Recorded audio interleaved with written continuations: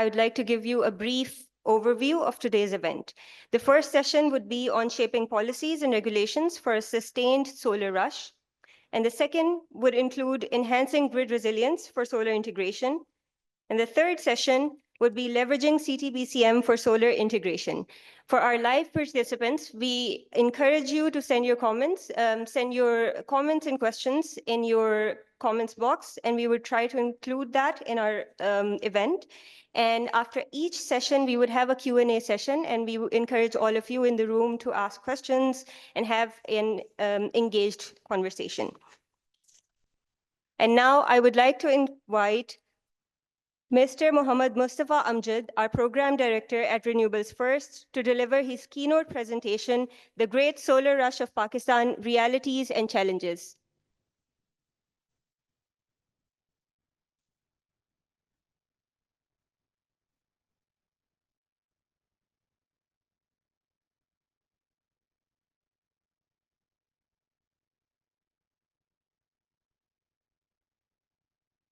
Thank you so much, Abiya. Good morning. Assalamu alaikum, everyone. It's indeed an honor to have you here today. And as Zishan kind of set the stage, it's an amazing achievement of what Pakistan has done in terms of the solar rush that has materialized in the past couple of years and is still ongoing, as you'll see in some of the slides. But equally important is how do we progress using the solar rush. The reasons of why we've achieved this is quite clear. It's there in the data as well, but it's equally important on how do we sustain the momentum. How does Pakistan come out as a winner because of this massive adoption of technology that is essentially being driven by the people, that is people-led and market-driven. So essentially that's the idea of the conference today, and I'll be setting the tone with my presentation. This was a research that we did a few months back. This was on our radar for quite a while. The challenge as such with many other researches that you intend to do in Pakistan remains data and the availability of it and the quality of it. We were helped out, by the way, with Chinese export data, which kind of set the scene, and obviously Bloomberg coming to the forefront and setting the tone for Pakistan to actually understand what's transpiring.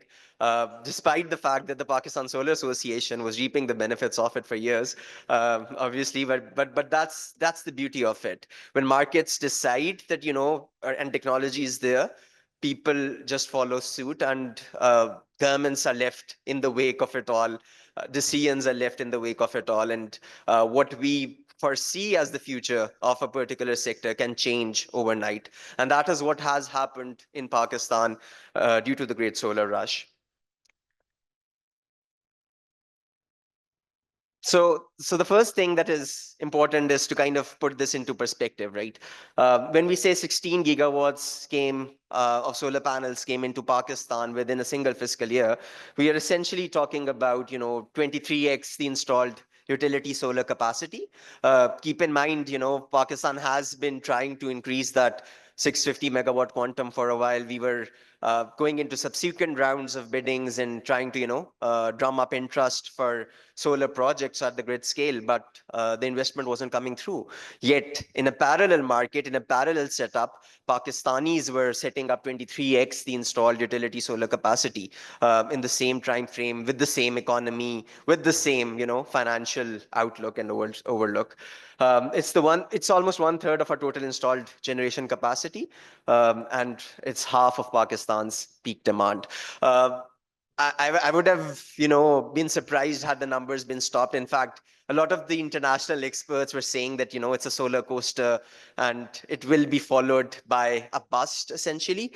But what we've seen in the past 6 months, and as the Pakistan Solar Association will, inform you later in their sessions as well, is that this is still ongoing. Pakistanis are still importing solar panels by the lot. We are still seeing massive deployment. There's still back orders on solar panels, and the momentum continues. Where will all of this solar panel end up? That's another question altogether. But nonetheless, Pakistanis haven't yet given up on solar, and that's something that a lot of us have to onboard as we continue our work and plans for Pakistan's energy and electricity sectors. I wanted to show these maps because we've had a lot of, criticism of where is the solar ending up. And this was something that my data team, went to Google Map and just pulled out yesterday. So have a look at any map, any GIS map of Pakistan's any city that you want. This is Lahore, by the way. Uh, you can see all of the rooftops quite visibly dotted by lots of solar panels. Lahore is not an exception, is not the exception, it's the norm pretty much.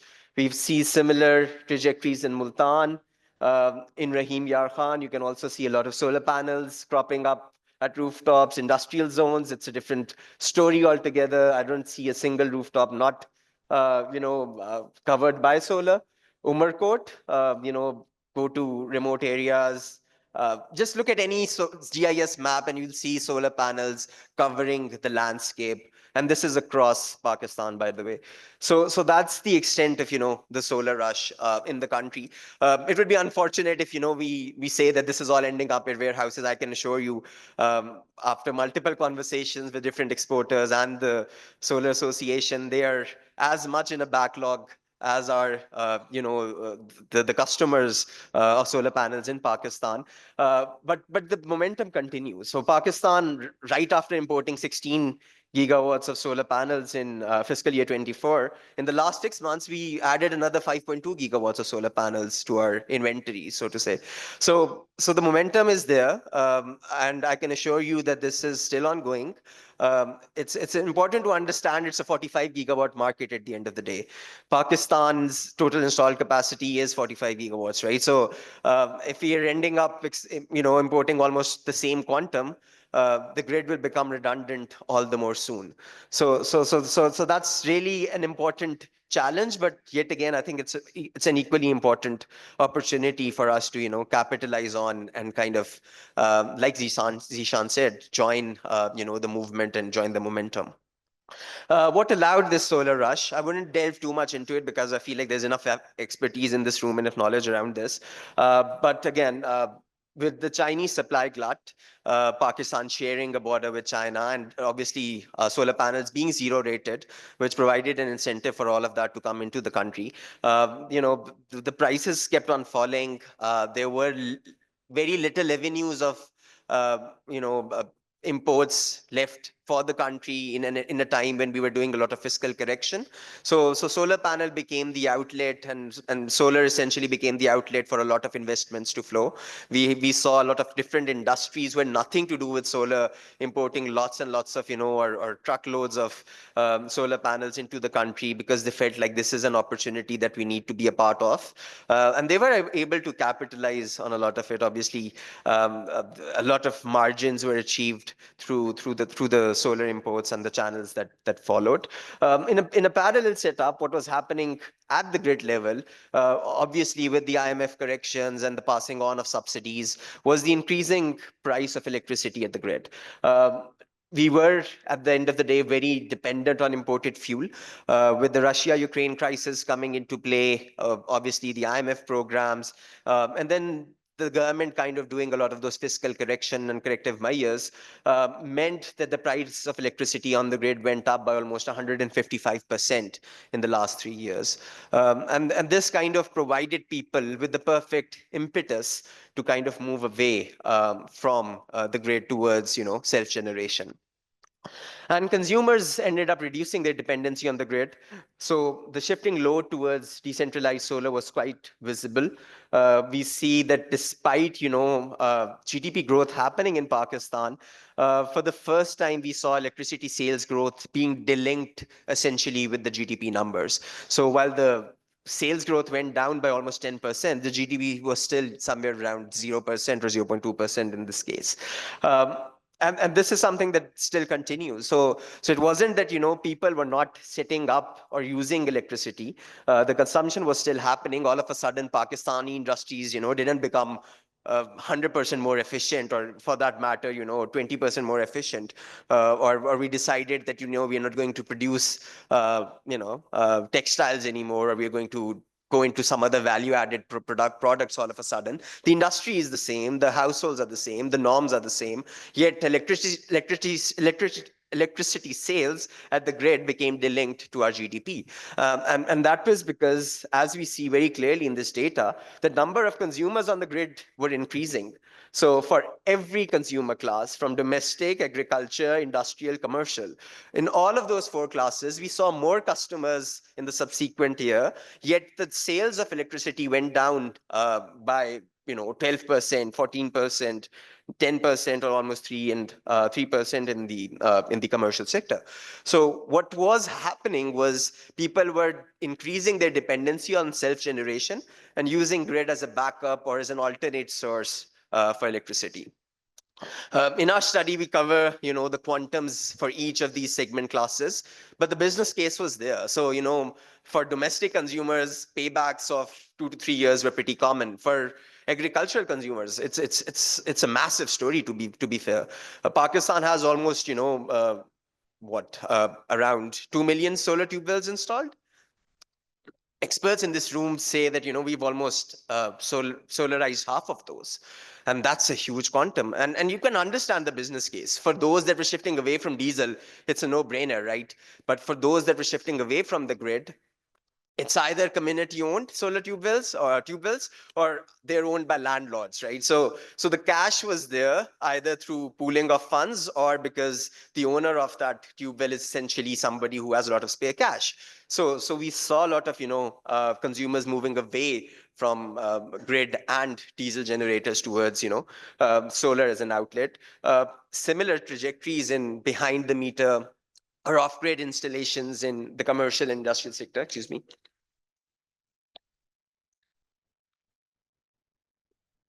And this was something that is happening within this year as well. And I think equally important is to understand the net metering policy that drove a lot of it at the domestic level. So we saw, the quantums of net metering increasing subsequently. We ended fiscal year 24 at 2.1 gigawatt. The November numbers, as per my data team, are 3.6 gigawatts. And we're increasing around, 3 to 400 megawatts of net metering connections every month. It's again, it's massive in terms of, the size of the market. Read the last IG SEP, if you may, and you'll see that, the government foresaw only 3 gigawatts of net metering addition by 2034. Pakistanis did it in under a year. So that's the extent of how miscalculated our planning was when it came to solarization.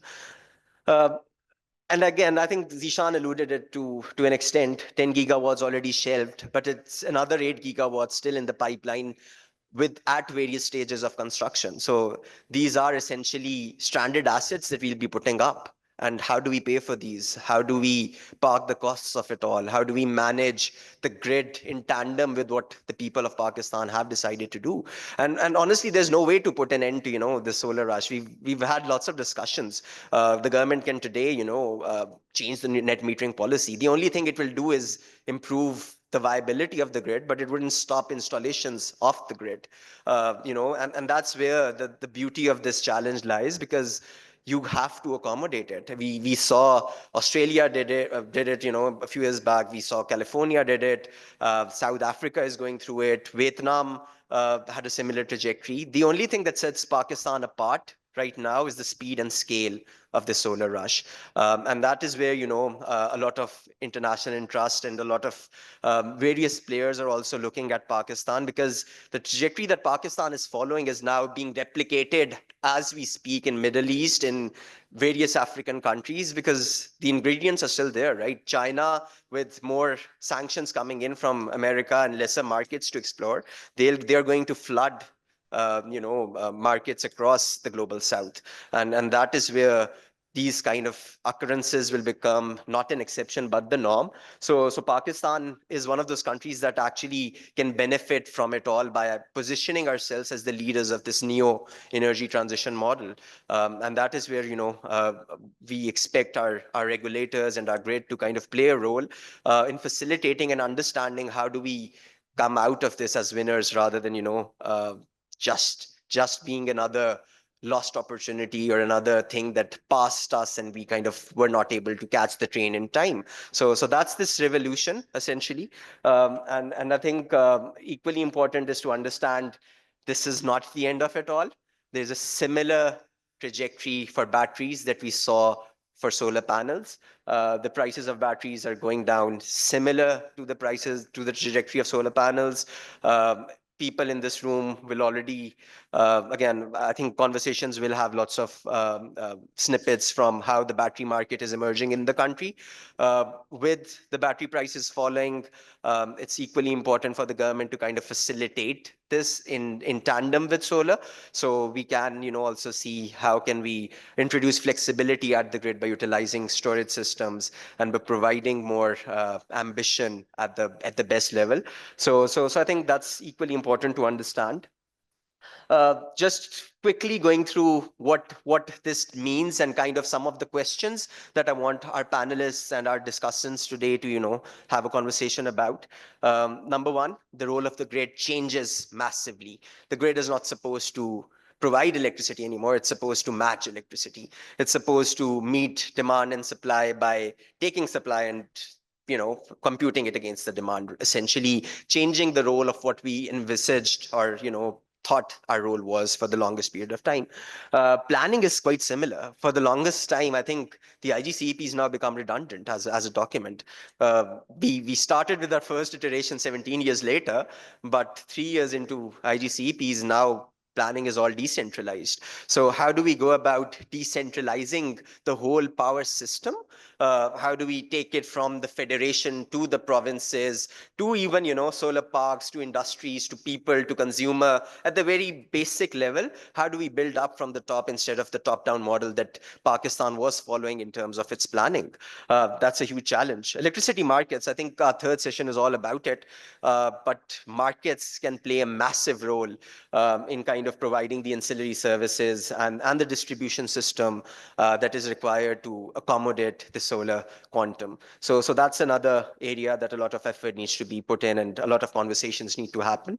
The battery surge, I think we already discussed this in a prior slide, but it's going to be a mess. We have to keep this in mind if, we try to stop solar panels installation, people will essentially just move away from the grid. The economics make total sense as of today. It's not 1 year down the road anymore. So that's something that we need to be mindful of.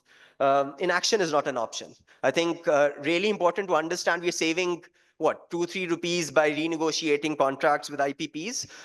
Solar can undo that within a couple of months. So that's the gravity of the issue is you can't sit silent and be silent spectators to all of this and let it play out. You have to be a part of it. You have to accommodate it. You have to facilitate it. You have to carve out your own role so that you can be a part of it instead of being left behind in the wake of it all. And it's an opportunity. It's not a challenge. I think really important to understand this. At the end of the day, the only reason the government entered the electricity business was to ensure availability of electricity and the affordability of electricity. And if the people are doing that on their own, there is no reason for the government to kind of, facilitate that or play a role or force people to buy expensive electricity. And that's where, a lot of rethinking and replanning will have to work on. We'll have to see how to accommodate a lot of those stranded costs away from the grid or away from the electricity consumer so that a win-win can be achieved through this all. And then I think, like I said, it's technology adoption that is dictating this market trend. You cannot stop technology. There is no way you can come in the way of technology.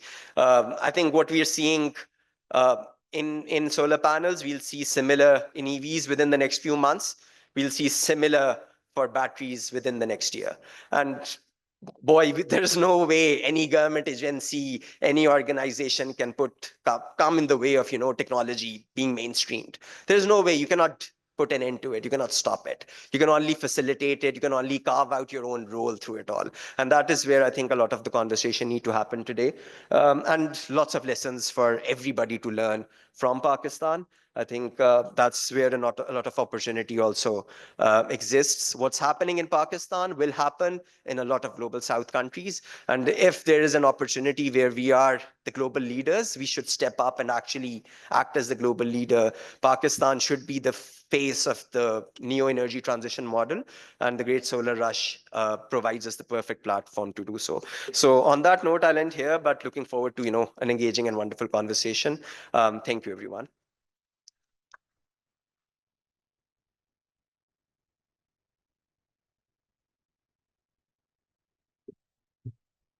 Thank you, Mustafa, for those critical insights.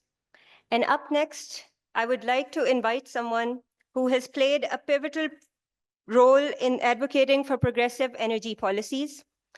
I am excited to announce our next speaker, Senator Sherry Rahman, who is the chair of the Climate and Environment Caucus of the Senate of Pakistan, former federal minister for climate change, the vice president of Pakistan's People's Party, the founding chair of the Jinnah Institute, a fourth-term parliamentarian, diplomat, journalist, civil society activist who received Pakistan's highest civil award, the Nishan-e-Imtiaz. Please, Madam Senator, please come to the stage. We would love to hear your opening remarks. Thank you.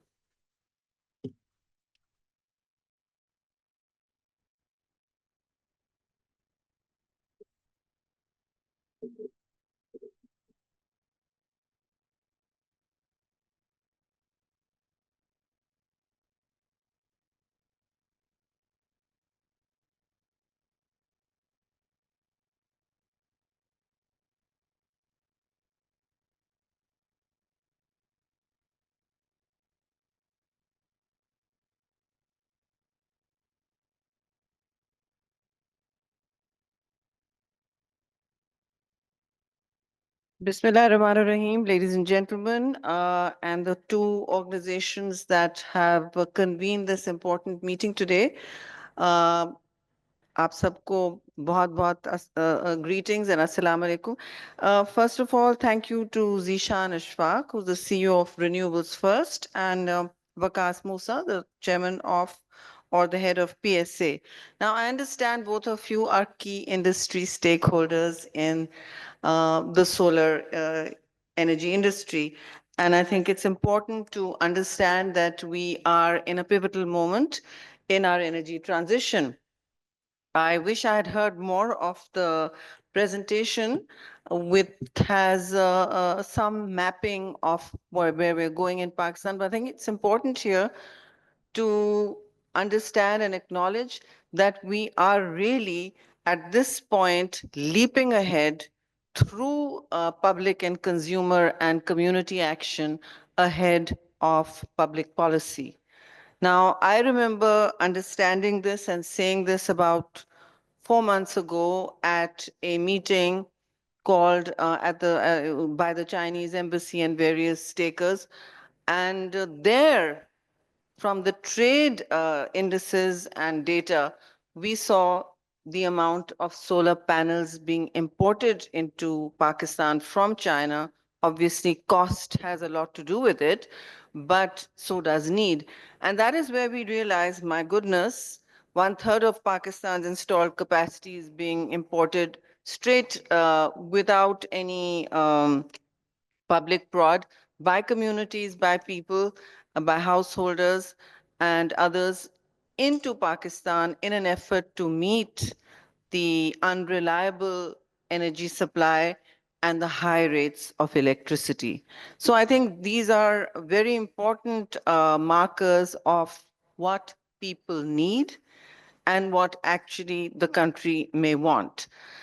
I understand today that there is a conflict, because I do have to always present the other side of the story, between the aging grid and between the burdens this puts on the consumers that are still buying expensive electricity from what I call the aging grid.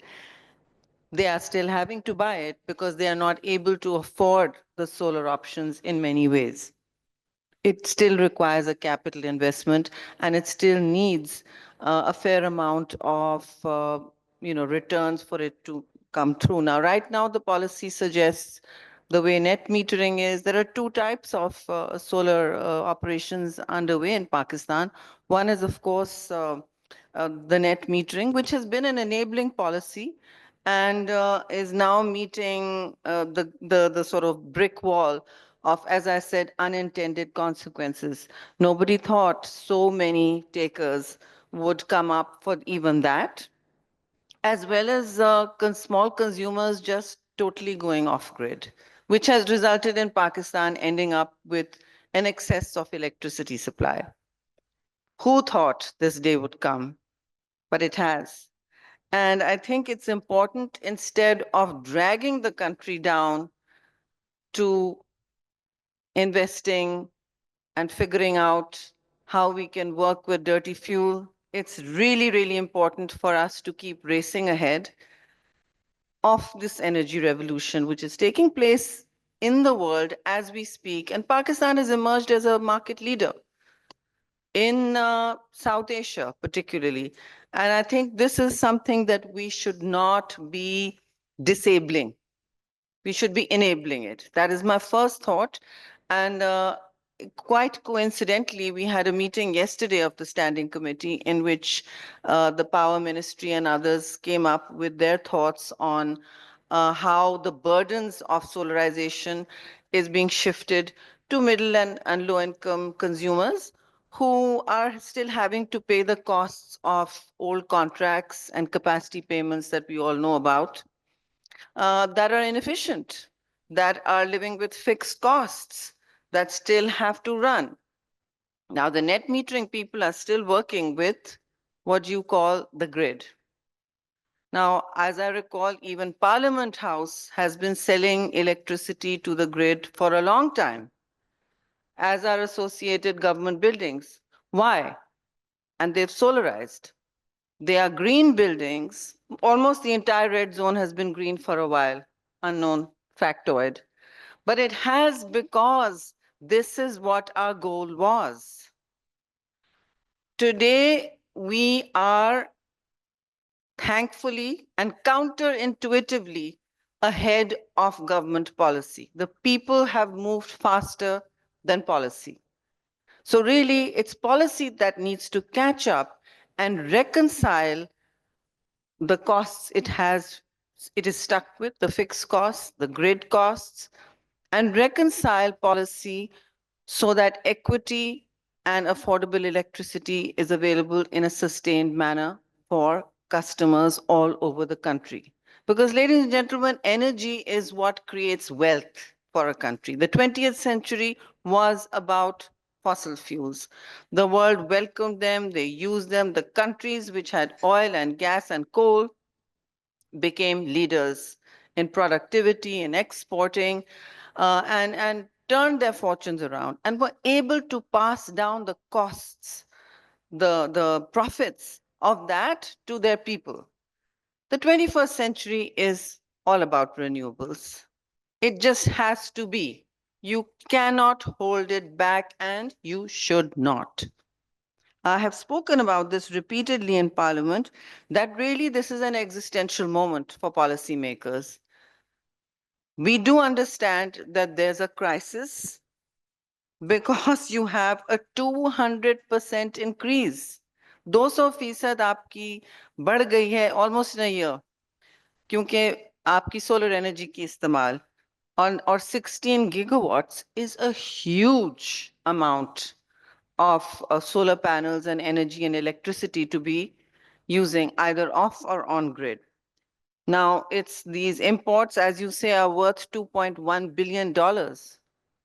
They're not all being done by associations, and they will not come into Pakistan and not become marketable or profitable or usable or efficient if people do not find them efficient and if people do not see these as solutions for their very heavy and crippling electricity bills. That electricity is also unreliable. So solar ensures a reliable daytime alternative. And I think that there is a fair amount of discussion that can be done on, distributed energy and how, again, the aging and inefficient discos can also work with their fixed costs to manage a pathway that is a middle path. That yes, we appreciate what the power ministry is doing. Yesterday, they told us they've retired 2,000 megawatts of aging power that is of no use, and those are fossil fuels. Those are captive power contracts. Very well, but we still are carrying a national surplus with us. That's the problem, and I think here we have met to discuss both sides of this situation, because what's going to happen is the solar rush, as you call it, pretty much like a gold rush, can become penalized by policy that is not able to catch up to public needs. Here, I just want to say that from the climate point of view, this is very important. Why? Because we have what is known as an NDC commitment, nationally determined contributions, by 2030 to go 60% renewable. Now, people who are looking at old knowledge and cut and pasting their discussions are not looking at the fact, and they're saying Pakistan cannot do that, we are well behind. Absolutely not. We are not behind our meeting our NDCs because of the solarization of Pakistan. That has to be counted in as Pakistan going renewable. And again, yesterday, the Minister of Power said that we are already, our energy mix is already 55% renewable. That's a good thought. We would like some transparency on it, but we also would like to see that mix grow. It should not remain static at 55, nor should the regulatory environment penalize what we call the people's rooftop revolution. It's already happened, and it continues to be fostered and put into an enabling environment. Because these are not just climate friendly goals, they are people friendly needs. And that is what is important for us.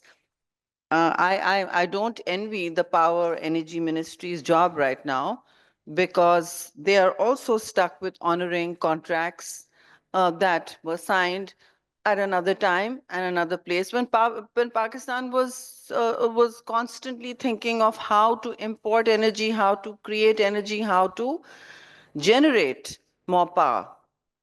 Well, this is people power, and we have shown that we've moved into the 21st century on our own. Don't forget, there has been an enabling policy. That enabling policy has been the net metering, which is giving you returns in 2 years, right? It's flattening out your investment. And even if it goes to 3 to 4 years, it should not become reach a point where it disincentivizes further investments in solar energy and renewable energy, because that is the path to the future. I also say this not because we are an expensive electricity environment. We generate very expensive electricity. I'm sorry, one of the most expensive in the region, more than India, more than others.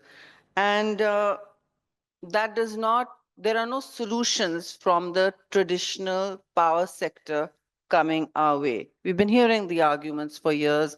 They've almost become circular.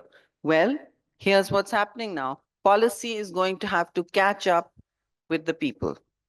It should not be the other way around. I'm not saying this only because we have a clear commitment. Anybody in climate change will have a clear commitment to energy transition. It is cleaner, it is in every way sustainable, and it is going to lead you into a future where you can breathe the air you have become used to. But remember that energy powers a nation's wealth. It powers everything we do. It has become an entitlement. I see it as an entitlement. I think electricity in this day and age should be everybody's entitlement. It's almost a fundamental right. Like we say, the internet is a fundamental right because of the equity and the opportunities it brings. Now, I do want to talk about a little bit about why we feel that this should be made more accessible and that decentralized energy systems require some, and battery storage solutions. There are still areas that need exploring and developing, but I think uh, that there's no alternative. It is the future, and it is important because it's affordable. It's also going to change the way our people deal with education, with jobs, with entrepreneurship, and being able to plan with predictability their energy supply.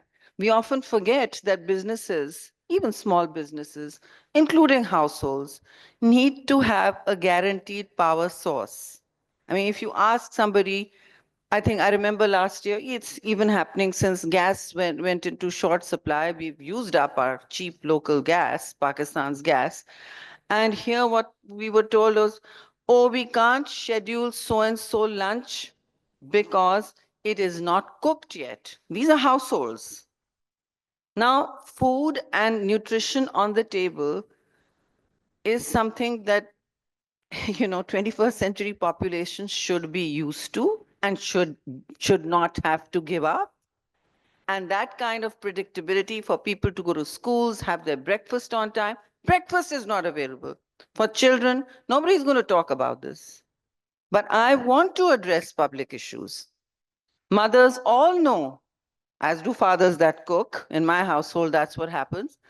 There is no predictability for the gas. And so we then have to go to very dodgy solutions like cylinders. Those are not particularly safe. And so solarization, once you make the capital investment, guarantees that predictability in the home. People get their meals on time. That is essential for building human capital and for feeding people. I should not have to make an argument about that. People forget this in macro discussions. This is a very human story, the story of reliable, cheap, predictable energy. And here we have a sustainable source, is a human story. It is as much about rights as anything else. You're a country with under 5-year-olds, 40% deformed, right? That's because of nutrition. You're going to take away power, you're going to give away, create a higher grid of energy coming into the electricity, into the kitchens. People will use dangerous energy again. There will be cook stoves that burst. These are human rights stories. Or they will not feed their children. The stunting story is about nutrition, and nutrition is linked to cooking. I'm sorry. And if it's going to get more expensive, well, the disadvantaged will eat less. This is not rocket science, right? In that the disadvantage in one household will be the girl child and others. So this is a story about equity and rights and human need as much as it is about regulatory frameworks that understand that they've been left behind. That regulatory framework, I don't blame the current ministry at all. I think they're struggling and they've come far in trying to resolve the drain our aging energy power sectors putting on us. But solarization can overcome barriers if the structural impediments are removed. There are several in the way, and some of them are what we encounter in our offices, in our bureaucratic postures, in inadequate financing, in a lack of supportive policy frameworks. Now, these groups should be meeting. All of you are stakeholders. You are industry stakeholders, right? You should be meeting with the power ministry. I see a representative. I hope that notes are taken. But I would urge you all to be in a constant conversation with your regulator, because they have to understand the pressures you're facing, the future that you can bring, the changes that can be brought to Pakistan's energy landscape are actually can be transformational for the future. Because here's what's happening in the climate space. Pakistan is not going to get cooler, right, in the summers, nor is it going to get particularly warmer in the winters. What extreme climate stress does is it brings hotter days, so your summers get hotter, your rains get more intense, your desertification and droughts become equally more intense and high in frequency and volatility. So unpredictability and volatility in weather becomes the new normal. What is what is leading to it? There are very simple answers. Those are fossil fuels. The rush to fossil fuels has done this throughout the 20th century. And we are constantly in multilateral conversations where we make commitments to lower our energy emissions, our dirty energy emissions. Now, countries have to strike a balance because base load is still very often fossil fuels in many countries. Conflict makes countries go scurrying back to fossil fuels because they need that base load.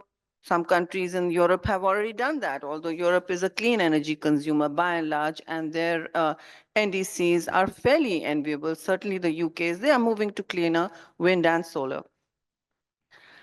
So for countries like Pakistan, that conversation is even more important.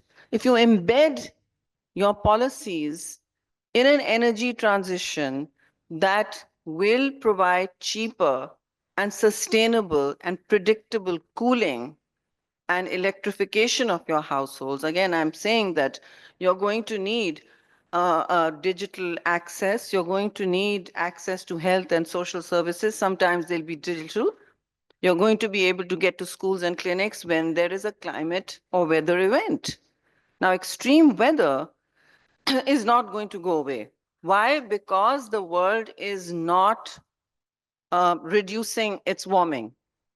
The multilateral convention, which are called Conference of Parties, has met 29 times, actually 30 times. And for 30 times, we have made commitments, and we, I think, are meeting our commitments.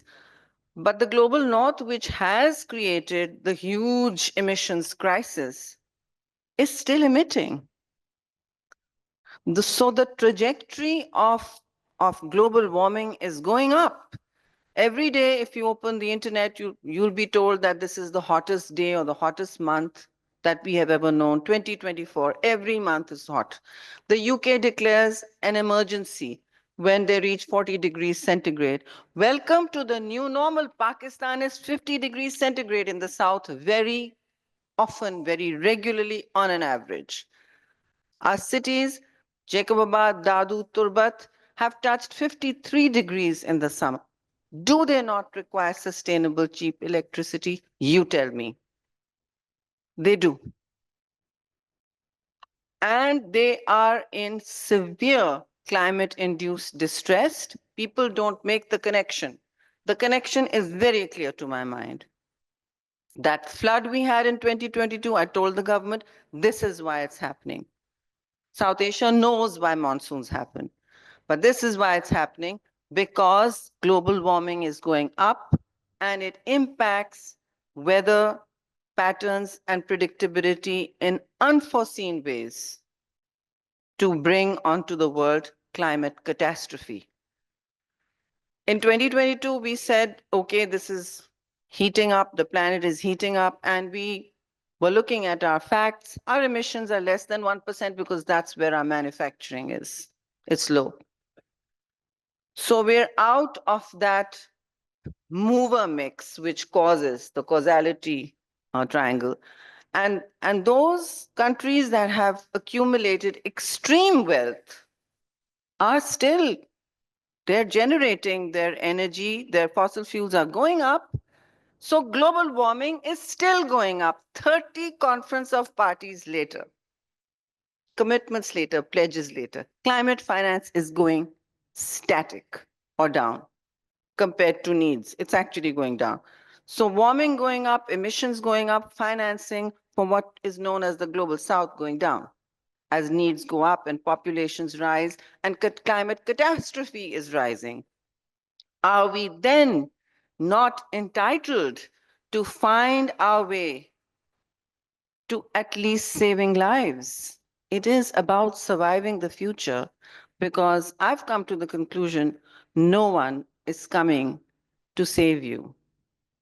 When your house starts burning, you start looking for solutions. And solar and wind energy, I'm going to say wind also, are frontline solutions. Solar has proved to be easier to work on because the capital costs have gone down. And they will continue to if we work the system. And as they go down, people are entitled to use this and use this source of energy to live with the kind of temperatures that humanity should not have to endure. You should not have to people working, when we provide them, you should not have to endure these temperatures. When we provide people with ways to survive heat waves, because heat waves are going up, up, up in South Asia. It used to be 23 days of heat wave in Pakistan. It's going to go way up.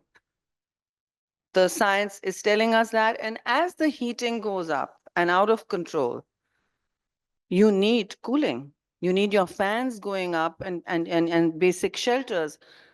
Well, solar energy can provide that. The sun is out there giving you the heat. It's also giving you a solution.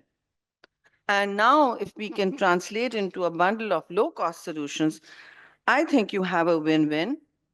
And I think the only problem we see here is regulators who are being left behind both by the new existential crisis that is hitting our planet, and Pakistan is ground zero of that.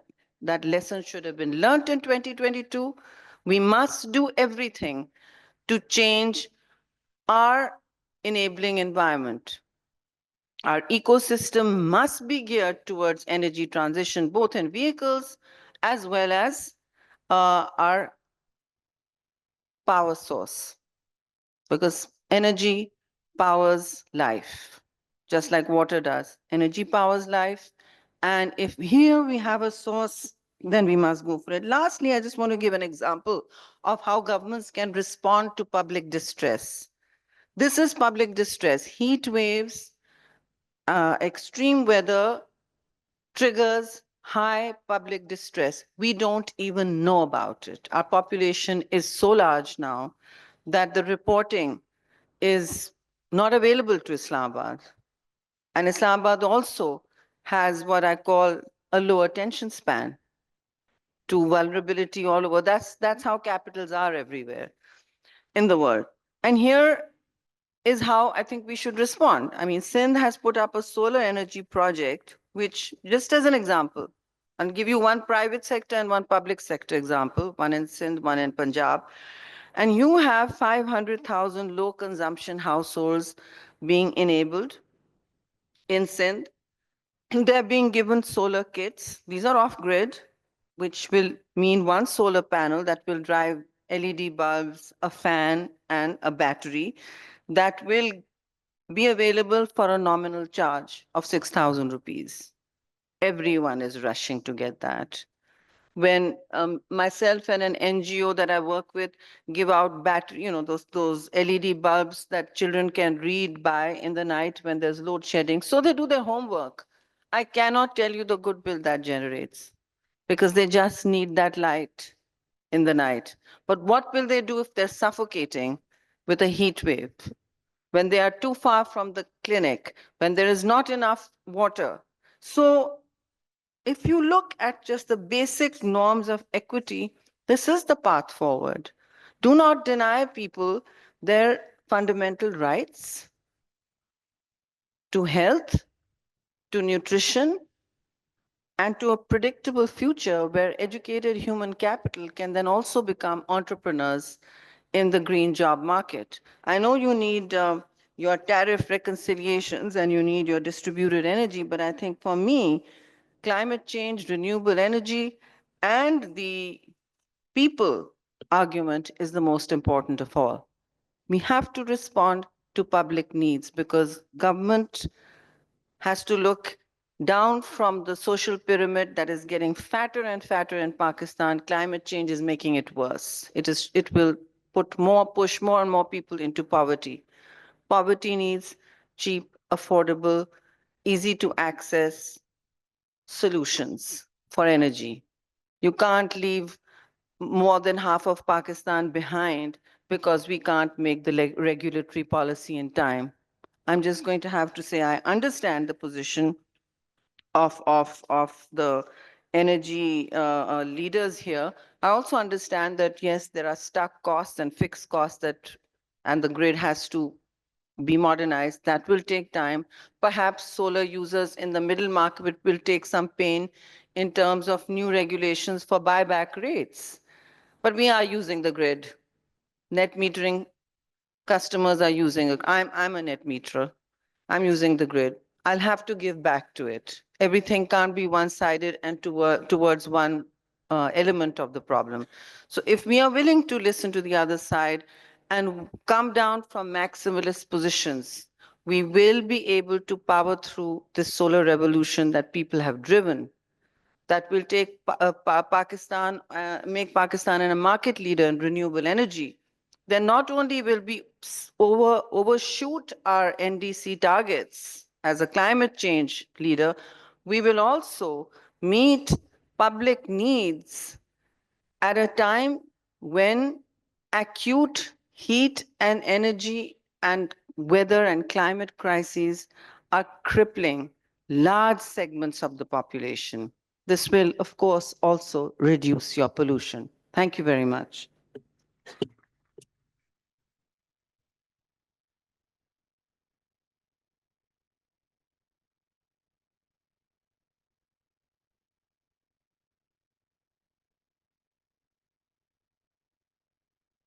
Thank you, Madam Senator. We would like to ask you to please come on stage to present a token of our appreciation. I'd like to invite Mr. Zishan and Mr. Waqas Musa on stage, please.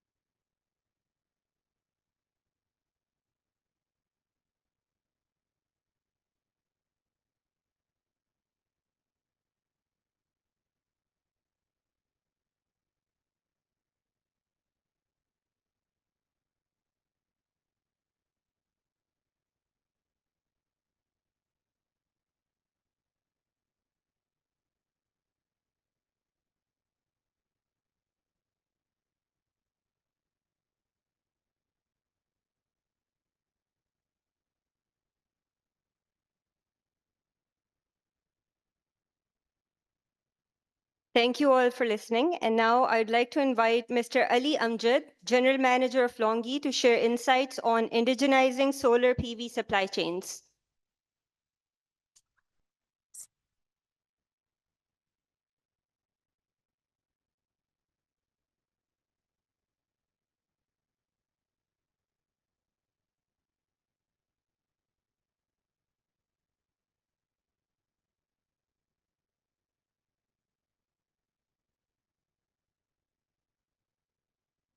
Uh, Hello, Assalamu alaikum. Firstly, I would like to thank PSA and also Renewable First for organizing such a wonderful conference and also inviting the leaders, the industry leaders into the conference. So it's very good to see everybody here. So let me just start because we already discussed Mustafa and also Madam shared a lot of things about what the Pakistan standing in terms of the renewable. So we know that the market is there, and it's also recognized by the Bloomberg as a top fifth market.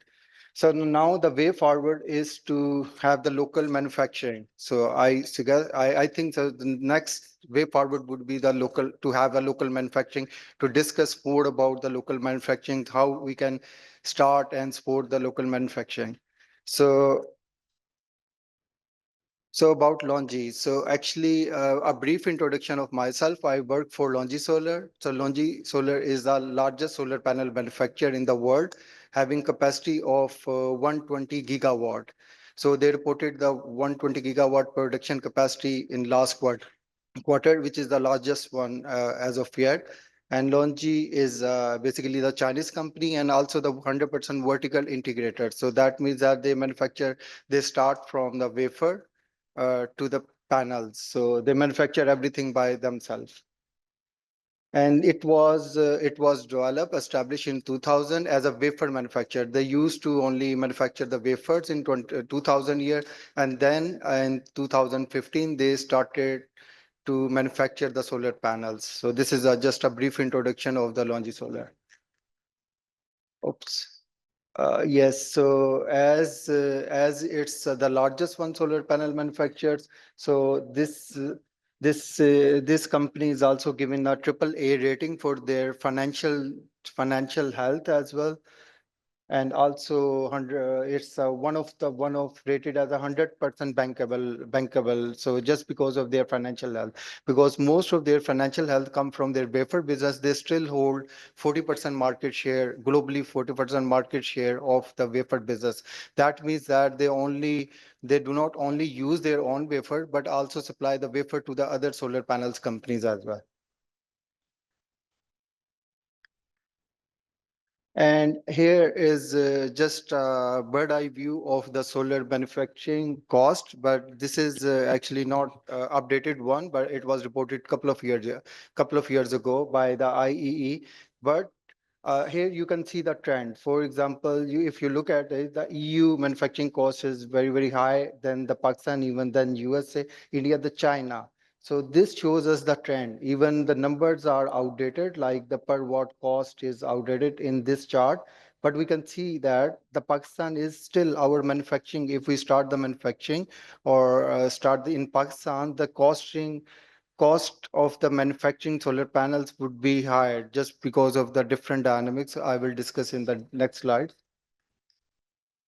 Uh, this is the current challenges that we face, because we also had a lot of communication with the Longi management and also engage the government officials from Pakistan as well, and also the industry as well, to have some sort of the JVs, to develop the JVs between the local manufacturing with the local manufacturers and also the Longi, so we can have something done, we can get it started. So the challenge we faced and discussed in those meetings was the high energy cost. Like the electricity cost in Pakistan is higher than China, because we were doing the comparisons on sort of why the Longi should come to Pakistan to start the manufacturing, to have a JV with the local company. So one of the topic that they discussed was the electricity cost was higher, and also because the manufacturing need cheap and stable energy, but the Pakistan cost make it uncompetitive. And also factory in China can produce more solar panels than in Pakistani factory due to the lower, just because of the electricity cost. And the second thing is no economy of scale, because the China is doing the mass production. Such as I discussed, that Longi is producing 120 gigawatt solar panels in China. And they also have the overseas bases in Vietnam and Malaysia. But the reason I also discuss with the management of the Longi why they went to the Vietnam and why they went to the Malaysia out of China. So the reason they told me even that for Malaysia, they had to do it, manufacture the cells over there just to tap the American market. But it's not the case anymore, because now they have blocked the Malaysian product as well. But it used to be a gateway to cater the USA market.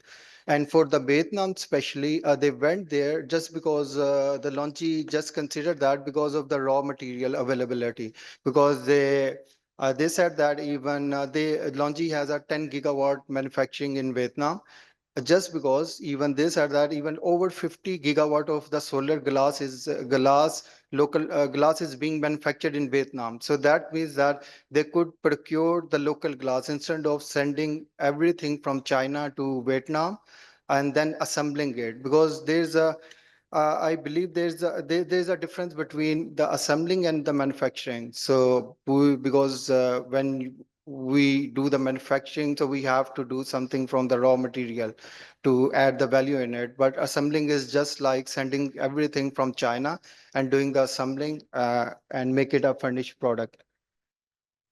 And the second is the security and investment risk. So this was one of the challenge that even Longi shared with those officials, is that because security, you already know that we are facing a lot of security challenges as well in terms of the Chinese especially. So they even sometimes they are not comfortable even visiting the higher management and they do not comfortable visiting Pakistan just because of the security and the political instability. Because in China, you already know that, so there is no protests going on and everything like that. So even when the Chinese come here and they see the protests and they see, oh, what is happening here? So what is it's just like some sort of the war zone to them. So it's very inconvenient for them, and they feel fear for when they see the protests on these kind of the load of people crowd and chanting and everything.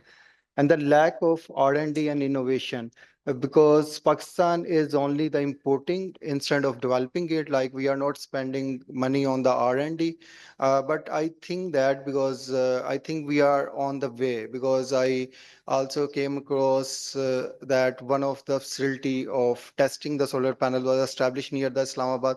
Yesterday I was having the conversation and I came to know that, and also UET Lahore, they have the now facility to test the solar panel. So I think the direction is right, but we are moving there slowly. And the opportunity for the localization the Pakistan has is one of the best opportunity is the geographical advantages, because we can, even if we have the assembling here in Pakistan, we can tap the Central Asian countries. So easily, it's very convenient from here to tap the Middle East and also the Central Asian countries. And this is also being done by the mobile manufacturer, because I came to know that some of the mobiles, like they are being manufactured here and being sent to the Central Asian countries. It's very convenient. So geographical location is very good to have the some manufacturing plant in Pakistan. And the battery energy storage, as everybody knows, that that's the future, because now the electricity prices, as Mustafa discussed, that is going down, down, down. The BSS prices are going down, down, down, and adoption is there. So it will be the future. So to conclude this presentation, so addressing the challenges, what we can do is, so maybe again I think the next way forward is to have the JVs with the local companies and the Chinese partners. And the government, from the government side, I think it's because we need to see the successful case studies, which I believe is the India or maybe the America, because they have put the tariff, because there is no tariff on the import of solar panels. So when we do the calculations and everything, that we do not even the local manufacturing and assembling do not even reach the break-even point. So I think the government should impose the import duties. I think maybe to protect the local manufacturing, just to protect the manufacturing.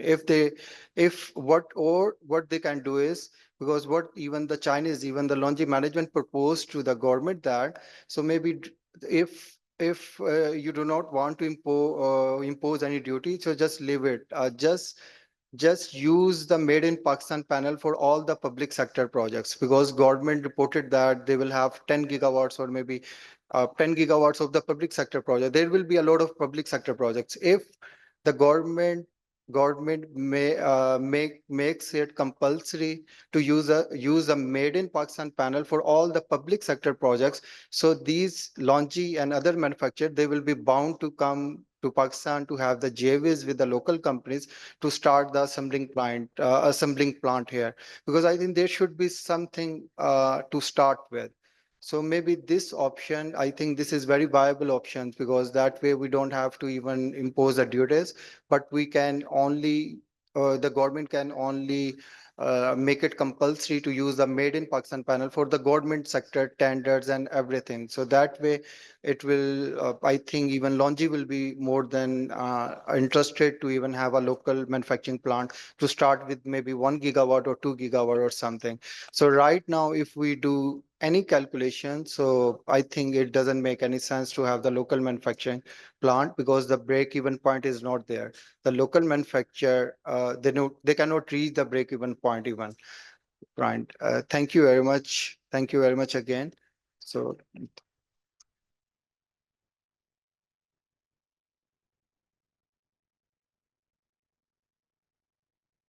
Thank you, Mr. Ali Majid, for those insightful industry insights. And now we will move on to our high-level plenary discussion, Accelerating Solar Adoption Through Policy, Technology, and Corporate Leadership, where the facilitator will be Chairman PSA, Mr. Vikas Musa. Please introduce the panelists and have an engaging discussion. Thank you. Assalamu alaikum, everybody. Thank you so much for handing over the mic to me. Basically, जो panel discussion है, I will introduce the panel, but it's going to be an open discussion. So we're not taking the panel on the stage. The panel is sitting here, so it's easier to interact. First of all, thank you so much, Zishan, Basit, Mustafa, all the team, Komal, all the team of Renewables First who have set up and organized this event. Special thanks to our partners, Huawei and Longi Solar, for being the sponsors of this conference. The solar rush, jo pehli cheez, I mean, the first thing which comes to your mind when you talk about the solar rush and when you hear the word rush is the gold rush. And literally speaking, we are in a situation where we are sitting at a gold rush. It's like, there's one of my marketing people, once they developed this ad, there's solar panels on the rooftop and there's money falling, and there's sunshine and there's money falling. I mean, technically, Alhamdulillah, that's, I mean, thanks to God and thanks to Allah that we have this benefit. Pakistan, out of 365 days in the year, I think maybe 340 we have the sun shining. A little bit less in Islamabad. I'm feeling a little cold, but I've heard that the Islamabad people are saying that the weather has already improved this year. So that's something which, we have a blessing and we need to take advantage of that. At the same time, 2 points about the solar rush. First of all, it's not just the solar rush, it's actually the solar and storage rush. And that's one of the key things. I think it's a theme which we will see in the rest of the discussions which we have today, how storage is going to have a key role to play. Second, as with a lot of the gold rushes and the oil rushes which we've seen around the world, there are some negatives which come with every new change. And obviously that's part and parcel of any change or anything that happens. And we are in a unique situation where we can take advantage of the benefits while trying to avoid the pitfalls or navigating around those. Senator Shahri Rahman, in her brief talk, she mentioned a couple of important points. We have leaped in. What we're seeing is that in the West, in many developed countries, they are ahead of us in technology perhaps, but they're thinking that, how much solar to install, what changes to make in the grid, should we go for the licensing or not? Pakistan, in our typical style, we've said, what, let's just do it. We've jumped in, 25 gigawatts have been imported and deployed. And that's the key thing. In the last 2-3 years, we've imported about 25, 30 gigawatt, depending on who you talk to. When we talk to the people sitting internationally, they're like, what are you guys doing? What's happening? What are you doing with so much solar? And, with our reputation, they sort of are suspicious. Is this, panel slipping out somewhere? But they came in, they did their verifications. Thanks a lot to Basit and the Renewables First team, where they've verified the data and they've confirmed that we've actually deployed this level of solar. And the biggest proof of that, obviously, is, we've been talking to our solar manufacturer partners. Imports of solar panels or the orders for solar panels for Q1 2025 are again at the same kind of levels where we had previous years, the previous year. So it's not as if the solar rush is finished. And as the title of the theme today, it's the great solar rush in Pakistan, keeping the momentum going. So how do we keep the momentum going? The objective of the session today, at least from the Pakistan Solar Association perspective, is that how do we take advantage of the situation we're in right now, where this solar rush is happening? At the same time, how do we take care and sort of make sure that on the policy side, as Senator Shari Rahman said, that we've leaped in, some of the policies are not in place yet.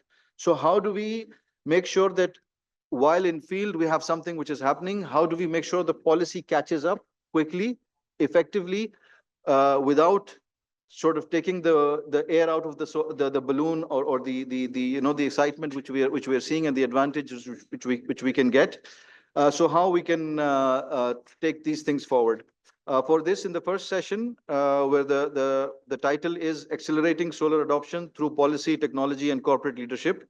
With me in the panel are Ms. Hania Isad from IEFA, she's an energy finance specialist. We have Ms. Armina Malik, technology policy consultant, who's working with various initiatives, including the CTBCMM. Mr. Hasnath Khan, director of Ningbo Greenlight Energy, who's going to shed some industry perspective. We have Mr. Ali Majid with us, who is the general manager of Longi Solar for Pakistan and Middle East, and he's the one who presented. We have Mr. Imtiaz Baloch, the well-liked DG licensing NEPRA, the famous personality. We might also have Mr. Shahjahan Mirza joining in, the managing director of PPIB. He was delayed by a meeting, so if he can join, he'll join this session. Otherwise, he'll join an upcoming session. So I want to start off this discussion. I'm going to start off with the first round of questions to the panelists to initiate the discussion. But if anybody has questions, Basit, will anybody can join in? Is there somebody who's taking the question? So you can raise your hands and we'll try to direct the mic to you. We are a bit short of time. We want to finish this session by 12:20. That's enough time for a good discussion. So let me start off with Ms. Hania, where based on there you are. Sorry, yeah, based on your expertise, it's when you talk about policy and practice, it's always about we don't want to disincentivize the investment. People are investing in their homes, in their factories, on their farms, and they have a certain idea. And that's helping us. So we're taking advantage of that as a nation, because the more solar that gets deployed, the better it is. But at the same time, when we work on policy, we have to make sure that while the incentives are people are incentivized, at the same time, we need to draw a balance and make sure that our requirements are met. And there are various levers which you can play with in terms of we've been talking about the net metering policy, but also other areas. So if you can share with us the various levers which you guys are studying, and what's the kind of impact in terms of payback periods which we're looking at, and how would that work? So that'll be great. Thank you so much, Vikas. I hope I can be seen by everybody in attendance over here.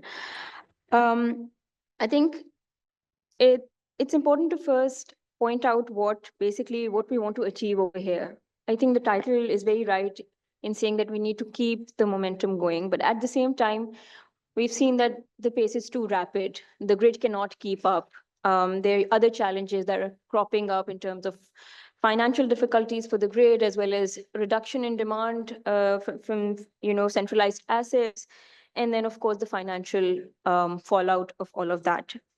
Which is why we see that the government is now trying to come up with schemes to rationalize the tariffs, the buyback rates, in order to sort of temper the pace. I think that's key. We need to temper the pace of solarization. We don't need to really stop it from happening. It's a good thing that we're getting this influx of cheap solar energy. It in a way contributes towards lowering the cost of power production in Pakistan. So we need to keep it going. But how do we manage that in an effective manner that it does not really disincentivize the consumer entirely, and result in grid defection or other unwanted circumstances? So for that, I think it's important that we understand why we need to rationalize the tariff. Why do we need to bring down tariffs and buyback rates? For that, we've studied the payback period. I think everybody over here is aware of how low the payback periods for rooftop solar are in Pakistan.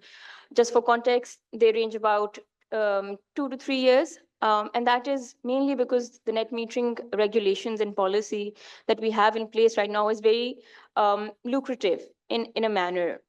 We've got a dynamic buyback rate, which is linked to the national average power purchase price. Currently, that is around 27 rupees.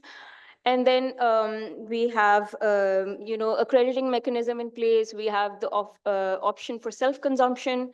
And then we also have a 7-year licensing period for rooftop solar PV system. And all of that has really contributed towards this these very attractive payback periods that we have right now. And I think a very important thing that I should mention is the cost of grid related electricity. The reason why payback periods are so low is because there's a huge margin between the cost of producing from rooftop solar and then the cost of buying from the grid. So grid related electricity, I think that's around 42 rupees, whereas you're producing at less than 10 rupees. So there you go, you see the margin, and then you have the option of getting added value from supplying back to the grid as well. So all of that results in this perfect scheme that we have right now, which results in very attractive payback periods. And now the government is trying, there are proposals on the ground that we should bring down the buyback rates to around 9 rupees or 8 rupees, as opposed to what we already have, which is 21 to 27 rupees that we're seeing right now. But I do want to point out the fact that if we suddenly go from 27 to 8 or 9 rupees, that could have other unwanted consequences.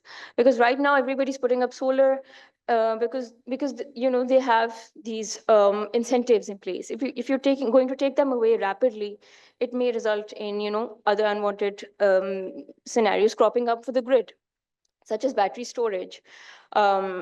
So battery storage is a good thing, but we really do not want the pace of solarization to sort of be replicated in the pace of battery storage adoption as well, because that could result in problems from the grid. We have a lot of contracted capacity, centralized generation, dispatchable generation in place, which is contracted for the long term. We've got PPAs, we've got capacity payments, and all of that. We're already seeing the impact of that.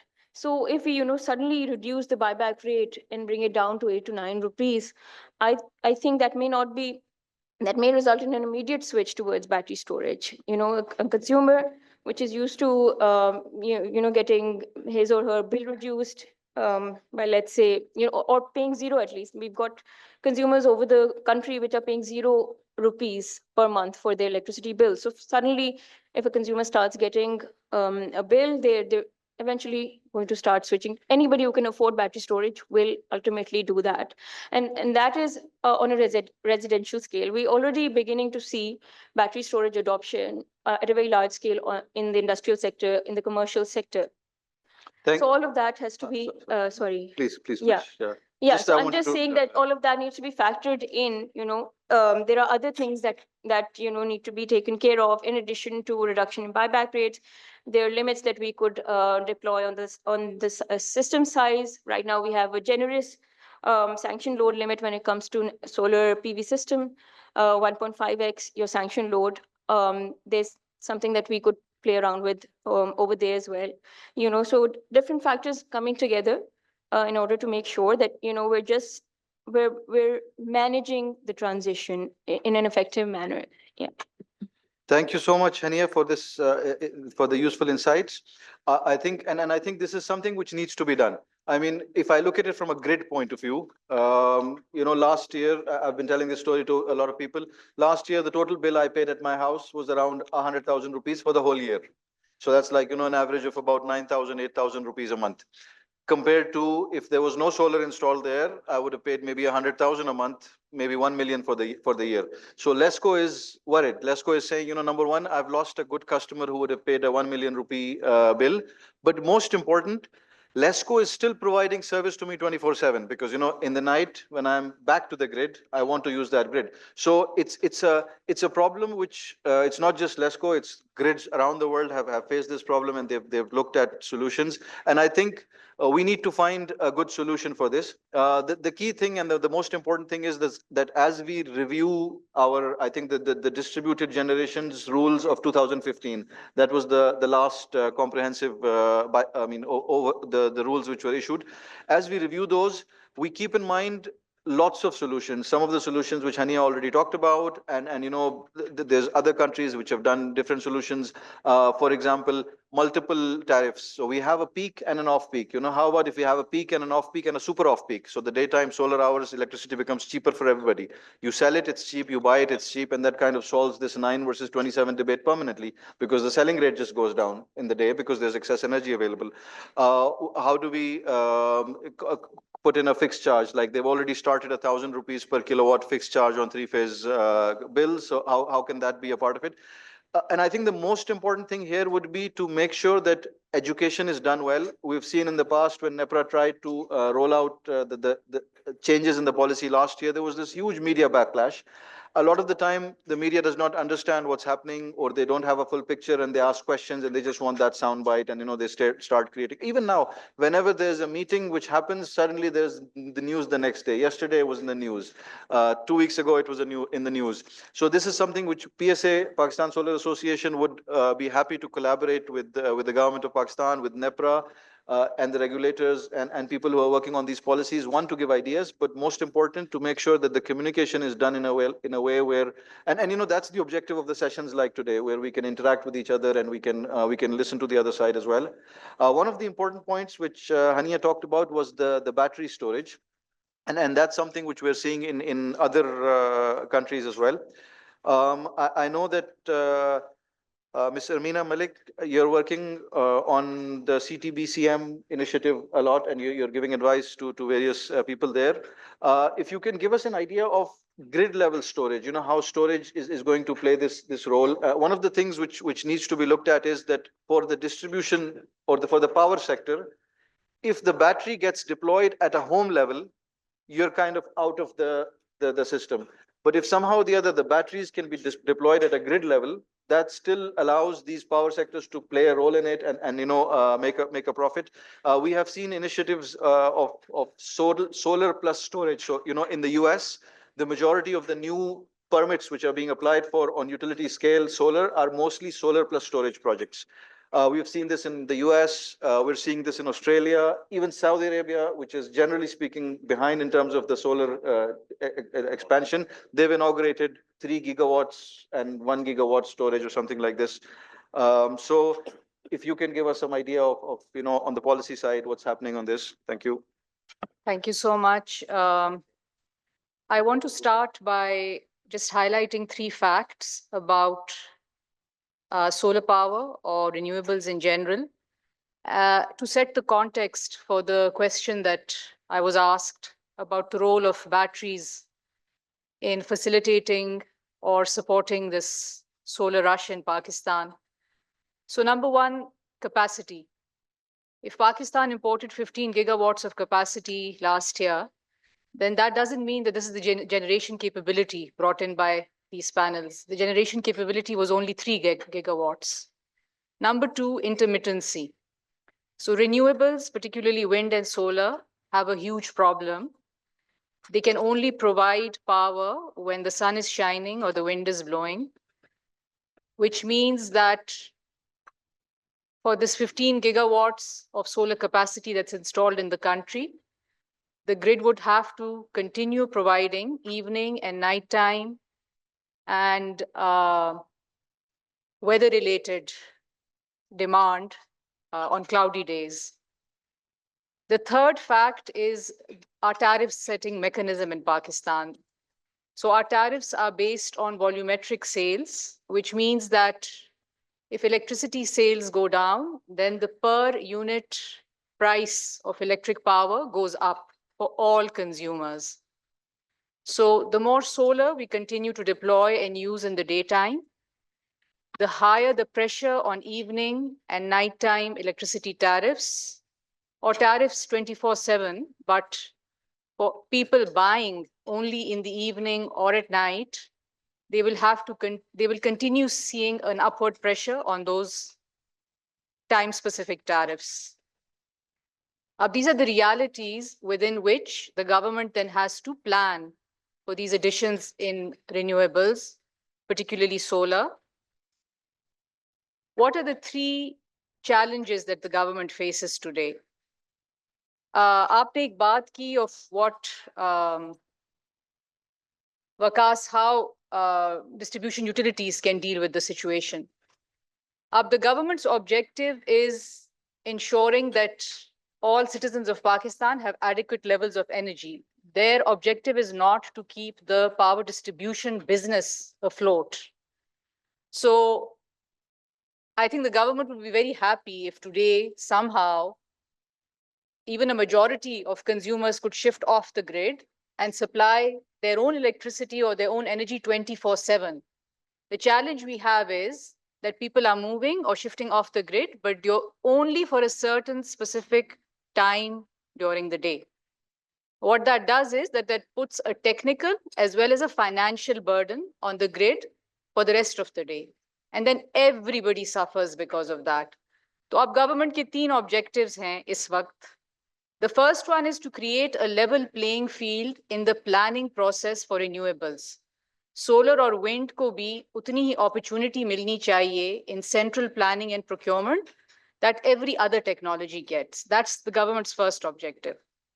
The second objective is to add flexibility to the grid till the day that customers can go off grid 24/7.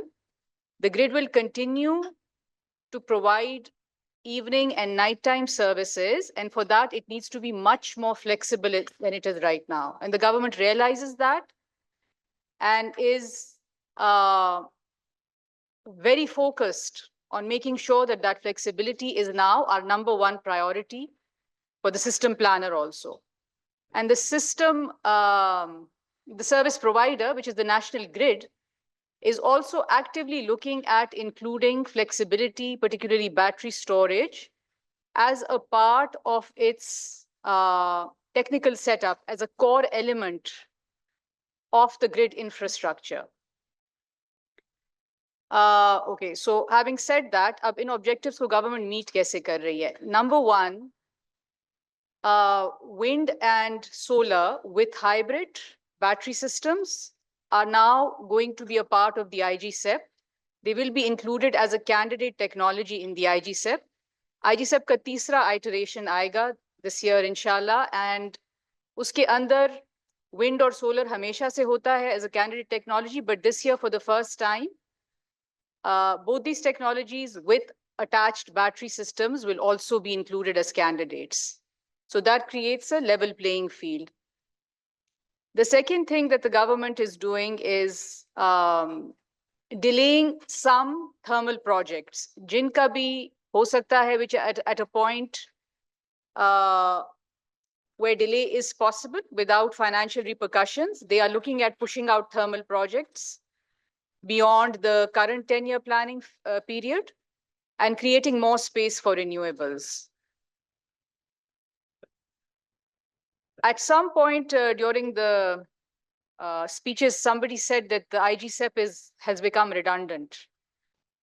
Abhi, at this point, the IGCEP has not become redundant, and hopefully until that day where we can all go off grid and be self-sufficient in our energy needs, the IGCEP shouldn't become redundant because it's an extremely important planning tool for both the system operator and the regulator and the government. So in the foreseeable future, this IGCEP process will continue. What we need to ensure is that it has the most cost-efficient technologies included and reflected in the tool. Or हमारे लिए for Pakistan, luckily right now, wind and solar are the most cost-effective and most cost-efficient technologies. Uh, The third challenge that the government is facing is in managing tariffs. अब इस scenario में where a certain demand during a certain time of the day is going off the grid very rapidly, how do you manage the cost of the capacity that you have already contracted for 20 or 25 years? Some of that is getting retired, but there is still a lot on the government's books. What do we do with that capacity? How do we pace these solar additions so that the cost of the old capacity doesn't become exorbitant during evening or night time, or even for customers who haven't switched to solar yet or renewables yet? Thank you, Amina. If I can just, because there's Ji. a shortage of time. Thank you so much for the interesting points, especially about the IGSEP. Yes, somebody did mention that, the IGSEP is redundant. I think we should not look at it like this. The IGSEP is a very important document, and it's something which allows us, the regulator, the distribution companies, and obviously the industry as well, and the investors, to see where the future is going. And as you rightly said, that with solar and wind being intermittent, storage is sort of like the missing ingredient, which will help to unlock the lock which we have. And on the storage side, I know that both our sponsors, in fact, Huawei definitely and Longi Solar as well, are actively looking at BESS, battery energy storage systems solutions. But if Ali, if you can sort of give us a little bit of a perspective in terms of best trends on the utility scale, as Ermina mentioned, that one of the candidate technologies for the IGSEP moving forward is going to be solar plus storage, wind plus storage. So what do you think about from a manufacturer perspective or from a Chinese perspective? How are the Chinese looking at this, and where do they see this trend going on in Pakistan based on their experience of working in other markets which are perhaps a bit ahead of us? Firstly, I would say that most of the companies, Chinese manufacturers, the main giants are moving towards the ESS system. So they are developing their sub-branches to develop the ESS system. But the complication I see over here, because I had even conversation with one of the manufacturer who just started developing the ESS system, the storage system. He thinks that because he says that especially for the CNI sector, so it has to be designed. So that means this is not something that is plug and play. You buy it and you install it. So it has to be designed especially for the CNI sector. So even they are very optimistic to even we have seen some of the installation of the ESS being done in Pakistan recently. So there will be a lot more coming up because the future is moving towards the ESS system, even though they think that the solar may be within 5 to 10 years. So solar will not be as famous as the BSS system, the storage system, because that would be very, very cheap, and coming in manufacturing cost and adoption will be higher and higher. So I think the Chinese are moving towards that direction. Yes. Thank you. Yes, I mean, I was at Huawei earlier or last month, and one of the big things which we've been seeing is this trend towards BESS, BYD. So the big one I think that's the world's biggest solar plus storage farm in Saudi Arabia around the NEOM. I think it's NEOM where they have the biggest battery storage coming in. I think that one is done by BYD or Huawei, one of the two. And definitely there's a lot of positive trends. And I think it's an opportunity for us to accelerate our policies to sort of make sure that when they come in, they can come in and we can take advantage of the flattening of the curve which they provide. The problem which we have is that solar comes in the day, the wind comes at different odd hours, and we have this intermittency issue. So we cannot really go off grid until the intermittency issue is kind of sorted out. And in fact, going off grid is something which we need to discuss separately, whether we want to do it or not. So these ESS solutions are going to have a big impact. A big question, because at the end of the day, the solar rush is not the solar rush because we love the environment. We should, but we don't. We are sitting in Pakistan where we don't have the luxury of looking at green, unfortunately. But we're doing it because it makes financial sense. Hania talked about the payback We have solar residential paybacks of 1 year and a few months now. So that's a very good rate of return, and that's why people are investing in it. We can take advantage of that and sort of increase the returns a bit. However, if I were to ask on the same questions on the best side, so we saw the solar revolution. For 5 years ago, it was a 4 year, 3 year payback. Today, it's at a 1.5 year payback. Are we seeing this kind of story on the grid, on the battery side? Residential perhaps, or even utility scale. So this will give us an idea of what we can expect in the coming 3 to 5 years. If the payback on battery storage starts to go under 3 years, I think there will be a lot of interest in private investments, utility scale with the regulatory policies, commercial stage. We're already seeing that. We were trying to invite Rion for this session. They've done massive deployments of grid of large size utility scale, not utility scale, but large commercial projects in the megawatt hour sizes for various clients in Pakistan. Hasnaat, from the industry, if you can give us an idea of the kind of paybacks and ROI we are looking at storage solutions, this will give us an idea of what could be coming in the future. Yeah, thank you, Mukas. Actually, the consumers at the moment are going for eco-home solutions by integration of solar, storage, and EV systems.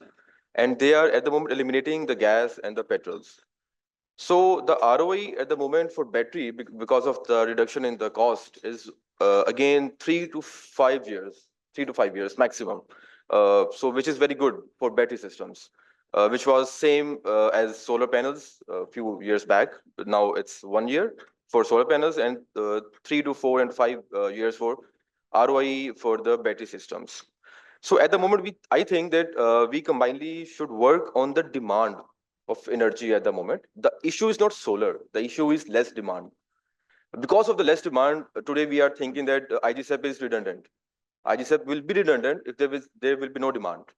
So we should create a demand of energy in our country with many solutions. There are many solutions. The best solution is CBTCM. By using CBTCM, we will increase the demand. And we should also, for government point of view, we should convert the thermal power plants into solar and storage systems. There are many redundant solar power plants. We can use their infrastructure and we can convert them into the solar and battery systems despite having new solar stations or solar power plants.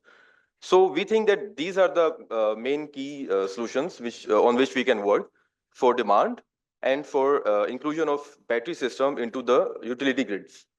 Thank you. Thank you very much, Hasnaat. I think you touched on a couple of very interesting points. One of them, obviously, the payback. So today we're looking at a battery storage system payback of 3 years to 4 years. So definitely this gives us, 3 years means a 24-25% IRR. 3 to 4 years gives you a 24-25% IRR. That's better than putting money in the bank, especially with the interest rates going down. That's typical in returns. So if you have a textile manufacturer or a factory who's looking at a 25%, 30% IRR for putting in a battery project, I think that's something they will be tempted to do. It's got a good IRR, it's got a good return coming in. So that's something which I believe we will see more of as we move forward. And I think we need to perhaps even include this in the IGSEP, because we do know that in Pakistan, there's a lot of captive power, which is not reflected on the grid statistics. Sometimes it does get reflected, sometimes it doesn't get reflected. So we'll be seeing a lot more of this happening. You have captive power being replaced by solar plus storage or wind plus storage or biogas plus storage, perhaps. So that's one thing which we will start seeing of. The other theme which Hasnaat touched on, very important theme, is the increasing of demand. Right now we're taking the capacity charges as a negative. Yes, they are negative. Obviously, we have to pay these capacity charges, but it's something. There's lots of explanations for why it happened, and we can sort of dig through the past and figure out or try to figure out what went wrong and fix that. And obviously, we should do that, and that's a good thing. We can renegotiate the agreements with the IPPs, which we are doing. We should do that. We should continue doing that. That's going to yield some benefit. Whatever 1 rupee, 2 rupee benefit that comes in, we should obviously take that. However, the reality is we are sitting in a situation where we have a lot of contracted capacity, which is either online already or going to be coming online in the coming years. So what do we do about that? We can be scared and we can say that electricity, solar should be curbed because we have this problem coming in. Yes, that's one way of looking at it. But another way of looking at it is, the glass is not only half full, it's like 80%. I mean, it's only 20% full. There's like so much way to go. Maybe this is not the right example. But the point is that um, today Pakistan is in a situation where, and I think Faizan, Armina, you guys can correct this, that we have one of the lowest per capita consumption of electricity in the world, right? So now we're sitting on a resource where we have committed capacity, and the beauty of the capacity charges, and that's the irony or the beauty of it, is the more we consume electricity, the less the per unit capacity charges are going to be. So, how do we get to increase the electricity consumption? There are things which are beyond the control of the people sitting in this room. For example, let's export electricity to Afghanistan or some other areas. But those are like radical solutions. Can we also talk about economic growth? Yes, that's something which we want to do, but again, that's not something which is in the control of this room. However, what we can see is that where can we bring this demand from? Fuel or energy is the important thing. And when you say energy, there's obviously electric energy in any household, any industry, any economy. There's electric energy. There's energy which is coming from gas. We have a gas sector which is sitting on the verge of the same problems where the power sector is sitting on right now. We have circular debt coming in the gas sector as well. Why is that happening? Because we have low gas prices. So if we can allow the gas prices to be more market representative, what will happen is gas consumption will go down. The government is taking some good steps in this direction, but I think those steps need to be encouraged, explained, and implemented in a more effective way. When you make gas more expensive, people will switch to electric heating, electric cooling, electric production, so captive power plants and all of those. We are seeing headlines in the news, but I think we need to push that. So that's one big area, gas. If you can reduce the gas demand, replace it with electric demand, which we already have plenty of capacity for, and we're kind of already paying the capacity charges for that. So that kind of helps us to bring the consumption up, and it helps to solve the problem which we're having. The third and the most important one is fuel. Again, with the rise of electric vehicles, and when the people, us sitting in the room, when we think vehicle, we think four wheels. Yes, four wheels is a vehicle, but the real electric vehicle in Pakistan is the two-wheeler and the three-wheeler. We're seeing some good headlines about this.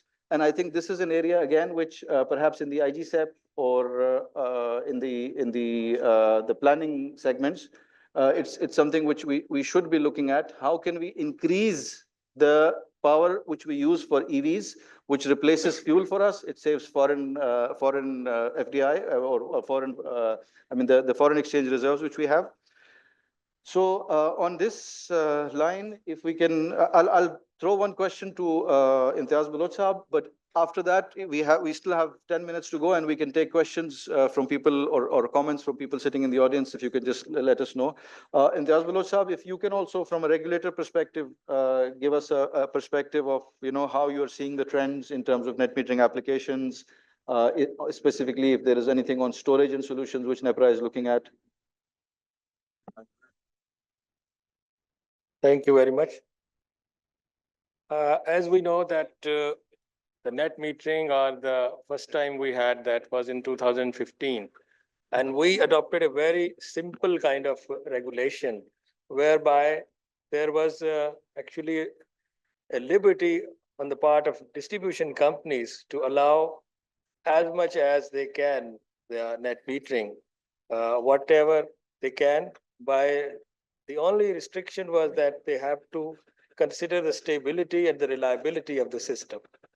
And now, in the past at least 1.5 years, the growth has been really exponential. And honestly, despite the proponent at the level of regulator, I myself feel that that we have reached a point that we have to reconsider our regulations. And luckily, just a year back, we have the new grid code, which actually provides us certain standards that we will have to follow for the battery integration and all stuff like that.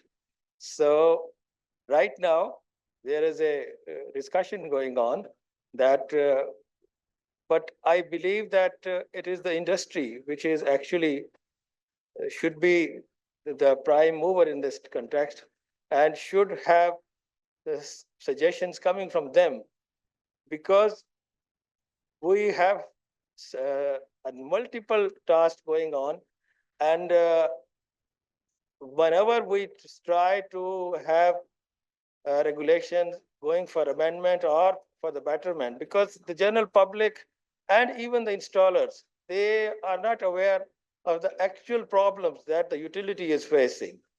So the real sense or the real, I think, the motivation should come from the installers and associations like the PSA and other representative bodies, that they should suggest what is the actual technology matureness is, and they should suggest what kind of measures we should take at the level of the regulator to amend those regulations, which are definitely tilted at this time. But we have to later or earlier, in fact, we should actually, the time has come that we should go sooner to amend those. Thank you. Thank you very much, Imtiaz Saab. And I think some good points, most importantly, regarding collaboration and understanding of how we can amend the regulations so that, all sides' perspectives are met. We have about 7 to 8 minutes still remaining in the session right now, as per the time which Basit has given me. We'd welcome, I'd say we can take 2 questions. Please try to keep the question limited so the panelists can address your response. If you can keep it to like 30 seconds, that will be great. We'll try to take 3. Is there anybody who wants to ask the question? If you can raise your hand. Okay, first Zubair and then gentleman over there. Yes, my question will be to DG NEPRA licensing.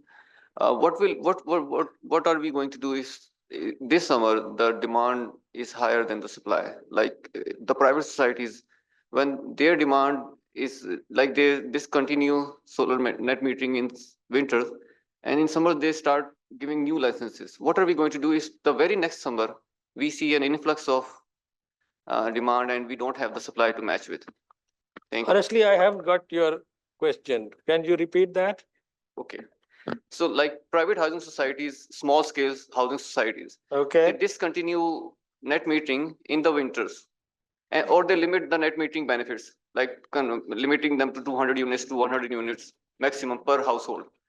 So this is how they are managing their demand and supply throughout the year. Like they open new net metering licenses in the summer and discontinue in the winters. So at federal level, how are we going to manage that if in the let's assume that in the coming summer that we have a higher demand than supply, like You mean to say that installed capacity at the net metering has reached to a level that they are actually now delivering to the system? no, I mean, are we going to shut off and continue back and forth again? If the supply, if the demand is higher and the supply is lower side, what are we going to do then? How are we going to manage net metering? Actually, this question is more relevant actually to the system operator kind of thing, because whatever the demand is of a utility is indicated, it is indicated day ahead. So you must be knowing that we have to manage the frequency, thereby the demand and the supply has to match both of them. Otherwise, the frequency will not be the stable one. And band of the frequency is very limited, where you can't have the flexibility. So all these net metering, or you can say the RE resources, which are the must run kind of thing. So the distribution company actually indicates to the system operator, NPCC, that this much will be my demand. This is one of the aspects that distribution companies have been highlighting, that once the sun is down for one reason or the other, there is rain or something else, we are facing the real issue, the stability issue. So unless we all have these electronic metering or our infrastructure in place, this situation will continue, unfortunately. If you can introduce yourself and please ask the question. Yeah, my name is Solat Hussain, and I am from Renex Power. Sir, I have no question, just one suggestion. And that suggestion is to that increase the demand of the power. If at government level, particularly at the planning commission level, if government decides to provide electricity to the railways, and our railways are run through electricity, not through fossil fuel, I think we will be able to increase demand to a considerable level. And that way, the costly oil bill will also go down, and also the carbon emission, that will also reduce to quite an extent. This is just a suggestion, if it can be sent across to planning commission or at government level. Thank you. Thank you very much. Appreciate it. Fazan, आपसे तो question नहीं allowed. Only answers. नहीं, please. Assalamu alaikum. My name is Sayyid Faizan Ali. My question is to the Solar Association, that since a lot of solar is now coming into the system, and which is creating problems to the grid, and later on, now most of the solar EPC companies have now shifted towards the batteries, which will yet again cause some sort of disturbance to the grid. So do you think some sort of interconnection charges should be implemented to the consumers, or whether some taxation? For example, at the moment, the solar panel prices are around 35 rupees per watt. When these prices were around 50 or even 45 rupees per watt, at that time also consumers were installing solar like anything. So shouldn't the government enforce some sort of taxation, maybe like 10%, and use it as a revenue generation source? So even if they implement 10% taxation on solar panels, it still increases around from 30 to 33 rupees, or from 33 to 36 rupees. So it's like a generation source, rather than probably like decreasing the buyback rate significantly. These could be an alternate measures where the government can think of generating some sort of revenue, and same goes for batteries as well. I think, look, I mean, when we start solving a problem, we should always start with a blank. I mean, every suggestion is a welcome suggestion. Every idea is a welcome idea, and we should look at them holistically. I guess the most important thing which we need to do is so for example, net metering contributes about, I would say, 15 to 20% of the consumption of the solar panels which are being imported. We have numbers of about 4.5 to 5 gigawatt of installed capacity on net metering side. On the grid which is connected and which is recorded. On the other hand, we have about 25 gigawatt of imported solar panels. So yes, we should definitely do some things on that area as well. And I think having a fixed capacity charge kind of thing is an idea which might work, and this is something which we need to look at. We can explore what other countries have done. So, for example, the latest example of regulation, which is, and in the New Zealand lot, is also the California net energy metering NEM 3.0. We can learn from what went right over there and how they planned it. I think we also need to keep in mind that each solar panel that you install today, or each kilowatt or each megawatt of solar that you install today, eventually leads to a decrease in consumption of some kind of fossil fuel for the next 10, 15, 20 years, right? So each 10, 15, 20 years decrease in fossil fuel burning, either for powering up an electric plant or for fueling it in your car or whatever else the source is going to be, it has an associated cost there as well. So that's something which we also should also keep in mind. But definitely, it's exactly like Hania said, there are so many levers available, and we should choose and try to find the ones which make most sense. And the most important thing, again, I want to emphasize this, is that once it's done, we need to bring on the stakeholders. We've seen situations in Pakistan where things are rolled out, and it's like a mandate which comes down from the top that from tomorrow everybody's going to be doing this. So this is something which needs to be avoided. NEPRA, whenever they make the new regulations, they will obviously do the public hearing and they'll get feedback from stakeholders. And I think we can sit together and all of us are mature enough to understand that, there are interests. Even when I say the Pakistan Solar Association, Pakistan comes before solar in Pakistan Solar Association. It's the Pakistan Solar Association. So, whatever is important for Pakistan, we will definitely support that, and we will be pushing on that as well, and we can sit together and create it. But the most important is when the policy has been created, it's explained well to the stakeholders, and people are brought on board. We use people like Renewables First to help us disseminate the message and sort of calibrate our message. We have time for one more question. I heard somebody on this side raise their hand. Was it you? Please go ahead. If we have time, we'll take one more from there. But Fahim, if you can just keep it very short. Fahim, and then so please start, Karli. If you could give a quick introduction and yeah. Assalamu alaikum ji. My name is Atif Khalid. I'm representing Interstate Gas Systems.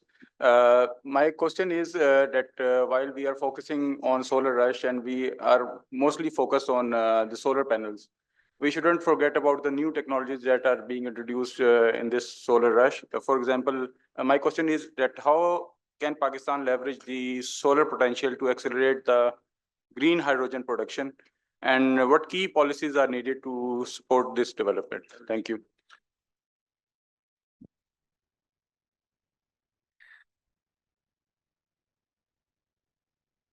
Assalamu alaikum, everyone. So, every technology comes at times, although solar and especially the battery energy storage in Pakistan, no one was expecting we are going to get this kind of a rush in Pakistan. We were expecting might be the energy storage come around 2029, but it comes a little bit faster. But for the green hydrogen, right now, I don't think even in our renewable energy policy, green hydrogen is integrated in the renewable energy policy even. But yes, this kind of thing we can integrate. But if we see the technology worldwide, green hydrogen itself is a very at initial stage, because it's not green hydrogen is not only it's not like a solar.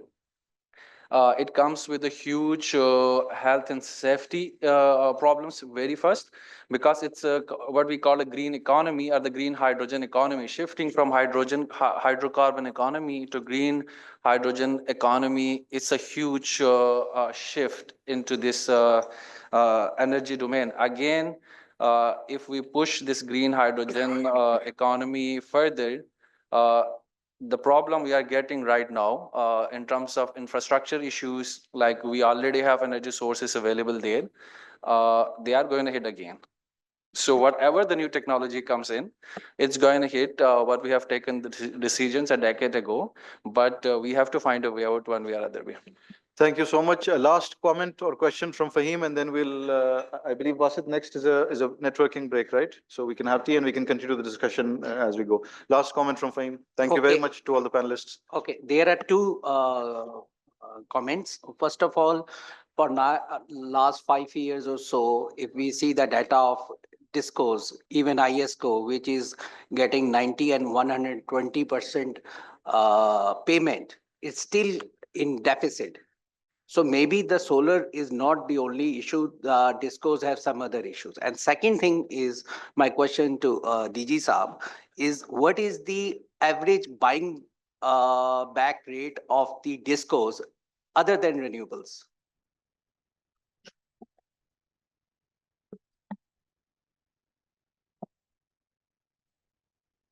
It varies between, you can say, 20 to 60, depending on the fuel. That is why the average price comes out to be 27 rupee.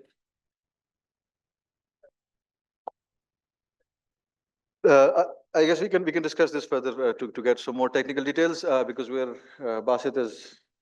Are we okay? Done. Do we have time for another question, or we'll call the tea break now? Tea break. Yeah, I think we can start off with the next session, maybe, Abiha. Okay. Yeah, because we're running short of time. Maybe we have a running tea, so if that's fine with everyone. Thank you, everyone, and thank you to the panelists and Mr. Vikas. In the interest of time, We have quick running tea at the back. Please feel free to help yourselves and bring it to your table. Let's continue to session 2 and keep the momentum going. Our next session is enhancing grid resilience, and it focuses on the critical aspect of Pakistan's solar journey, which is grid resilience. For this session, I'd like to invite Mr. Mubarak Hussain Mir, Country Manager of Huawei Pakistan, to present the economic case for batteries for solar integration. Please come to the stage. Thank you.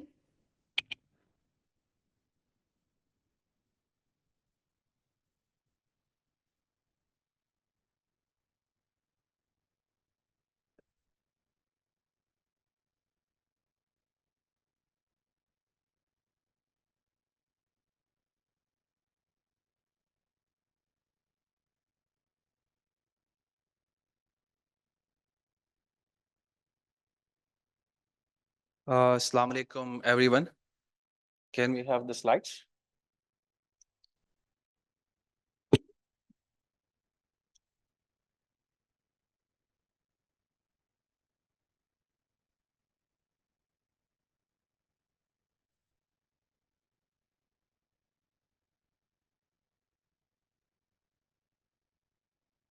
Okay, I think first of all, thank you so much, Renewable Energy First and Pakistan Solar Association, for arranging such a valuable event, integrating all the government stakeholders and Pakistan Solar Association and the think tank on a single platform.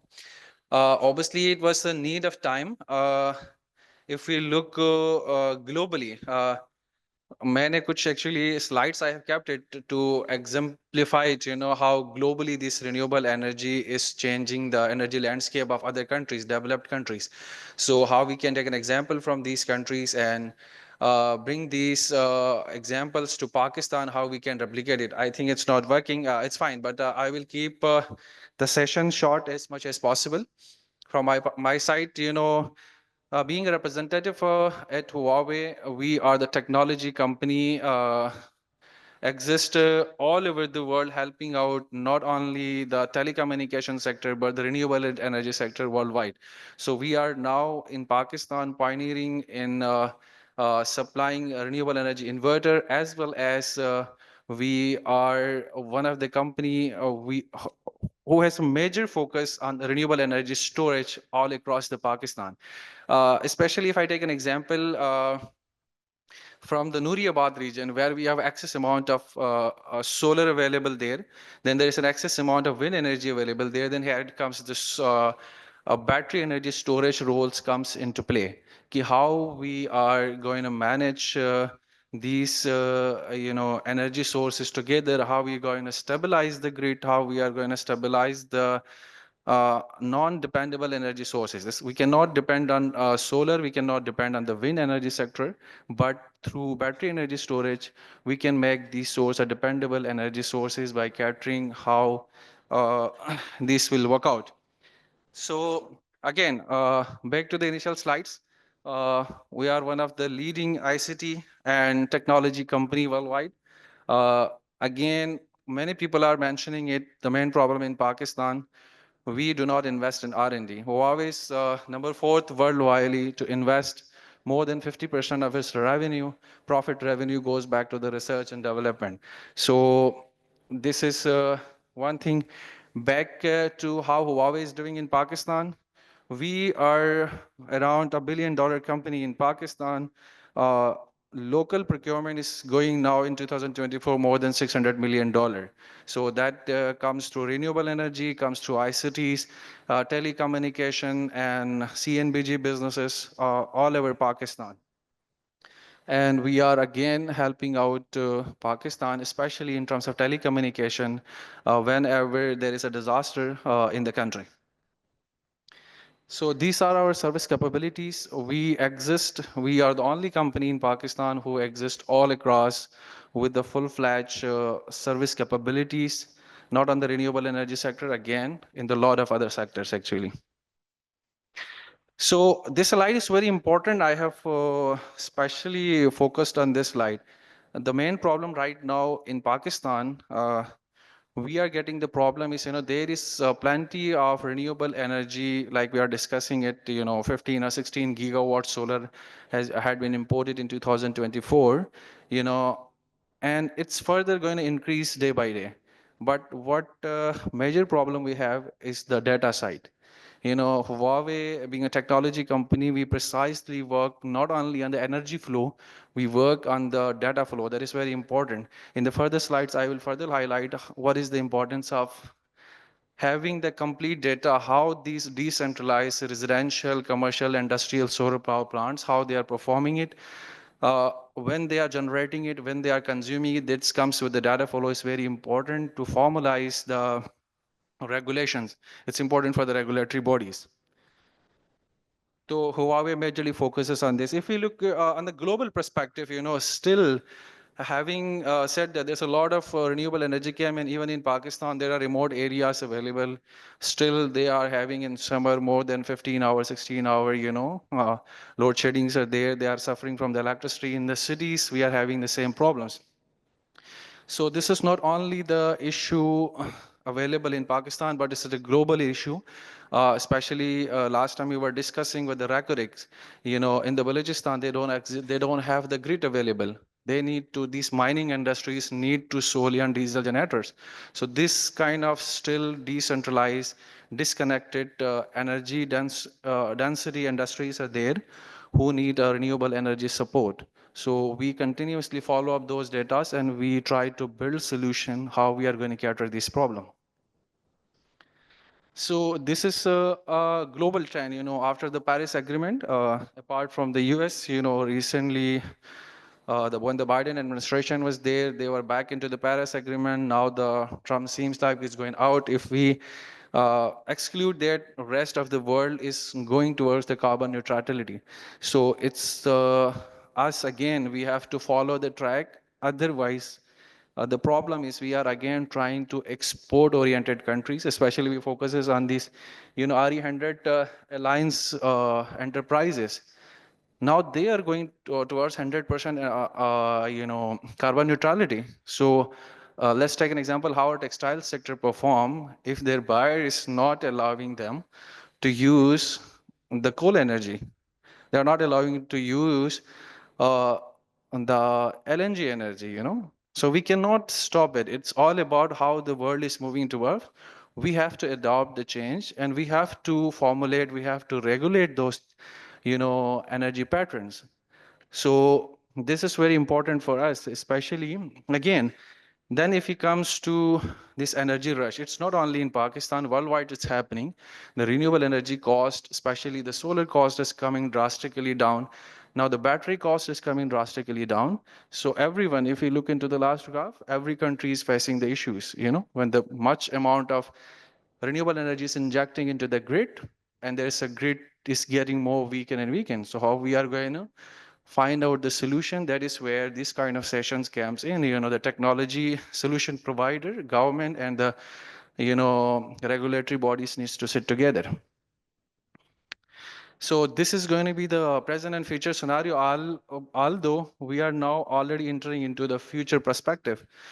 There was a time when there's a specific energy generation was there, like we have a hydel power plant, we have a nuclear power plant, major energy generating source were there. And on the other side, there is a clear pattern, like Faisalabad is an industrial zone, and the grid station, the government easily can find out, let's say there is going to be around 1500 megawatt consumption is there. So the consumption and the generation was, the data and the energy flow were on a clear page. But if we move to the future, what's happening is into the future perspective, every homeowner, every industry, every commercial itself is a consumer, itself is a DESCO, it's a generator. So here you need a clear data and pattern when these consumers are producing, when these consumers are consuming the energy. So we cannot stop the battery, coming the battery role.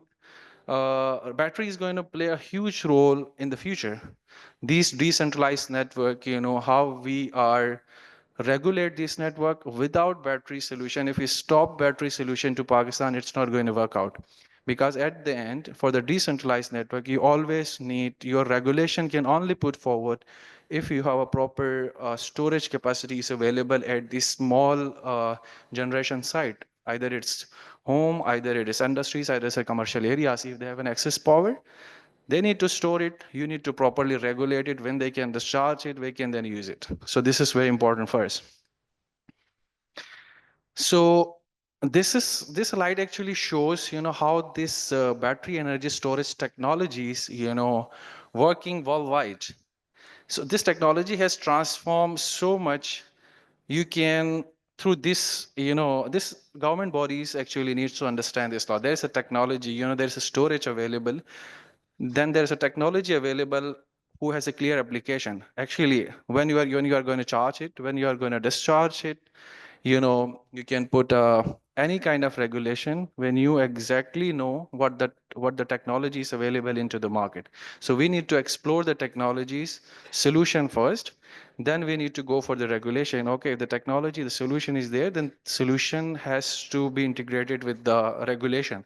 So the regulation should put forward accordingly so that we can make a sustainable solution. As one of our panelists mentioned, in 2016, when we forward the net metering policy, it was a just simple net metering policy, and now we are getting a huge problem because no one has even worked on the technology and future solution side, how it's going to work out.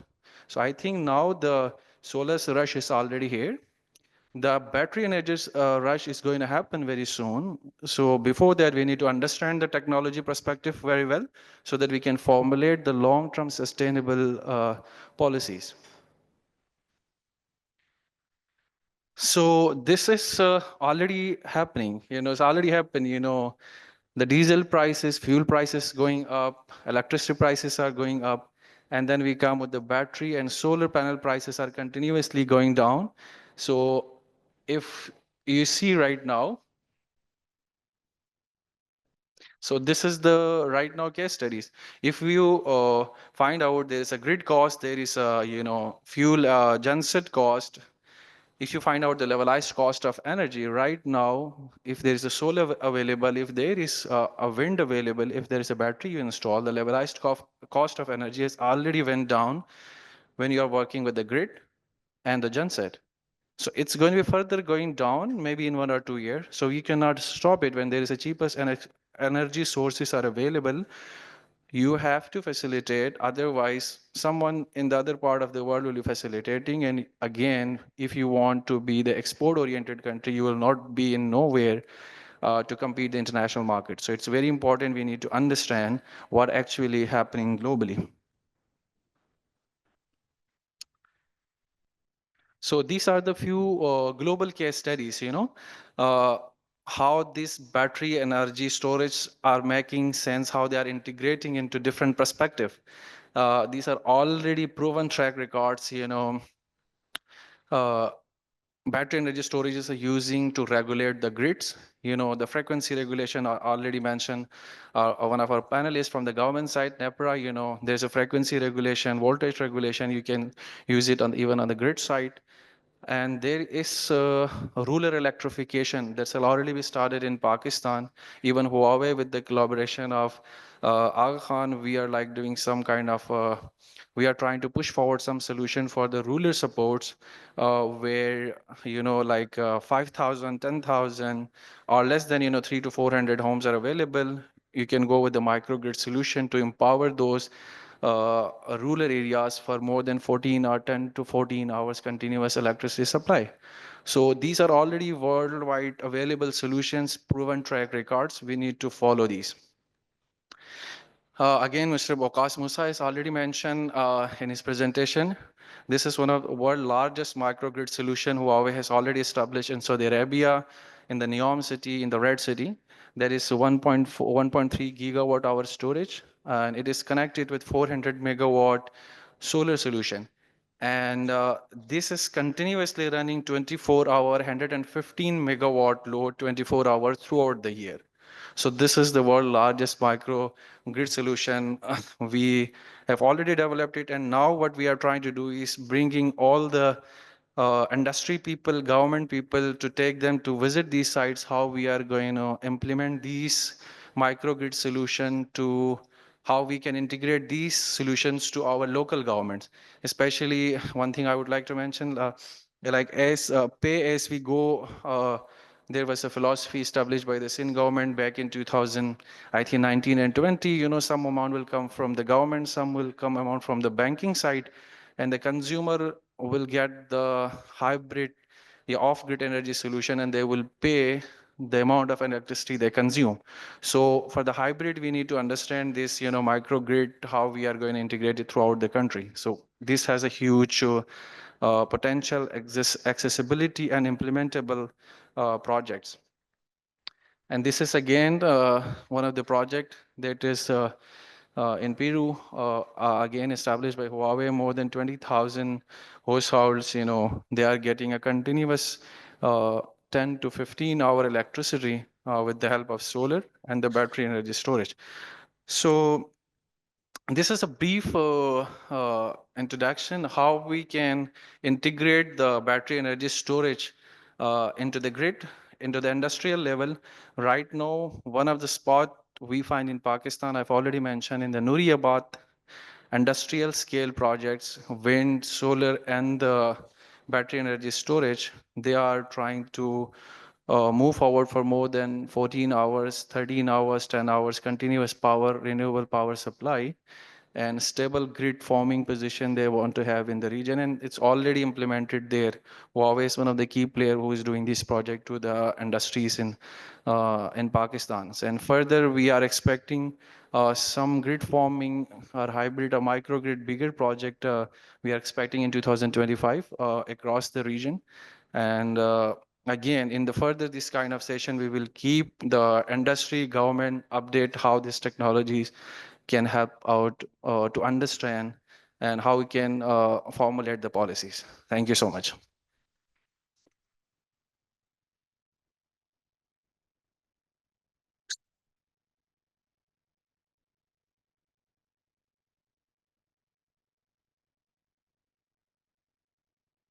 Thank you very much, Mr. Mubarak. And now we move on to our panel discussion on strengthening grid infrastructure for distributed solar energy. I'd like to invite the facilitator, Mr. Mohammad Basit Wari from Renewables First, to start this panel discussion. Thank you. Thank you so much, Abiha, and thank you everyone for holding us without going for a specific break for the tea. But in the interest of time, I think we are at the most probably the most crucial part of the discussion when it comes to the overall solar rush. Globally, we do have a widely accepted fact that there is no transition without grids. And I think that that's one of the major, probably the barrier, but as well as the facilitator that it could be for this overall solar rush that is happening out there.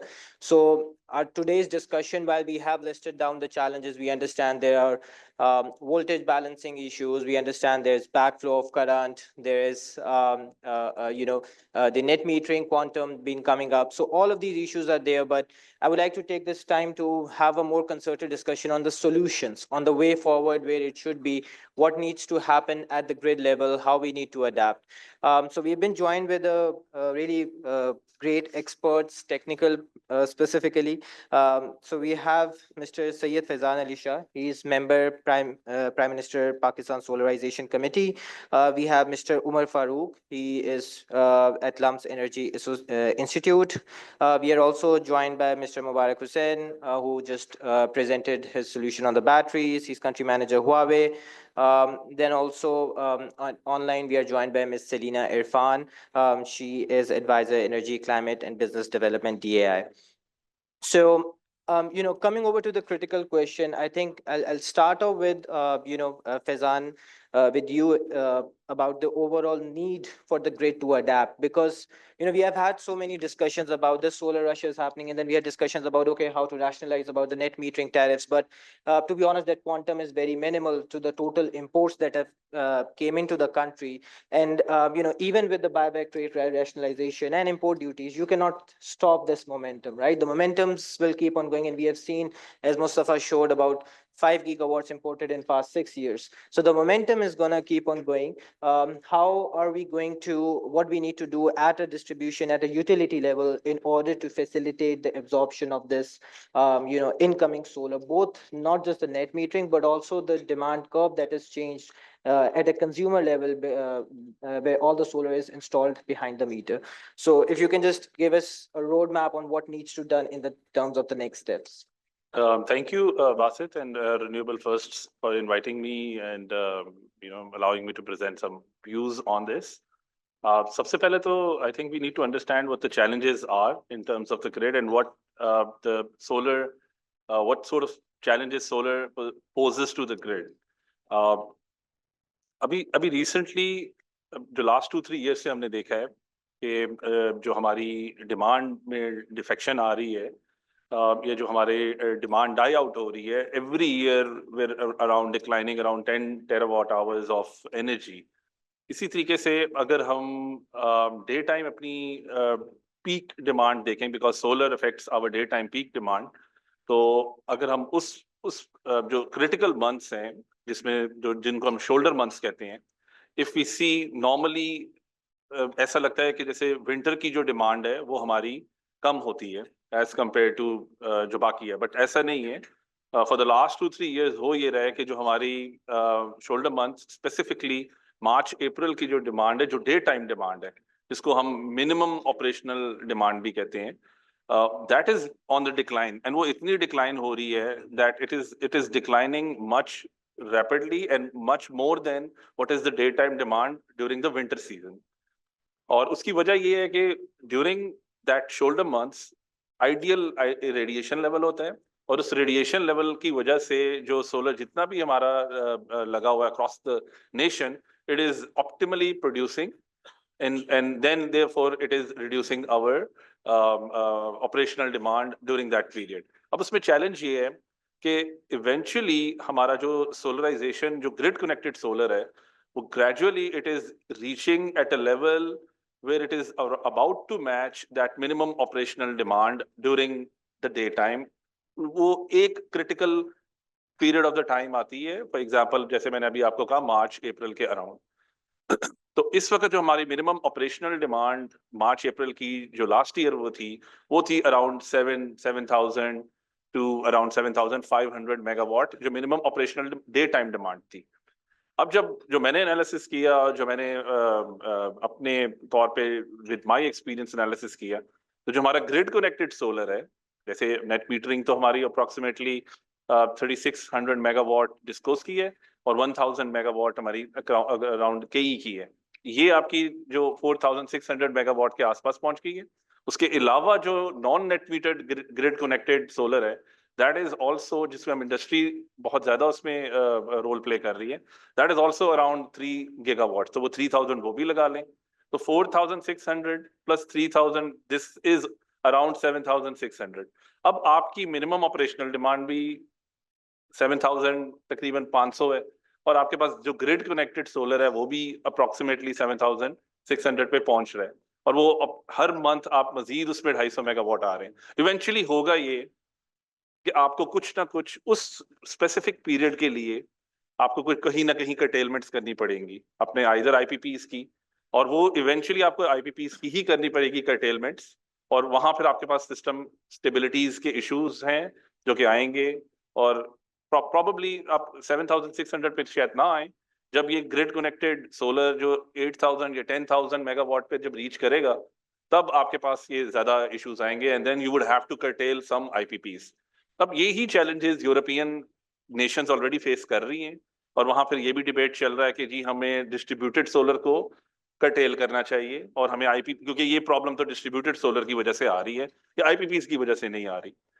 और फिर IPP वाले कहते हैं कि जी जो हमारे आप कर्टेलमेंट्स कर रहे हैं वो पैसे आप किसी ना किसी पे तो चार्ज करें, वो डिस्ट्रीब्यूटेड सोलर पे चार्ज करें, जो डिस्ट्रीब्यूटेड सोलर के जो grid connected net metered consumers हैं या नॉन नेट मीटर्ड कंज्यूमर्स हैं. तो this is a financial issue number 1 as well as a technical issue. अब प्रॉब्लम आ जाता है कि जो प्रॉब्लम क्रिएट कर रहा है क्या उसको कर्टेल करना चाहिए. एक जनरल फीलिंग आती है कि हाँ कर्टेल करना चाहिए. तो नेक्स्ट चीज है कि क्या हमारे पास वो मैकेनिज्म इस वक्त available है कि that we can curtail those distributed generators? उसमें हमारे पास frankly speaking नहीं है, कोई mechanism नहीं है. Number one, number two, उस पे हम काम भी नहीं कर रहे. Number three, उसके बारे में हमने सोचा भी नहीं है. हम सिर्फ और सिर्फ इस वक्त the need is that we need to install like smart meters with control systems at the consumer end, whether they are net metered or whether they are non-net metered. जो भी कंज्यूमर जिसने भी सोलर पीवी generators लगाए हुए हैं अपने घर पे, whether they are net metered or non-net metered, whether they are single phase, whether they are three phase, whether they are industrial consumers, they have to have a smart meter connected to it with control and with real time data. आपके पास platforms utility end पे इस तरह के होने चाहिए जो के पास आपके पास सारे real time basis पे power आपके पास आ रही हो. एक तो ये बात होगी जिससे आपको पता लग जाएगा कि डिस्ट्रीब्यूटेड जनरेटर से आपके पास एट अ स्पेसिफिक इंस्टेंट कितनी एनर्जी एंड कितनी पावर उस वक्त आपके पास आ रही है. उसके बरक्स अब आपके पास डेटा तो आ गया, नेक्स्ट क्या है? Obviously you need to control it. You need to see that if a specific area is generating more than required or it is affecting your distribution infrastructure in somehow. For example, आपने power transform distributed transformer आपने लगाया हुआ है, उसके upstream अगर आपने उस पे अगर आपने कोई कंट्रोलिंग या मॉनिटरिंग डिवाइस लगाए, so it will tell you that it is now facing a reverse power flow much more than its capacity. So you have to need to take an action. तो क्या उसका mechanism आपके पास available है? I would say, और मैं ये बहुत दफा पहले भी कह चुका हूँ, इवन हमारी नेट मीटरिंग की रेगुलेशंस में भी मेंशन्ड है कि all the inverters which are connected to the system need to be IEEE 1547 standard. अब चूंकि हमारी 2015 based IEEE 2015 based distributed generation की regulations थी जिनको हम net metering regulations कहते हैं, उसमें लिखा हुआ था कि 2000 ये जो regulation है ये 2003 में पहले आई थी, तो वो 2003 ही अभी तक चल रही है. उसमें आपके पास इन्वर्टर के कंट्रोल्स उस तरीके से नहीं थे. अब चूंकि 2018 से IEEE 1547 revamp हो गई है and 2018 is a new standard. In that standard, it is mandatory that any inverter connected into your system should have control features, should have volt var optimizations, उसके features हैं, and real time data भी उसको provide करना पड़ेगा, and then उसके पास reactive power compensation की भी facility होनी चाहिए. And I'll be happy to tell you that ये जितने भी manufacturers हैं, चाहे Huawei है, Sungrow है, all these manufacturers are supplying these IEEE 1547 compliant inverters into our system. ये जितने भी inverters हमारे पास इस वक्त पाकिस्तान के सिस्टम में लगे हुए हैं, इनके पास वो फीचर उसके अंदर मौजूद है.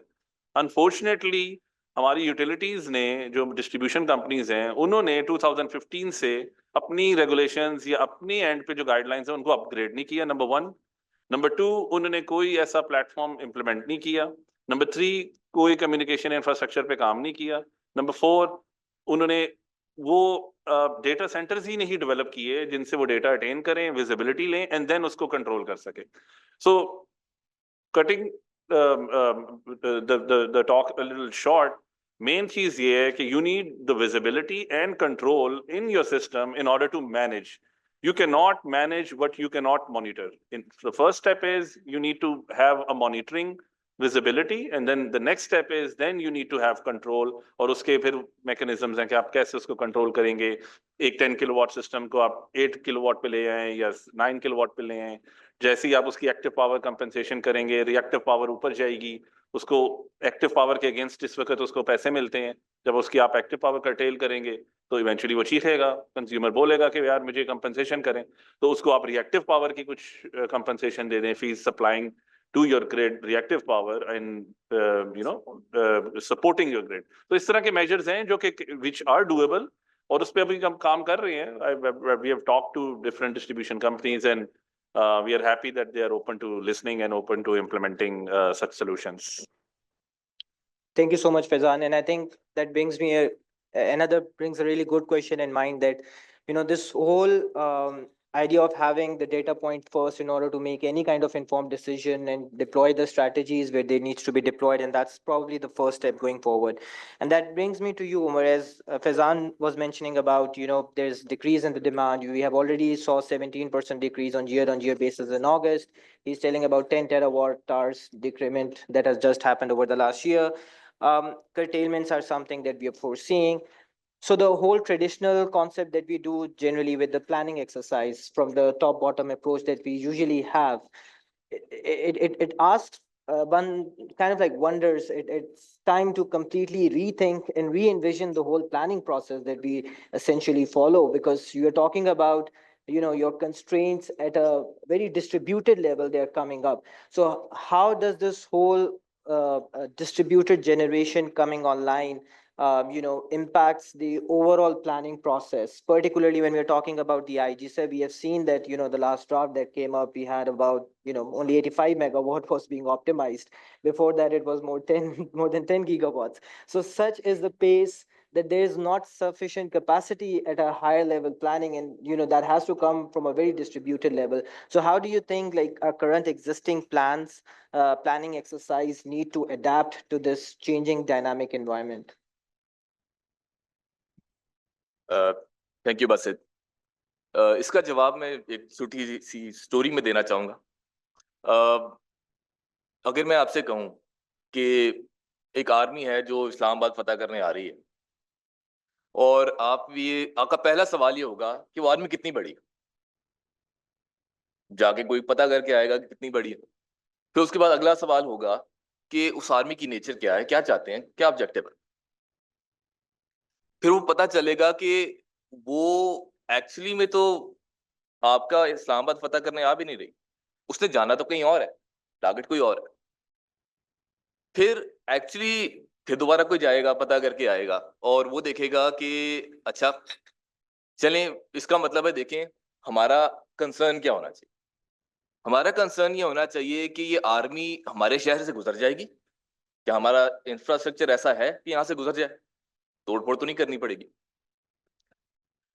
फिर इवेंचुअली पता ये चलेगा कि वो एक्चुअली आर्मी है ही नहीं, वो तो एक ट्रेड कॉन्वॉय है जिसके साथ कुछ सिक्योरिटी के लोग हैं।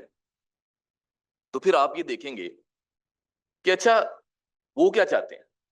इवेंचुअली पता चलेगा वो आपसे ट्रेड ही करना चाहते हैं।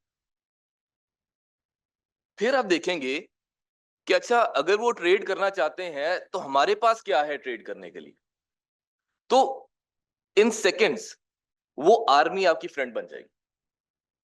And this is the different perspective that you are talking about, कि हमें अब डिफरेंटली सोचना है, डिफरेंटली प्लान करना है।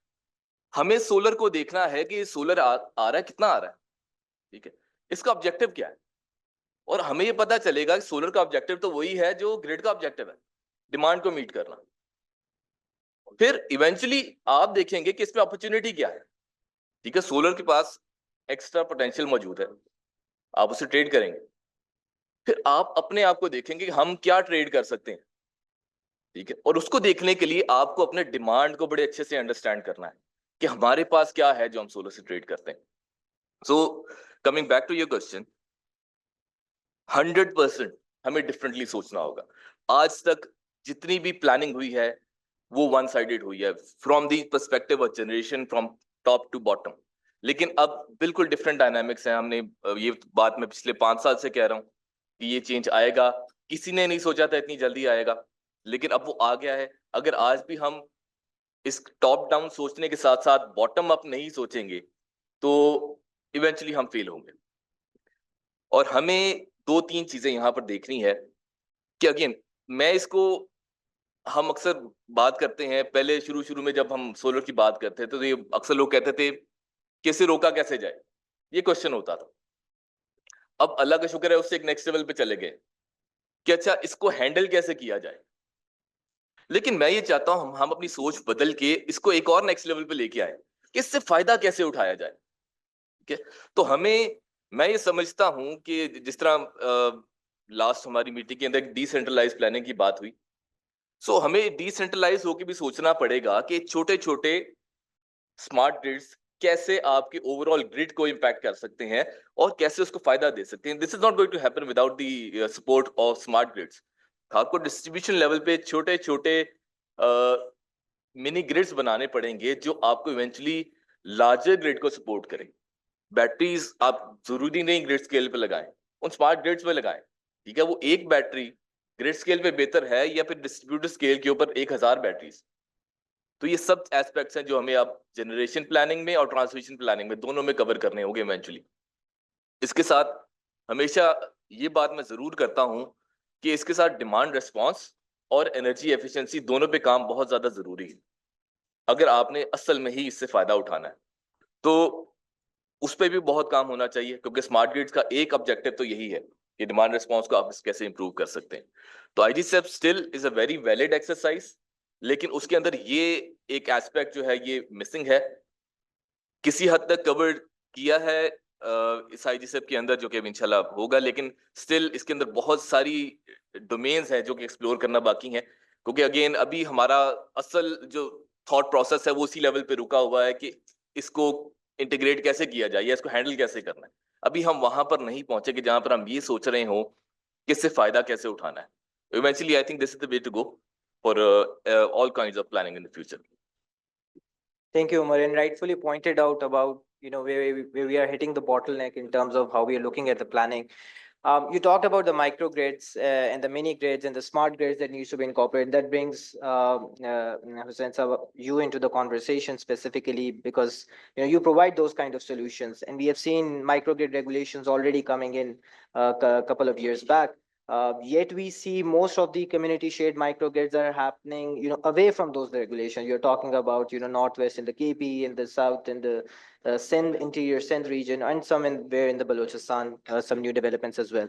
So my question to you is, how do you enable that kind of decentralized micro mini grids, particularly now that the cost curve that you're showing us in your slides, batteries prices have fallen up to $100 per kilowatt hour. So how do you foresee and enable those kind of distributed generation, particularly what kind of like policy incentives needs to be in place for them to take into account?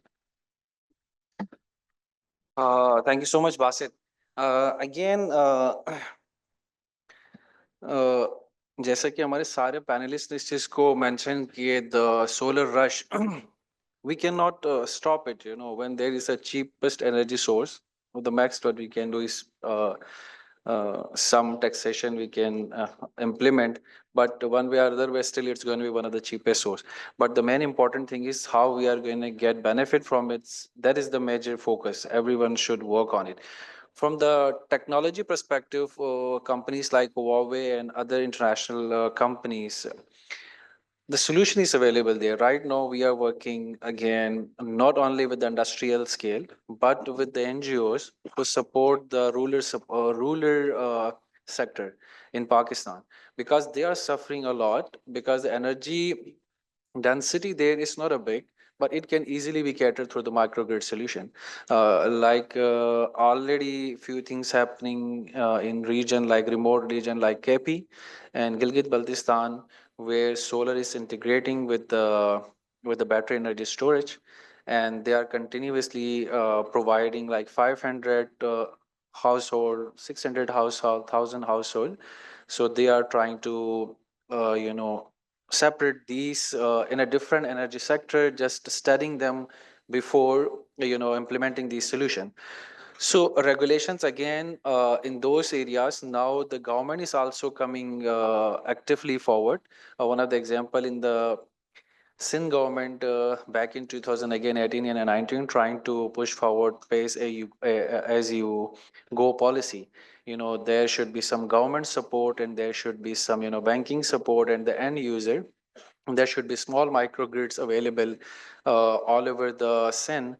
Then people should pay like a bill, how much energy they are consuming it, they should pay to the bank rather than it's going to the grid. So again, to handle this, the policy is major regulator, how the NEPRA is going to handle these decentralized networks. Again, if we take it from rural to the main industrial scale, what actually happening in industrial right now, majority of the textile industries now they are getting again weak and a weak grid.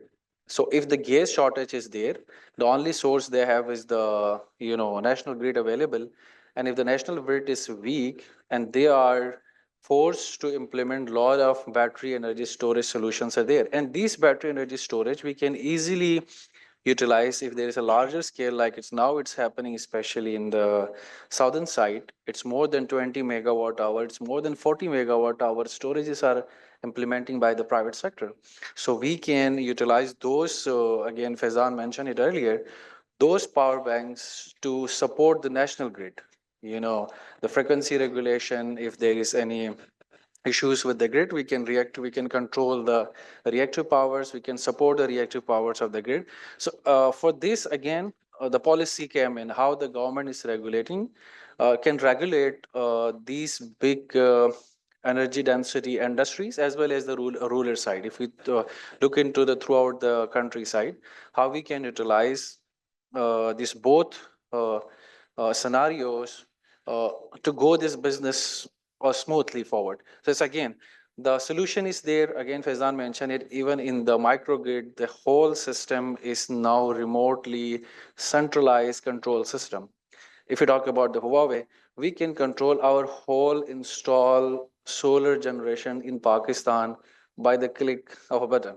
We can curtail the energy, we can curtail the energy of the inverter, we can curtail the energy of our bus, we can apply the time of use, time of generation. So it's the technology is there. So and again, we need to understand the technology, and then we can how we are going to integrate those technologies into the regulation. That is very important.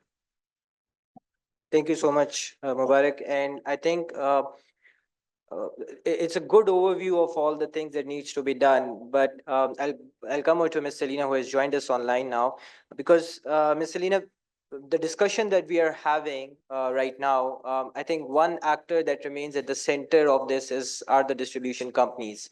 They are the one who has the bigger of the financial impact. They're the one who would have to lead with all this infrastructure enhancement.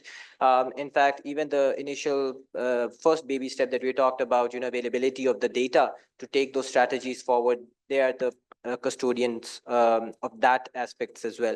So my question to you is that while all this happening, we also have a key development in terms of the privatization aspect of these distribution companies that's being under discussions, and the other modes like management contract models that have been, and you have been working in this space. So how do you see that process align with this existing you can say requirements or the dynamics and the changings in the environment of this discourse, how it will impact this whole process, and how it needs to be aligned with the current privatization regime there, because certainly there are going to be a lot of legacy complexity issues while we undergo this process as well.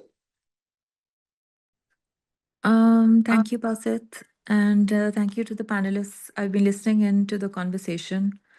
And while I agree with everybody's stand view and everybody's points, my idea would be that since we already have a privatization process going on, we already have the discourse going on at the moment. And so, sorry, I thought I had turned my camera on. Okay, yes. So since we already have the privatization is already going on, and we already have this process going on, and we're talking about grid modernization, we're talking about microgrids. Initially, the idea would be that when we're going into privatization at the expense of not creating another KE, the idea would be to then divide these discos into microgrids of sort. We break these large discos that have become sort of white elephants within the electricity sector, and we privatize them. Once you privatize them, you will automatically get the communication data centers that Zishan Saab talked about. We will already, when you get into privatization, you will already get a more systematic approach where the utilities will be looking at quality and service regimes, because my idea has always been that let's divide these distribution companies, let them let's allow perfect competition into the electricity market and do it through the discos. Break the discos into small portions. We already have the zones divided. We sort of let them be privatized. We let them, sort of bring in the investment to modernize their grids. We let them sort of upgrade our systems for real-time monitoring. We look at, we allow them to go for better options of clean energy, and cheaper energy. Like we said, this is always going to be a cheaper energy.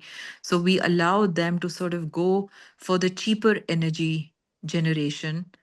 And like we said, it can no longer be, like Umar Saab said, it can no longer be a generation or one-sided policy development. Now we need to look at a more holistic sort of privatization. So I think the bottom-up approach would be the best approach.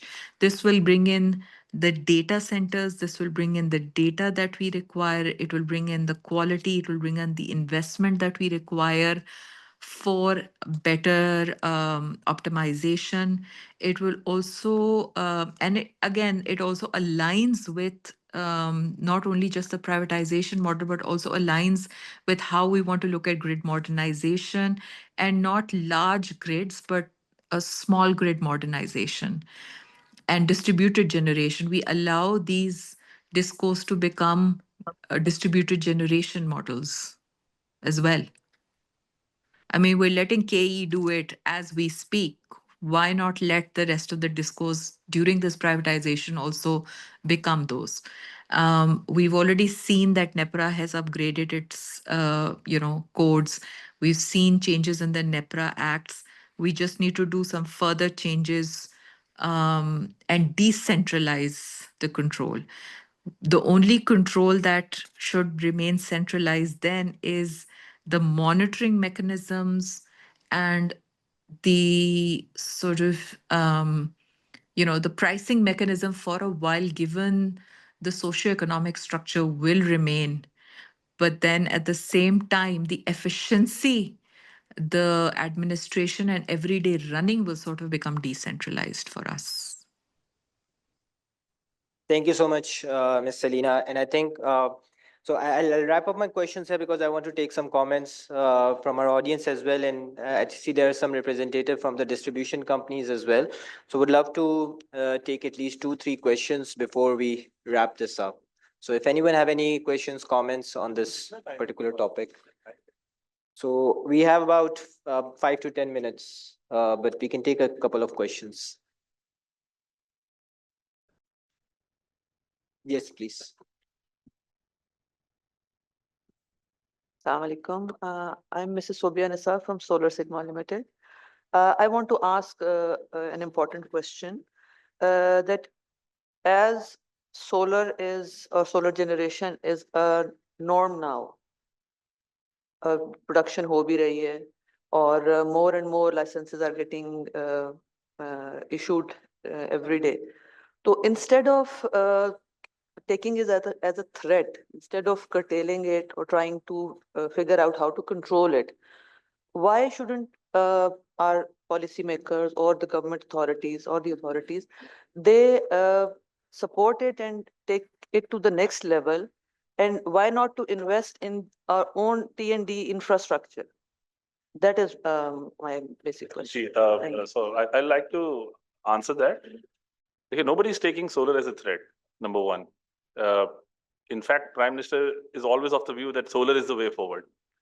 Can I, rephrase? Net metering. Yeah. Net metering as well. I'll tell you why net metering is a problem. not only for the consumers, but for the EPC companies as well. I think the EPC companies, the Solar Association, is ignorant of the view that how net metering will affect their business. So I wanted some time on it, but luckily you asked that question. So I've already prepared some points. So hota kya hai? आप net metering कर लें. At the moment, what you're doing is you're feeding back to the grid in order to use it back late at night. Because the policy is lucrative in such a way that it encourages you to over-install the system size, the capacity, in order to, zero out your bill. Halaki, net metering was never initially planned in this way. It was for self-consumption. It is always for self-consumption. Whenever a net metering policy is launched anywhere across the world, initially it was launched for encouraging the solar. So the buyback rate was always 2 to 3 times the retail tariff, and gradually it reduced in such a way that it has become almost half or quarter of the retail tariff all across the world. In Pakistan, unfortunately, what happened is that those regulations never changed.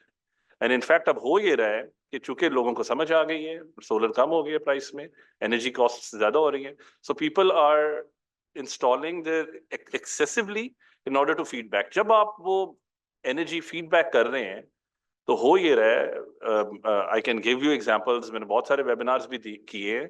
In many of your 11 kV feeders, what is happening is that from 8 a.m. to 4 p.m., that feeder is drawing zero energy. In fact, it is supplying energy upstream to the 132 kV level. Okay, उससे होता ये है, क्योंकि जो आपकी जो inverters की जो settings आपने unity power factor पे की हुई हैं. When you set your inverters at unity power factor, it is set in a way to maximize the active power supply. जब वो maximize active power आप supply करते हैं, आपकी consumer की voltage swell हो जाती है. जब वो consumer की voltage swell होती है, eventually आपकी जो आपके appliances हैं वो जलते हैं.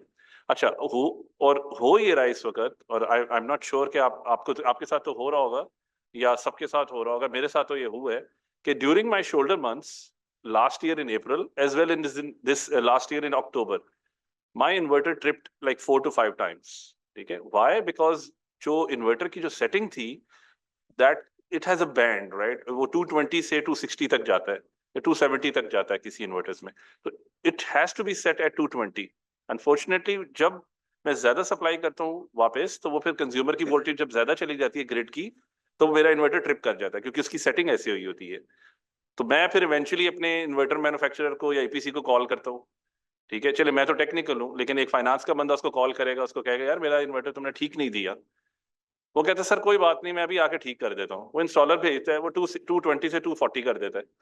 240 से होता ये है कि वो नाउ यू आर अलाउइंग, जो आपकी ग्रिड कोड की जो सेफ लिमिट है ना वोल्टेज की, वो 220 है, आपने उसको 240 कर दिया. अब वो इन्वर्टर 240 तक जाएगा. जब वो 240 तक जाके ट्रिप करेगा, आप फिर अपने ईपीसी कॉन्ट्रैक्टर को फोन करेंगे कि यार मेरा इन्वर्टर ट्रिप कर रहा है. वो 240 की 260 कर देगा. 260 पे जब अब आप खुद बताएं कि 260 पे जब आपकी अप्लायंसेस चलेंगी तो वो सड़ेंगी नहीं, वो सड़ेंगी.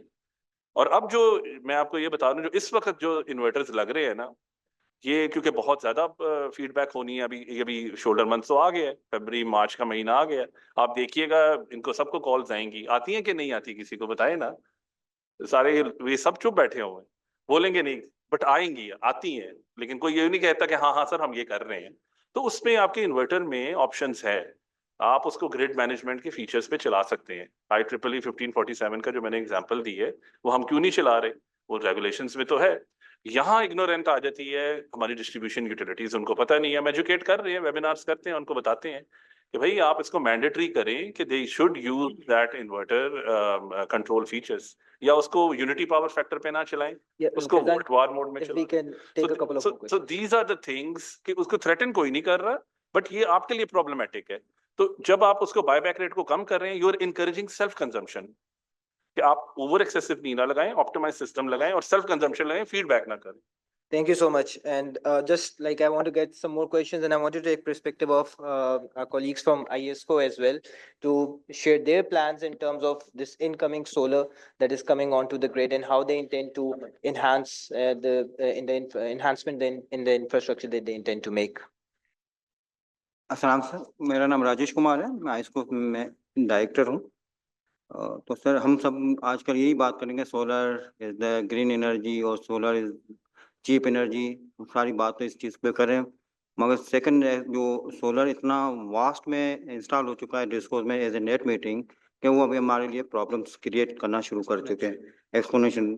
अभी रिसेंटली हमारी जो लीस्ट पीक गई है वो 800 मेगावाट पे गई है 3 दिसंबर 2024 को, जबकि हमारे पास इंस्टॉल नेट मीटिंग है 500 मेगावाट। मतलब अगर ऑफ पीक में हम जाएंगे ये तकरीबन 75% से अबव है। और इसका जो फैजान साहब ने पहले ही डिस्कस कर चुके हैं कि ये सिर्फ आपके जो है रिएक्टिव एक्टिव एनर्जी, जो है रिएक्टिव एनर्जी वो हमारे ग्रिड से ले रहा है और रिएक्टिव एक्टिव एक्टिव एनर्जी को तो जनरेट करता है। और फिर वो उन्होंने वोल्टेज भी इस तरफ सेट किए होते हैं, मोस्टली वो एक्सपोर्ट कर रहे होते हैं। इसकी वजह से जो पावर क्वालिटी या उसके जो प्रॉब्लम्स आ रहे हैं उसको कोई एड्रेस नहीं कर रहा। दूसरी बात है, जो भी रेगुलेशन नेट मीटिंग में बनाए गए हैं वो भी अब उसको रिव्यू करने की ज़रूरत है, क्योंकि वो जिस तरह नेपरा या जो रेगुलेशन है वो कह रहे हैं कोई कैप नहीं लगी हुई उसमें कि कितनी परसेंट जो है नेट मीटिंग या सोलर के इंजेक्शन होने चाहिए सिस्टम के साथ, keeping in with the stability of the system, power quality of the system. और डिस्ट्रीब्यूशन नेटवर्क इतना स्ट्रांग नहीं है, एडुकेट इनफ स्ट्रांग नहीं है। और दूसरे ट्रांसफार्मर की डिज़ाइन इस तरह की हो गई है कि 3rd हार्मोनिक 4 हार्मोनिक को वो कैटर नहीं कर सकते टेक्निकल चीज़ों के ऊपर। वो सारी चीज़ों को कंसीडर करनी चाहिए। और इस जो नेट मीटिंग का जो मेन कॉन्सेप्ट जो था वो था कि चीप एनर्जी मिले, मगर अब हो ये रहा है कि जो पुअर पर्सन है वो सब्सिडाइज क्रॉस सब्सिडाइज कर रहा है अमीर बंदों, एलिट जो जिसके पास पैसा है वो नेट मीटिंग लगा रहा है, और जिसके पास पैसा नहीं है वो गेट के एनर्जी पे है। अब वो क्रॉस सब्सिडाइज कर रहा है एलिट फोर्स को, एलिट कंज्यूमर को। हमें इस फोरम में अगर आप नेपरा के बंदे भी बैठे हैं, उनको चाहिए कि रेगुलेशन को रिव्यू कर, खास करके नेट मीटिंग है जिसमें लिखा हुआ है कि 1.5 टाइम आप सेंक्शन वोट आप नेट मीटिंग लगा सकते हैं। तो ये सारी चीज़ें क्वालिटी, पावर क्वालिटीज, स्टेबिलिटी का आगे जाके जिस तरह ये एवरेज हमारे पास 3000 एप्लीकेशन आती है हर महीने में नेट मीटिंग की, तो वो एक दिन आएगा कि जो पीक डिमांड से भी ज़्यादा आपकी नेट मीटिंग हो जाएगी, जो बाद में स्टेबिलिटी के ज़्यादा इश्यूज होंगे और एनपीसी से एसओ को बहुत ज़्यादा प्रॉब्लम क्रिएट करेंगे उसके लिए स्टेबिलिटी के इशू लिए। तो मैं तो इस फॉर्म से ये कहना चाहूँगा कि कुछ रेगुलेशन और पॉलिसीज को रिव्यू की जाए। Right, right. Thank you so much. And we'll take just one quick last question if anyone has from the audience. Ji, just one last quick question. We can keep it short if that would जी be जी great. जरूर। Thank मैं you. Actually I just want, मैं कुछ add ये करना चाह रहा हूँ कि इश्यूज हर जगह पे आते हैं। पॉइंट ये है कि उसकी एक सिस्टमेटिक अप्रोच होनी चाहिए। उसके लिए सबसे पहले विजिबिलिटी हमें चाहिए, विजिबिलिटी ग्रास रूट लेवल पे, ठीक है। फिर उसका डाटा रिकॉर्डिंग होनी चाहिए कि क्या इश्यूज आ रहे हैं, फिर पॉसिबल सॉल्यूशंस होने चाहिए, फिर उसकी ब्रेनस्टॉर्मिंग और फिर टेस्ट केस बनने चाहिए। अगर आप ऐसे एज अ होल, जैसे फैजान भी बोल रहे थे और वो आयस्को की बोल रहे थे कि आप चीज़ों को पिन पॉइंट करें कि ऐसा हो गया ऐसा हो गया, जब तक हम उसको क्वांटिफाई नहीं करेंगे ग्रास रूट लेवल पे, हम सोल्यूशन डाटा ड्रिवन नहीं कर सकते। वो मे बी एक इमोशनल ड्रिवन डिसीजन हो सकते हैं। मुझे pain being a PSA side, हमारी इंडस्ट्री की पेन डिफरेंट हैं। फैजान जो रिप्रेजेंट कर रहे हैं उनकी डिफरेंट पर्सपेक्टिव है, आयस्को डिफरेंट है। We need to come on the same page और it can only be done through data. आप इसको काइंडली गैदर करें, फिर we can take a decision. Thank you. Thank you so much, sir. And I think you concluded it really well the way I wanted to, that it's all about the visibility. Gigi, please, sir. Ek.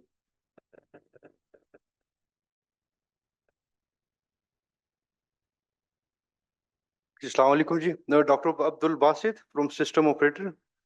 Okay, so regarding the solarization, we are not having much of the problem during summer season. क्योंकि summers में जिस time solar आता है तो load भी आपके पास increase होता है on the side, but during the winter season specially in December the solar is actually feeding into the grid, and unfortunately the energy mix that we have, hydro भी नहीं होता, तो हमारे पास जो डिपेंडेंट जनरेशंस हैं they are actually coal and nuclear, so they have a like really ramp rates, they are much slower. Now during this December and January, what we have seen कि आपके पास जो during the day off peak आपके पास 8-9 हजार megawatt पे आ जाता है. And then from 2 to 4 p.m. आपके पास 1,000 more in an hour megawatt is adding to the system. So it's like 2,500 to 3,000 megawatt is adding to the system, and our generating units do not have actually those flexibility. So either I have to make those RLNG plants, which are expensive, I have to operate them at a minimum level, और जिस time मुझे solar मेरे साथ system से जा रहा होता है इनहेरेंटली उस टाइम लोड भी वैसे इंक्रीज कर रहा है. सो load is increasing, solar is going out, and that means that now I have to rely on the units which have a good ramp rates. Up coal or nuclear, they are not have a good ramp rates, so I have to go with RLNG. Yes, within the shoulder months I do have a hydro, so I can cope with the ramp rates with the hydro.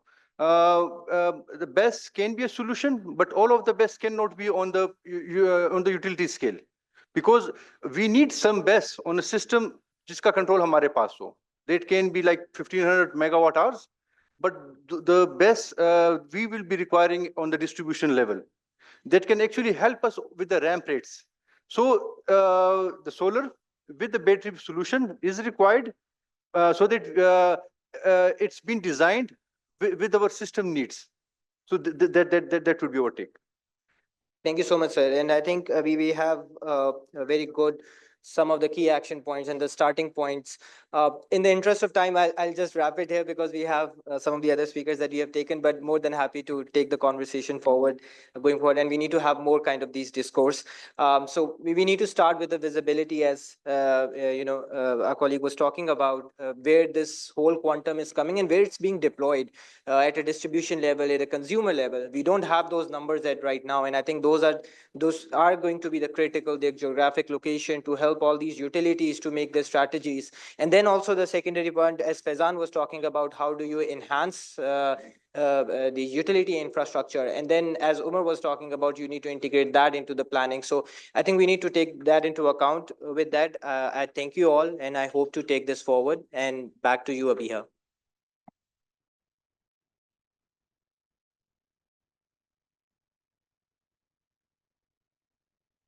Thank you for the enlightening discussion. And now I would like to invite Dr. Fayaz Chaudhry, Chairman NTDC, to deliver our keynote address on vision for a future grid in Pakistan. Please come to the stage. Thank you. I think I'm better off here. We traveled from Lahore. I don't know, I'm fine. Thank you for the invitation. So I have been listening to various, viewpoints, and they are all valid. So then I say, कि आज पता लगा. Well, this is the question. Didn't we know it, 5 or 10 years ago, what is going to happen? So where lies the issue? The issue is our institutions have become weak. And either we made them weak. So that's where the problem starts. When the institutions are weak, then technology is emerging. Many new challenges are written on the wall. So that preparation, that homework is missing. So how to especially do that homework? So it means that if the institutions are strong, so some visionary thought will be there. So they will foresee what will happen. Accordingly, they will start preparing. In our case, as I've been, everyone else is also noticing, I think, the same thing, that we have become reactive. We have not, as a nation, we do not operate proactively.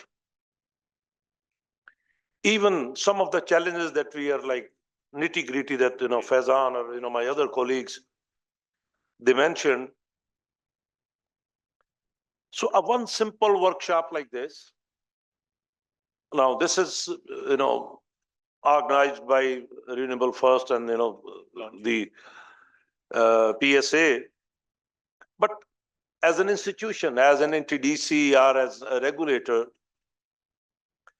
whatever we did, regulation maybe 10 years, the overall the technology has progressed, so much, but we are sleeping on our regulations. So we are not adopting. Everybody knows that if you start supplying reverse power, there will be challenges on protection and system operation. Why did we even allow in the first place?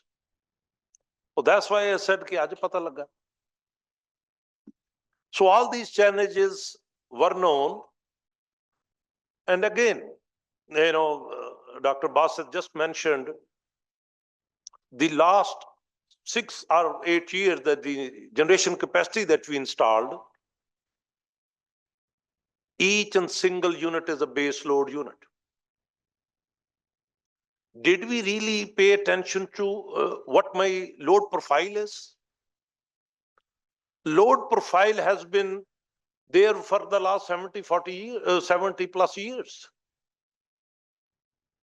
Again, I will reiterate कि आज पता लगा. So load profile was known, and we failed to supply a solution as a country to meet that profile. Now we are seeing, because my unit is not ramping rate is not good, or because of this or because of that, my voltages swells. Everywhere else. Oh, yaar ko nakali maar lo akal na. Everywhere else, people put limits. You look at Saudi Arabia, everybody, Bangladesh, you name it, they put limits. At the grid level, you cannot install more than less than 9% in Saudi Arabia. In Canada, I remember they said 30%. Feeder, whatever flow was, you cannot produce more than 30%. And at the grid level, they put a limit of 60%, and accordingly, they said then we need to change protections. And even at the distribution level, they said we need to install regulators, and those costs were put on the solar producers. So we did not understand the technology, and we did not bother. The suppliers were improving their technology, because this is their product, they need to improve every time. They need to reduce their cost. But at the buying level, or at the grid level, even at the distribution level, because now the customer manual says, connect kar de. Their hands are kind of tied. So incompetence overall, that has played a major role. But then when you're incompetent, you do not understand the business, but then somebody else will control you. So in our, bachelor or, master's or PhD, wherever, whatever, studies that you do, the common terminology that came out, observability.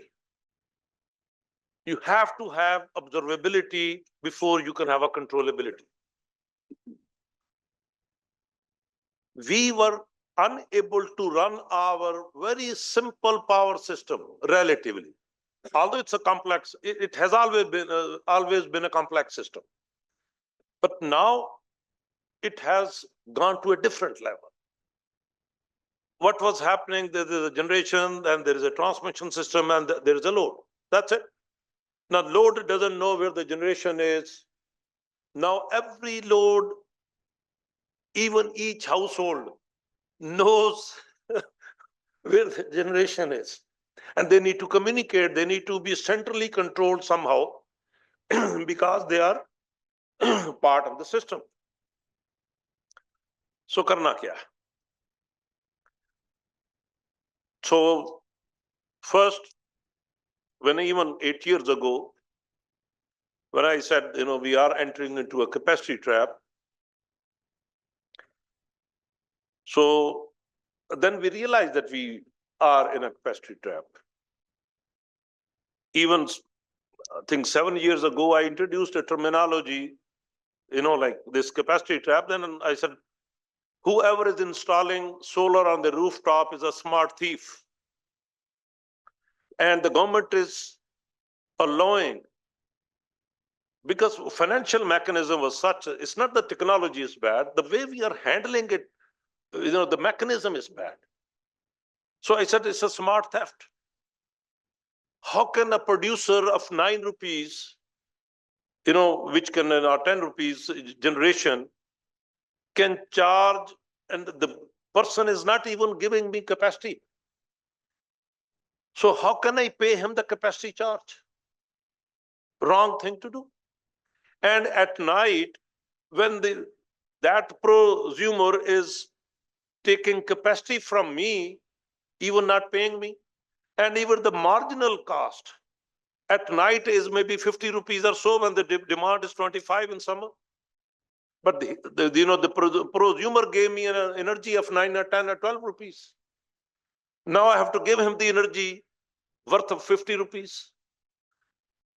And now for the units the prosumer has consumed itself, the capacity charge he did not pay. So it's everywhere. I saw it wrong. पता नहीं साडे regulator ने कदों जागना. So this is not me, to me, this was not a news. Anyway, so institutional capacity building, workshops of this kind, and now, NTDC is tasked for the, integrated system plan. This is a very first, we have not been doing it. Integrated system plan, then the next level is integrated resource plan, then you talk about integrated energy plan, but then you talk about integrated economic plan. So as far as the solar is concerned, how many of us is thinking, we built these power plants, coal power plants maybe yesterday. Can we close them down? Is there any mechanism that we can use climate foundation money from somewhere? So we promised to them, okay, so we are going to reduce that many emissions and we will close them, but give us money because I owe something. Now I've installed. Let's make up a case. And in a replacement, I'll install, let's say, solar with battery storage and all that. It's overall green solution. First, you pay me for this reducing my emissions, but then you pay me for installing these green solutions. So as a country, can't we do that? Means, where are, what institution should do? The challenges that we are talking about, the operational challenge. Our demand, because I spoke about demand profile, where we failed to recognize. For 14 years, we have the data, it's right on the even EPRA website. 14 years, we did not grow more than 1.5%. 14 years of winter data tells me that we did not grow more than 1.5% as either peak or energy. And our population grew more than 2%. So it means we did not even match with our population growth. So what sort of Turkey are we doing? So the fixes and our peak demand due to our, Umar mentioned about energy efficiency, because we have been building wrong houses for all along. For the last 40 years, our houses, earlier our generation, they used passive means. Since the people like me at my age, when we came into the business, because the last 40 years, basically my age group was in the business. So our age group is to be blamed. That we adopted the new technology of Thandi machine, means air conditioning, and we did not even bother what this going to bring. The challenges are going to be bigger and bigger. So my summer peak goes to 31,000 megawatt. The utilization in 8 months of that capacity is about 20%. So what sort of business am I doing? So that's where we need to install solar or whatever energy, relatively cheaper energy is available, which should not give me operational challenges, and also it should stay affordable. That's the basic principle. And we failed almost on every front as a country. So the way we are having this workshop today, educate ourselves, keep on educating with the technology. I like to know more about the technology, especially at a feeder level, as we said, bottom-up approach. Understand the demand profile, reduce our peak demand on a daily basis. Let's adopt, energy efficient housing, because that's the only thing which it is giving me is peak demand is increasing, and it will increase my challenge. It will not decrease my challenge. Everything will be enhanced.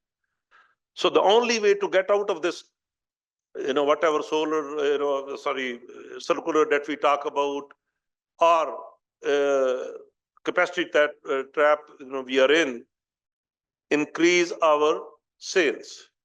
And the only way is industrialization. So let's do some ease of doing business. Think for the bigger stuff. This stuff, कोई दुनिया में बेशुतर बेमुहार काम नहीं होते. But that's exactly what we have done. We did not put any cap on anything. Even in 94 policy, I used to translate in Punjabi. कि ਜਿਹੜੀ ਲਾਣੀ ਜਿੱਥੇ ਲਾਣੀ ਲਾ ਦੋ ਜਨਰੇਸ਼ਨ ਵਾਪਡਾ ਨੂੰ ਕਨੈਕਟ ਕਰੇਗਾ ਜਿਹੜੀ ਮਰਜ਼ੀ ਟੈਕਨੋਲੋਜੀ ਲੈ ਆਓ I don't care ਔਰ ਜਿੰਨੀ ਮਰਜ਼ੀ ਲਾ ਲਓ. This was the 94 policy, that's how I translate. So we chose all furnace oil plants. Even in, let's say, K2, K3, we did not even learn. A load center is, your, how much percentage?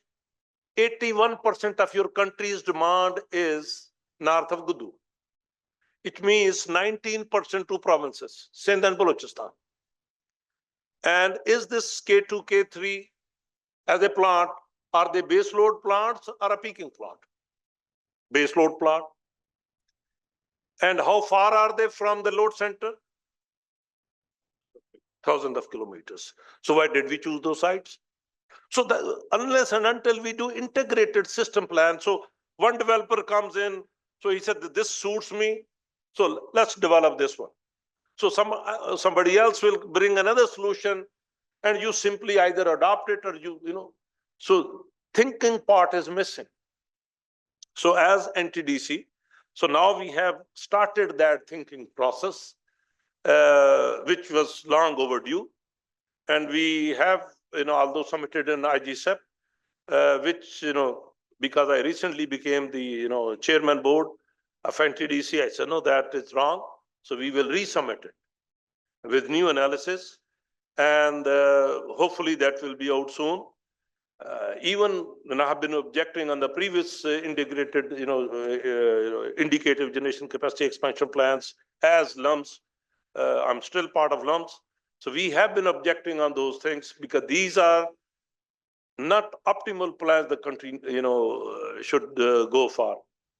So in reality, I'll again thank the organizers for having this dialogue, very enlightened discussions. So we should, maybe, have some small groups, technology part, whoever is planning at our end.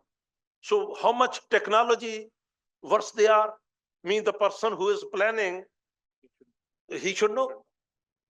So, and you are, because the technology has gone so cheap, it has become affordable even in ordinary household. But like few years ago, this was not the case. But still, I encourage the developers and the manufacturers to educate our, naturally it's our duty. We need to build our capacity as well as whatever technology that you are shooting for. What the new things are coming up. Keep us abreast with those technology, and that's all I have to say. And I'm open for any question that you may have. So thank you. There are regulatory issues we have to fix. We have to fix. We need to educate ourselves. We need to do better homework. We need to strengthen our institutions so that we do not goof up. And then at the end, again, one punching line that I always try to do. I should not be saying this for a couple of years if I stay alive. I should not be saying this. Thank you, Jim.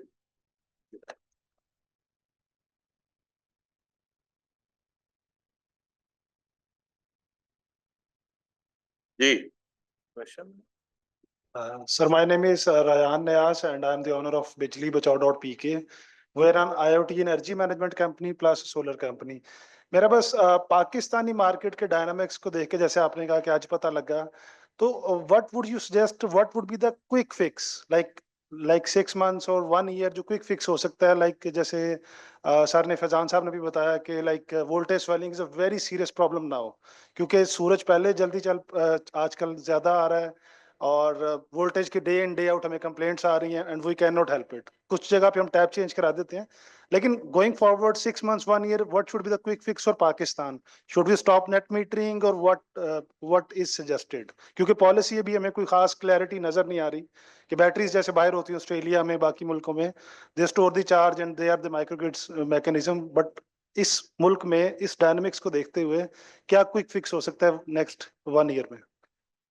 First thing is to change, उसकी जो pace है थोड़ा slow कर दे और technological solutions are available. Regulation change करें, जो जिसका हक है, सही हक है, वो दिया जाए.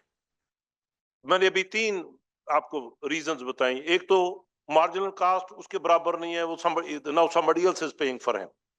वो अपनी कैपेसिटी चार्ज नहीं ले सकता, वो ना दिया जाए. फिर वो जो कैपेसिटी पेमेंट मुझे दे नहीं रहा ग्रिड को, नाउ ये 3 एस्पेक्ट है. सो वो जो नेट मीटरिंग जो इस वक्त की रेगुलेशन है वो 3 तरह से ग्रिड को और दूसरे कंज्यूमर्स को इफेक्ट कर रहा है. That's why I said it 7 years ago. We are making people smart thief. So पहला फिक्स तो वही रेगुलेशन का प्राइस सिग्नल दिया जाए. दूसरा जो टेक्नोलॉजिकल जैसे सॉल्यूशंस हैं उनको अब इंटरनेट के जरिए कहीं से भी वो जो फीडर का जो कंट्रोल है, जिनको भी वो दिया जाए कनेक्शन, उनका वो पासवर्ड या व्हाटएवर, क्योंकि कर्टेलमेंट बहुत इशू है. तभी आपको फीडर लेवल पे what you do, you limit that power injection some percentage so that I don't have to deal with it. Beyond certain आपको वो सेंट्रली कंट्रोल करना पड़ता है क्योंकि वो ग्रिड का हिस्सा है. सो वो मैकेनिज्म हमें चाहिए कि हमें जो IoT वाला जो काम है, आपकी काफी नौकरियां उसमें आ जाएंगी. ठीक है. So you help us out on that account. ये तो इमीडिएट टेक्नोलॉजी के रेगुलेटरी और टेक्नोलॉजी वाला जो काम है वो इमीडिएट काम करने की जरूरत है। जी जी, अब फैजान भी ऐड करें। इसमें मैं थोड़ा सा ऐड कर दूं। एक इसमें ये बहुत इंपॉर्टेंट फैक्टर है देखने वाला कि if we limit the buyback rate, जैसे सर भी कह रहे थे, ये एक तो एक स्ट्रेट फॉरवर्ड सोल्यूशन है ना, बट अगर मैं लिमिट कर देता हूँ इसको, फॉर एग्जांपल 27 से 8 रुपीस पे ले आता हूँ, तो डोंट यू थिंक कि जो इस वक्त हमारे मैकेनिज्म्स हैं, डिस्ट्रीब्यूशन कंपनीज के पास नो मॉनिटरिंग मैकेनिज्म है, तो it will encourage the consumer to install 3 times more solar, right? It will obviously, अभी भी अनऑथराइज्ड पैनल की इंस्टॉलेशंस हो रही हैं, तो क्या कहीं मैं ये लिमिटेशन इसको कम करने से इनकरेज तो नहीं करूंगा कि वो 3 times और ज्यादा लगा ले, क्योंकि मैं 3 times कम कर रहा हूँ उसकी बायबैक रेट को। तो इस तरह की चीजें हमें देखना चाहिए। अगर मैं उसको फॉर एग्जांपल, एक और इसका सोल्यूशन ऑल्टरनेटिव क्या हो सकता है, बिकॉज हम इस पे काम कर रहे हैं, तो we thinking of different types of solutions. For example, अगर मैं उसको कहता हूँ कि आप अपनी इन्वर्टर्स को ड्यूरिंग एक स्पेसिफिक रेडिएशन लेवल्स पे आप उसको उसको वोल्ट वार मोड में ले जाएं, तो उसकी होगा ये कि वो वोल्टेज को सेंस करके, क्योंकि वो फीडबैक ज्यादा कर रहा है, वो एक्टिव पावर अपनी कर्टेल कर लेगा, लेकिन रिएक्टिव पावर सप्लाई करेगा। तो मैं उसको रिएक्टिव पावर कंपनसेशन पे, जो कि अभी हम रिएक्टिव पावर पे किसी किस्म का कोई इंसेंटिवाइज नहीं कर रहे, तो हम ये कर सकते हैं। तो वो ऑटोमेटिकली अपनी एक्टिव पावर लिमिट कर देगा, और फिर इवेंचुअली होगा ये कि वो फीडबैक नहीं होगा और आपके वोल्टेज और इस तरह के इश्यूज मिनिमाइज हो जाएंगे। हैविंग सेड दैट, हम डेटा सेंटर्स रखवा रहे हैं डिस्ट्रीब्यूशन कंपनीज में, ऑलरेडी हमने फिजिबिलिटीज पे काम किया हुआ है, लेस्को में, मैपको में।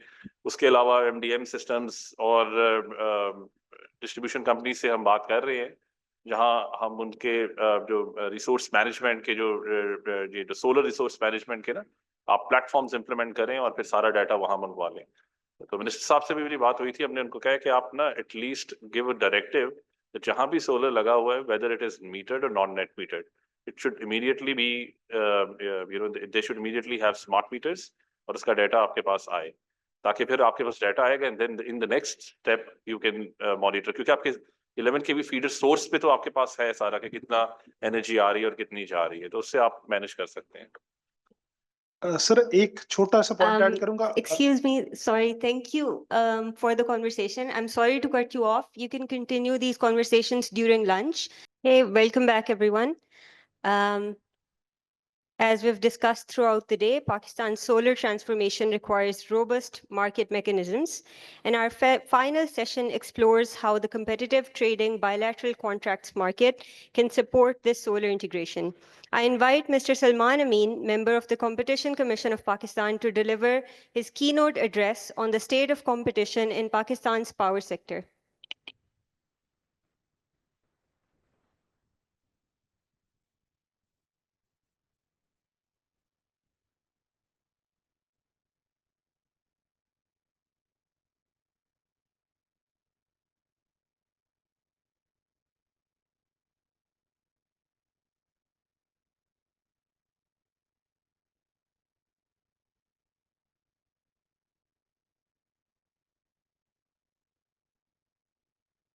Bismillahirrahmanirrahim. Assalamu alaikum and a very good afternoon to everyone. I think the toughest session is after the lunch. And unfortunately, CCP has been given this session. So I'll try to make sure that as precise I could make it, I'll make it. And as crisp I could make it, I will try to make it. So I was just discussing with the organizers. So first, I would like to thank Renewable First and PSA for organizing this event and for inviting us. For us, this is, I would say, a sequence of what we had a session on competitive market from our perspective. Our perspective and your perspective are not different. We are also talking about having a competitive environment, and you are also talking about the benefits of how this is going to benefit the the economy, the consumers, and the sector. So when you have got common energies, when you have got common goals, then you try to work together as well. So the reason we are here for this session is because we think we need as stakeholders to work together, and not only the sector regulator, the overall competition regulator is also here just to give you the commitment that we want CTBCM to be materialize and realize without further delay. So we have a small presentation. Next, please. Just to give you an idea what CCP is, this is a quasi-judicial regulatory body, and it was established as an autonomous statutory body. Earlier, it was monopoly control, but without getting into the details, the relevant act is now Competition Act 2010, and it has got primarily three objectives. One is to promote the competition, then is to prevent anti-competitive practices, and to protect the consumers. So please, next. Okay, this is just a small video just to give you a very precise of what the CCP is all about and what we do and what is our objective to work as a regulator. Ji, kindly, if you could play it.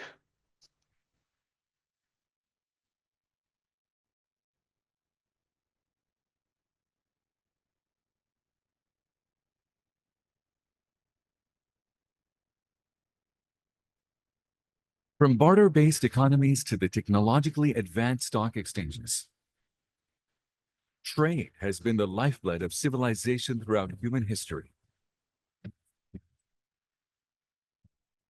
The market serves as the cornerstone of the modern economy. It provides a platform where buyers and sellers meet for exchange. It distributes wealth. It redistributes resources for the most efficient firms. It provides a platform for price discovery and liquidity. In a free market economy, prices of goods and services are determined by the forces of supply and demand. In the heart of every thriving economy lies the spirit of competition. It sparks innovation, fuels progress, and empowers the consumers. And in this competitive landscape, fairness is the key. At the Competition Commission of Pakistan, we are dedicated to ensure that fair competition exists, because when businesses compete fairly, everyone wins. The CCP protects the consumers from anti-competitive practices, such as abuse of dominance, collusive behavior, and deceptive marketing. It also reviews mergers and acquisitions and grants exemptions under the Competition Act 2010. Join us in supporting fair competition towards a more inclusive and progressive economy for a prosperous Pakistan. Competition Commission of Pakistan, creating a level playing field. So Competition Commission creating a level playing field for everyone. So this is what we have been talking about when we put our weight as regulator behind CTBCM. This is the reason. This is what our acts is.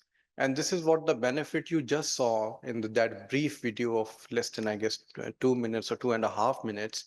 This encompasses entire benefit, what the economy will benefit, what the consumer will benefit, what the sector will benefit, and how it is beneficial overall, bringing the efficiency in the relevant market. Relevant market is a legal term, but keeping it aside for a moment, in the power sector. Okay, ji. Next, please. These are the pillars of our act, which have been briefly discussed. The first one is Section 3, which talks about abuse of dominant position. So the first benefit when you have the competition is that you are able to deter any abuse of dominant position. Then number 2 is prohibited agreements and exemptions. So when you are talking about this section, we have to prohibit certain agreements which are anti-competitive or which are in a nature, again relating to Section 3, which are abusive in a nature, where they can cause the problem in the sector, or they could have an anti-competitive or abusive in a sense that they could impact the consumers, the economy, the segment, the commercial activity in the negative way. Then is the deceptive marketing. Well, deceptive marketing was not very relevant earlier in this sector, but now, when FPR is looking into a big scam of how the solar panels were used, so, and what sort of advertisements are being made for rooftop solar solution, all these things. So, deceptive marketing is also becoming important for us when we are dealing with the claims which are being made. For example, you can earn money from solar panels, or, return a 15% per annum growth income when it comes to solar panels. So all these are I would say, absolute claims without any substance. So they fall under the category of deceptive marketing, which is also prohibited under Section 10 of our Act. Then is merger acquisitions. Right now, we don't see any major merger acquisitions going on. But when the privatization will come into effect, hopefully, then all these matters would again be considered by the competition, that how that acquisition after privatization is going to impact the power sector and the sector dynamics. So again, we would be considering advocacy and research. This is the reason we are over here. Our team has prepared a research report, and they have already conducted a session with the stakeholders, and this is sort of segment 2 of it, why we are here. Next, please. These were the 4 reports which we have published in 2024. One was about the power sector, which was published in November. Then one was in LNG sector. The third was about the insurance sector, and then in road construction sector. We are here for the serial number 1. Next, please. These were the main contents of our research report. That was the methodology, the development in this power sector, what is the current state of affairs, what are the regulatory reforms in other countries. I think Pakistan, Balocha was here, I think he has already covered. Then is the role of SOEs in power sector, because SOE at certain cases have got natural monopoly. Then the regulatory framework and the CTBCM model itself, and what are the barriers to the competition, which we have assessed in our research report, and there are certain recommendations which we have made therein. Next, please. CTBCM is not something which was invented by Competition Commission. This was something which was already mentioned at the time the WAPDA strategic plan was made. Early 90s, if you recall, the purpose was to create a competitive market, and creation of NEPRA was part of it. NEPRA was part of having an overall competitive market. Then the ECC of Cabinet approved a development plan for competitive power market in 2015. In 2019-20, there was certain decisions taken by NEPRA, sector regulator. In 2022, major milestones were achieved. I guess they have been covered in the earlier session, so I'm not getting into the details. And lastly, I guess the hearings were held in 2023 and 2024 with regards to materializing and realization of CTBCM. Next, please. This is what we have been discussing. So far, the power sector is under a single buyer model. And NEPRA has made a slight amendment by saying that it is now single buyer plus model. And when they say plus model, they say, when they were giving feedback to our report, they mentioned that, okay, this is overall a single buyer model, but the discos are allowed that they can buy the bulk power consumer, BPC can buy the electricity. So it is not exactly a single buyer model, but it is a single plus buyer model. So I leave this definition to the regulator and to people. But right now, when it comes to the bilateral trading, that is very fraction. So in real terms, we are still in the single buyer model. And then in the competitive wholesale market model, this is something which has been recommended, where there are multiple producers and multiple buyers.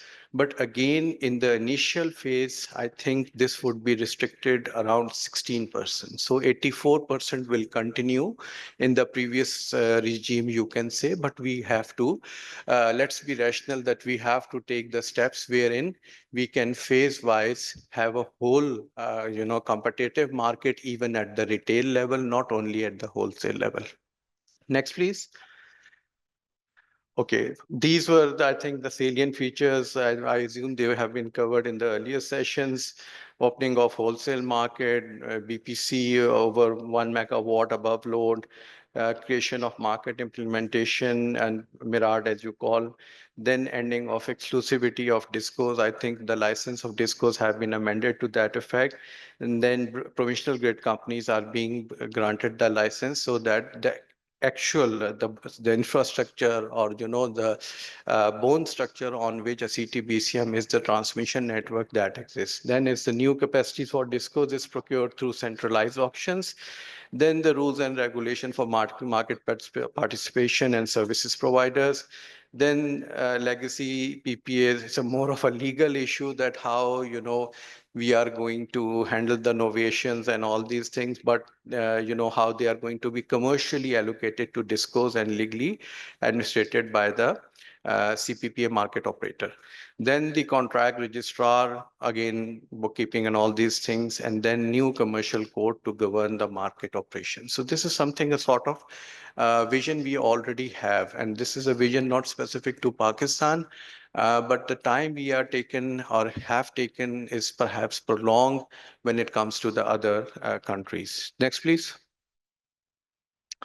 Okay, Ji, why we are saying, why CCP is saying? First is that electricity at competitive rate. Why? Because what we have learned is that at a competitive electricity market will lead to more efficient resource allocation, increased innovation, better service quality, and stakeholder adoption for cleaner, more cost-effective technologies. Common sense. No need to tell. We have done it in all other sectors. These were the byproducts or outcome of having a competitive market. Then the private investment, what we have recently observed in case of K Electric is that they auction and the results were very good. The good thing was that when you have a transparent competitive process, it strengthens the aim of having CTBCM, which induces investment in a competitive environment. So when you are competitive, when you have got transparency, you get the investors' confidence and outcome is good for the sector, for the consumers, for the economy. Then overall, the economic agenda of the government is talking about the privatization as well. So initial success of CTBCM will pave the path toward privatization of ex-WAPDA discos by giving them a future vision for carrying out their capacity power procurement to benefit the consumer as well. So when you are talking about privatization, you have to have a competitive environment for them so that they are very clear that they would be having a competitive environment post privatization. And then it can allow the surplus capacity to be made effectively, plan a foreseeable future to be available for private bulk consumer, thereby improving power planning. So other part of privatization, one is the privatization of the discos, and then how the private sector can play the role in the economy in the sector. This is something which we have covered it. And lastly, the higher share of renewables, because one of the organizers for this event is talking about, they are the flag bearers of renewable energy. So we expect that under a competitive model, market forces will itself pave the way for cheaper technology, justifying their place in the CTBCM, what we call sustainability. I think under this UN Sustainable Development Goals and other growth agendas and the financing which have been recently approved by World Bank and Asian Development Bank for Pakistan, they are all talking about sustainability and induction of renewable energy. So all these factors are contributing from competition perspective and in multi-dimensional, multi-pronged perspective as well. So they are benefit much beyond a simple CTBCM by definition. Next, please. So what have been the benefits? Our research, when we were conducting our research, we looked into the other countries. We looked into UK, US, Australia, New Zealand. Look at the timelines. New Zealand, well, it's a small country, we can say it, but they were doing it 1980s, and other economies were doing in 90s, you can say. And when we were establishing NAPRA, when we were having corporate entities of discos, we were thinking at the same time. But, it has, like I would say, more than 30 years, we have not been able to make the progress the way we should have. But the timeline was more or less the same when globally the other developing countries or developed countries were doing it. Their model was full privatization and market liberalization, partial privatization, deregulation, full privatization, market liberalization. Again, repetition of that you are privatizing, you don't want state monopolies over there, and other is market liberalization, what we call competition. So the benefit of this, second column linking with the third column, what were the initiatives and what were the models and what was the aim of the model? And then moving along to the last column, more or less common, that they were able to vertically unbundle GTD, generation, transmission, and distribution, and then introduction of competition, wholesale and retail market, again privatization. United States, competitive wholesale market. They went into, in the first phase, they went into retail as well. And then they were the one who were establishing the ISOs, what the framework is, what should be their license and all these things. And obviously transmission grids to support a competitive model. Australia, again, national market facilitating the wholesale, privatizing retail competition. New Zealand, unbundling, establishment of a competitive wholesale, privatization. So much of similarities. And again, taking a pause, are these not our vision? Was not this the vision when early 1992, when the World Bank reform project was approved? Were not these the visions? These were the visions. When WAPDA was being unbundled, we were unbundling the generation, transmission, and distribution. When we, in 1990s, when we were talking about having a competitive environment, we were talking about that we have to privatize these discos and even generation companies as well, because we wanted private sector, we don't want state monopolies, and we want the competitive forces to be playing their role in this market, which was lacking somehow. Next, please. So we covered other countries as well, Latin, Brazil, India, neighboring, Germany, Mexico, again, market liberalization, privatization. Without going into the detail, you can see the common features which were common for Pakistan as well, but it's not in that list, unfortunately. Next, please. So what were the common, when we were doing the research, we were saying what were the common outcomes based on international experiences of regulatory reforms. So again, increase efficiency, improve service quality, reliability, technological aspect as well, innovation as well, more investment towards increased generation capacity, then emergence of multiple suppliers offering diverse product, diverse, retail models, just like we have cellular packages by these mobile companies. So they were offering different products. And then enhanced customer choice or consumer choice, then significant investment, again, renewable energy, why we are here today. Then retail competition increase with multiple retailers. Role of independent regulatory bodies to ensure fair competition. And I would say this was lessened because of competitive market.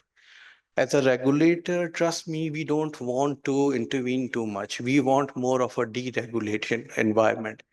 And when you have a competitive model, the regulatory intervention reduces and ease of doing business increases. Then increased private investment, I've already spoken about it. Then the multiple regional distributors and competitive pricing in the wholesale market. None of these need any explanation. You know the benefits. Next, please. Okay, when we published this report, we also engaged the stakeholders. And we had a very comprehensive engagement with all the stakeholders. Next, please. So few of you were not there, but we'll make sure that you are there. So we have a small video for you. Kindly, Ji.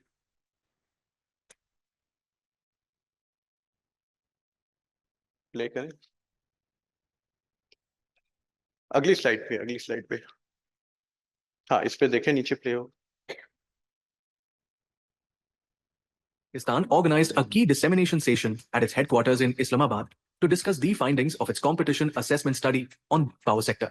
The session led by CCP members Mr. Saeed Ahmed Nawaz, Mr. Salman Amin, and Ms. Bushra Naz Malik focused on presenting actionable recommendations for enhancing competition in Pakistan's power sector. The session was specifically designed to elaborate on the regulatory framework, market structure, and barriers to competition while offering strategic recommendations to promote a more competitive environment in the power sector. A highlight of the session was an in-depth explanation of the competitive trading bilateral contract market, CTBCM, a game-changing model that allows power generation and distribution companies to enter direct contracts for electricity sales. Senior officials from various organizations, including NEPRA, the Ministry of Energy and Power Distribution Companies, joined the discussion. Mr. Saeed Ahmed Nawaz, member CCP, emphasized how state monopolies in the power sector have led to inefficiencies, lack of transparency, and accountability. He highlighted the importance of competition in driving consumer choices and reducing reliance on government control. Ms. Kishwar Khan, Director General, presented key findings and recommendations from the study. The session saw active engagement from stakeholders with valuable feedback that will shape the future of Pakistan's energy market. The Competition Commission of Pakistan is committed to creating a fair, efficient, and competitive marketplace, benefiting both consumers and businesses. Okay, this was just a 2.5 minute briefing that we are continuously and actively engaged with the stakeholder. We have a role when it comes to the competition aspect, and we are working with the sector regulators when it comes to having a CTBCM. So this was just a small session which we have tried to cover in 2.5 minutes, but the session was more interactive and it lasted more than we had anticipated. So the interest was there, the stakeholders were there, and a few of you who were not there, our team is here. Please mark yourself registered in, because we might be having a second session of it, and we would like to have wider participation and more representation. So kindly, we have a team over there. You can meet Ms. Sara and Mr. Saad, and they would be registering you and give your visiting cards. You would be given extended the invitation for our next session. Next, please. Okay, what were the recommendations? Recommendations were, we don't have to reinvent the wheel. We are just relying what the law says, what your law says. Your laws means sector law says. NAPRA Act, it's talking about the provisional grid companies, market operator license, system operator license, electric power trade. So what CCP is saying is already there in the sector regulators law. So we are just capitalizing on that law. Then what does the electricity policy 2021 said? The efficient and liquid power market design as approved by the regulator will contribute for attaining the policy goals. Just to highlight that if you have to attain the policy goals, then you need to have a CTBCM.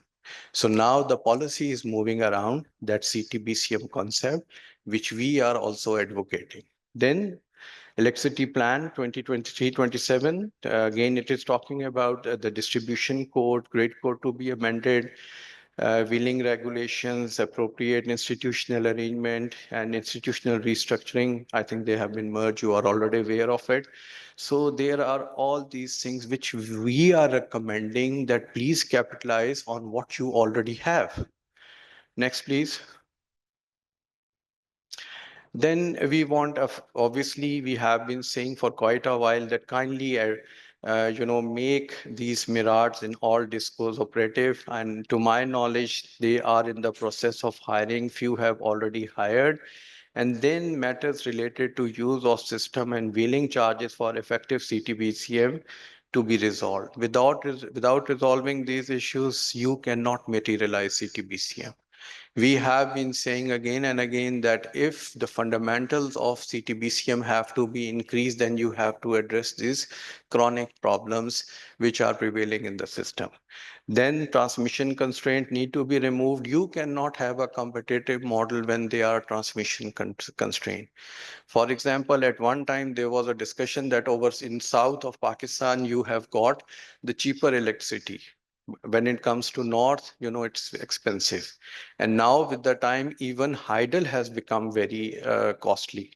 So there was, proposition that how to address this. So you have to have very clear, not only the transmission network there at high voltage level, at national grid level, 500 kV and above level, and also at 132 kV level. Because without addressing those issues, the transmission system itself and the cost of wheeling charges, you cannot have a successful CTBCM model.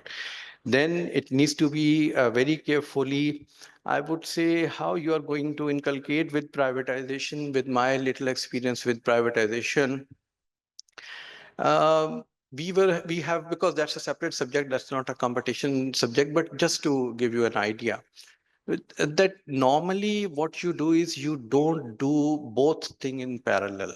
You don't try to have the privatization as well as CTBCM implementation simultaneously, because when you have a moving goalpost and there are so much of uncertainties, the investors don't have the clear vision what actually the market will turn out. Number one.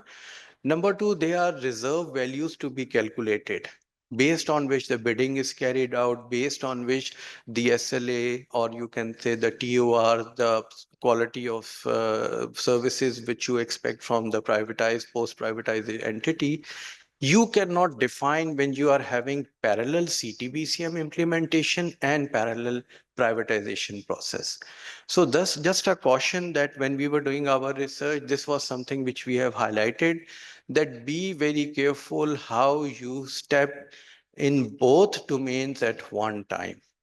Maybe you privatize and then have the CTBCM, or you are already late with CTBCM, kindly do the CTBCM first. So this is something which these sessions, when you all are under one roof, we expect to hear from you as well as regulators. Regulators would like to hear from you, what are you thinking and what are your views on these things. And then is the uniform tariff regime. This debate has been going on for so long that you want CTBCM, but again, there would be uniform tariff. Then what's the benefit of this tariff to the consumers and to the better performing discos? So these are, the questions. I won't say catch-22 situation. This is not unique to Pakistan. These matters have been addressed in all the countries, and they have been able to address, then why can't we address it? Next, please. So just to conclude my slide, that we are working very effectively, and this is what we have been doing in other sectors. Just a brief 1.5 minute, what we have been doing in other sectors and why we are pushing ourselves in this sector as well. Kindly ji play kijega.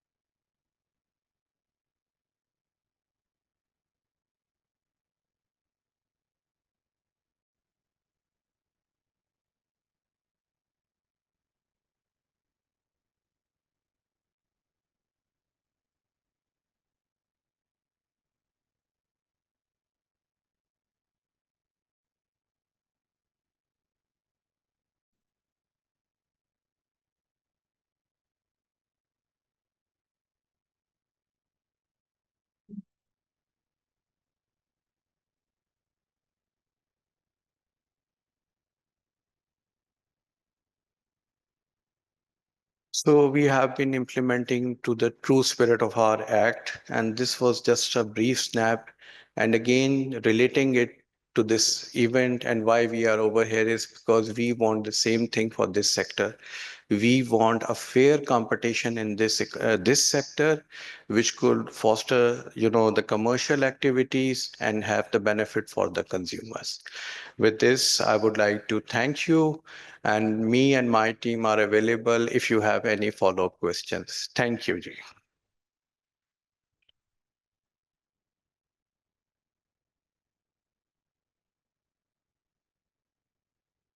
We appreciate your insights, Mr. Salman. And now moving on to our last panel session of the day. I'd like to invite Mr. Amar Kasim from Renewables First to facilitate the next conversation on addressing solar integration challenges through CTBCM. Amar, off to you. Thank you.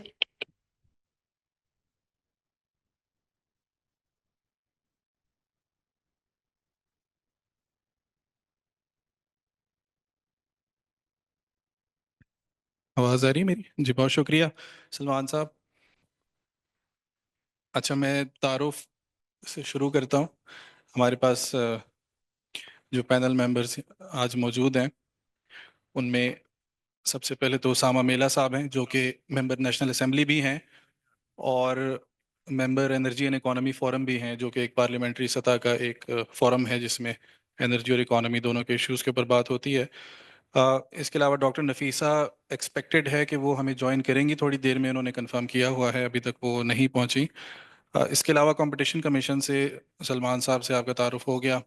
हमारे पास समी आफरीदी साहब मौजूद हैं, जिन्होंने miss कीश्वर के साथ जिस report के ऊपर अभी बात सलमान साहब कर रहे थे, कंपटीशन कमीशन की 2024 में एक रिपोर्ट आई है जिसमें उन्होंने पावर सेक्टर के अंदर कंपटीशन की जो हालत है उसके ऊपर एक एनालिसिस किया है, और उन्होंने ग्लोबली भी ये देखा है कि पावर सेक्टर के अंदर जब कंपटीशन बढ़ा है, जिन मुल्कों ने अपनी मार्केट्स को लिबरलाइज किया है, तो उसके क्या इफेक्ट्स क्या हुए हैं, उसके ऊपर अभी हम इनसे सवालात भी पूछेंगे। तो समी आफरीदी साहब हैं और कंपटीशन कमीशन से हमारे पास सायरा इसरार मौजूद हैं। इसके अलावा हमारे पास जुबैर जुबैर उबैद साहब हैं, फ़हीम अशरफ हैं और सोबिया निसार हैं। जुबैर साहब जो हैं, इन तीनों का ताल्लुक जो है इंडस्ट्री से, तो हमारे पास एक बैलेंस्ड किस्म का पैनल जो है मौजूद है। एक तरफ हमारे पास 3 लोग हैं जो इंडस्ट्री से हैं, अ, 2 लोग हैं जो कि 3 लोग हैं जो गवर्नमेंट को रिप्रेजेंट कर रहे हैं, जिनमें से 2 जो हैं वो कंपटीशन कमीशन से हैं और एक जो है वो पार्लियामेंट पार्लियामेंट से हैं। तो हमारे पास यानी ग्राउंड लेवल से लेके, ग्राउंड लेवल जो इंडस्ट्रियलिस्ट है, जो कि बिजनेसमैन है, वहाँ से लेके पार्लियामेंट्री सतह तक जो डिसीजन मेकर्स हैं उनकी रिप्रेजेंटेशन इस पैनल में शामिल है। और जो इशू हम डिस्कस करना चाह रहे हैं, सलमान साहब ने उसकी शुरुआत तो कर दी, मैं थोड़ा सा पस मंज़र रखना चाहता हूँ ताकि हमें अ, जो सादा बात है उसका उसका अंदाज़ा हो सके, क्योंकि बहुत सारी बातें जो है ना वो अल्फाज अल्फाज के अंदर उलझा कर अल्फाज में इधर ले जाई जा सकती हैं, उधर ले जाई जा सकती हैं। उसके ऊपर यकीन करें, आप सब लोग पावर सेक्टर से कहीं ना कहीं ताल्लुक़ रखते हैं, ये बात आपको भी पता है कि अगर अल्फाज में बातों को उलझा दिया जाए तो बात कहीं भी ले जाई जा सकती है, फिर वो इधर भी जाती है उधर भी जाती है। इसलिए बेहतर होता है कुछ मौक़ों पे कि सादा बात की जाए। सादा बात जो सलमान साहब ने भी की है वो ये है कि पाकिस्तान के पावर सेक्टर का जो इस वक्त सबसे बड़ा मसला नज़र आ रहा है वो ये कि वहाँ पे कंपटीशन नहीं है, वहाँ पे एक मोनोपोली कायम है ग्रिड के अंदर। और ये मोनोपोली जो है वो 90s के अंदर इसको इसको तोड़ने की जो शुरुआत थी वो कर दी गई थी। 90s के अंदर ये प्रपोज किया गया था कि एक competitive मार्केट ग्रिड के अंदर इंट्रोड्यूस करवाई जाए, और 90s के बाद 30 साल गुजर गए और अभी तक हम अपने ग्रिड को कंपटीशन के लिए ओपन नहीं कर सके। तो ये सादा मसला जो है ये सलमान साहब ने रखा, और इसका सादा हल भी यही है कि हम कंपटीशन को ग्रिड में लेकर आएँ। आज का पैनल जो है वो इस बारे में है कि वो ये काम कैसे हो सकता है, क्योंकि इस पैनल में मेरा नहीं ख्याल हम इस इशू के ऊपर बहस छेड़ना चाहते हैं कि हमें कंपटीशन चाहिए ही नहीं। अगर मैं कोई ये स्कोप से हमारे बाहर है कि हमें कंपटीशन नहीं चाहिए, हमारी हमारी बात शुरू यहाँ से होती है कि हमें कंपटीशन चाहिए। इसमें मेरा नहीं ख्याल कोई इख्तिलाफ इतनी बुनियादी बात के ऊपर हो सकता है। तो एक दो बातें मैं मजीद बैकग्राउंड में रखूं ताकि हमें अंदाजा हो कि हम किस मोड़ पे खड़े हैं। जो आज की कॉन्फ्रेंस है वो ये, उसमें बुनियादी जो नुक्ता हाईलाइट किया गया है वो ये है कि 16 गीगावाट सोलर पैनल पाकिस्तान में इंपोर्ट किया गया, और ये पिछले साल की बात है। इस साल मजीद 5 गीगावाट और अभी तक इंपोर्ट हो चुका है। इसका मतलब है 20 गीगावाट का सोलर पैनल पाकिस्तान में पड़ा है, या वो लग चुका है या वो पड़ा हुआ है। अब इसका अंदाज़ा करें कि 20 गीगावाट कितनी बड़ी मिकदार होती है कि पाकिस्तान की जो कुल कैपेसिटी है पावर प्लांट्स की, पावर जनरेशन की, वो 40 गीगावाट के करीब है। और ये 20 गीगावाट का सोलर पैनल पाकिस्तान में क्या लगा हुआ है या वो पड़ा हुआ है, उससे लगने जा रहा है। तो इसका इसका नतीजा क्या हो रहा है मुल्क के ऊपर? इसका नतीजा ये है कि डिमांड जो है, जो ग्रिड के अंदर डिमांड है, जो कि गवर्नमेंट या ये दूसरे आईपीपी से जो बिजली ली जाती है, वो डिमांड नीचे जा रही है, और लोग अपने सोलर पैनल्स के जरिए वहां से वो डिमांड पूरी कर रहे हैं। और ये जैसे जैसे सोलर पैनल्स, तो 20 गीगावाट जब सारा का सारा लग जाए तो आप अंदाजा करें कि जो जो नेशनल ग्रिड है उसकी उसकी क्या हालत रह जाएगी। तो ये एक बड़ा अर्जेंट मसला है जिसके ऊपर हुकूमत को बड़ी शदीद तवज्जो की जरूरत है। तो एक तरफ तो नंबर एक तो ये बात हो गई कि पाकिस्तान में 20 गीगावाट सोलर पैनल आ चुका है।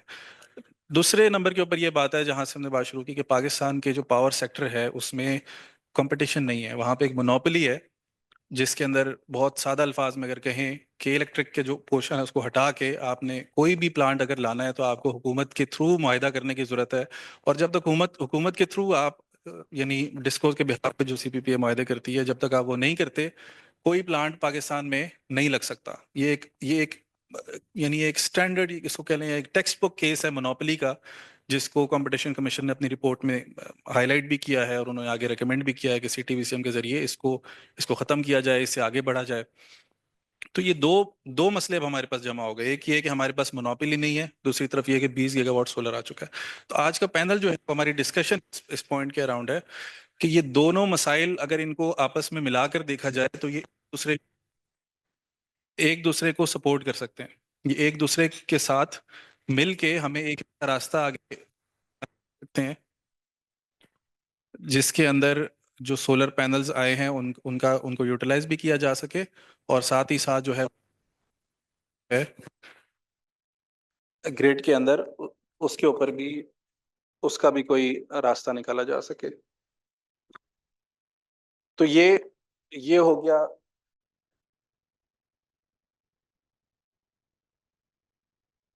तो ये तो हो गया पस मंजर। यहाँ से हम बात अपनी आगे शुरू करते हैं। तो पहले तो मैं समी आफरीदी साहब से कहूँगा और मैं रिक्वेस्ट करूँगा कि सारे पैनलिस्ट अपने रिमार्क्स थोड़े मुख्तसर रखें क्योंकि टाइम हमारा काफ़ी जो है वो हम थोड़ा डिले से भी चल रहे हैं और डिस्कशन भी थोड़ी लंबी है।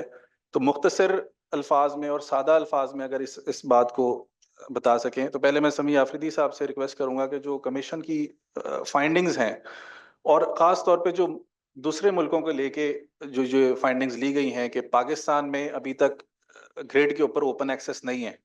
पाकिस्तान में ग्रिड के ऊपर आपने कोई भी प्लांट लगाना है तो आपको हुकूमत के साथ जाके डील करनी पड़ती है, जबकि दूसरे मुल्कों में जैसे कि समी आफरीदी साहब की टीम ने देखा 30 साल हो चुके हैं कि वहाँ पे ये मार्केट्स ऑपरेशनलाइज हो चुकी हैं, वहाँ पे कंपेटिटिव मार्केट मौजूद है। तो उसके इफेक्ट्स क्या हुए हैं, इसके ऊपर अगर अफरीदी साहब आप हमें बताएं थोड़ा। थैंक यू वेरी मच अमार। वैसे तो सर ने काफ़ी डिटेल प्रेजेंटेशन दी थी अभी थोड़ी देर पहले इसके ऊपर, हमारी जो रिपोर्ट थी उसके ऊपर भी।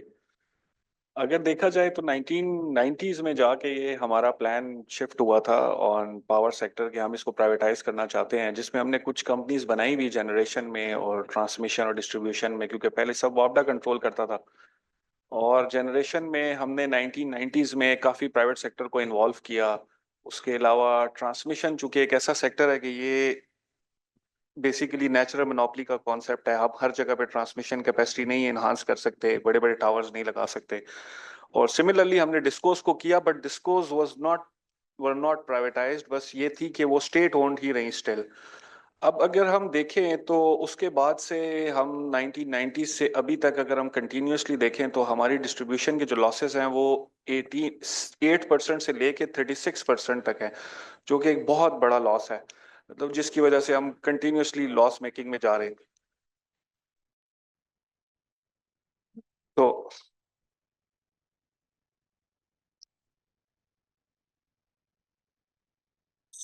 जो हमने रिपोर्ट में देखा कि बेसिकली जो मार्केट है वो बिल्कुल मोनोपोलिस्टिक मार्केट स्ट्रक्चर है। इस पूरी जो पावर सेक्टर है, इसमें अगर आप देखें तो ओनली सीपीपीए है जो कि परचेजर भी है और सेलर भी है इलेक्ट्रिसिटी का, और कोई भी नहीं है इस सेक्टर में।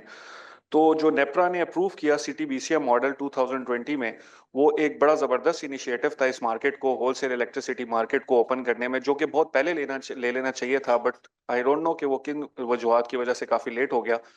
उसमें यह है कि हमने इनेबल किया 1 मेगावाट और अबव को कि वो आपस में एक बायर और कंज्यूमर जो है वो आपस में एक कोई भी एग्रीमेंट कर सकते हैं और थ्रू डिस्कोस और ट्रांसमिशन वो इलेक्ट्रिसिटी को ले सकते हैं।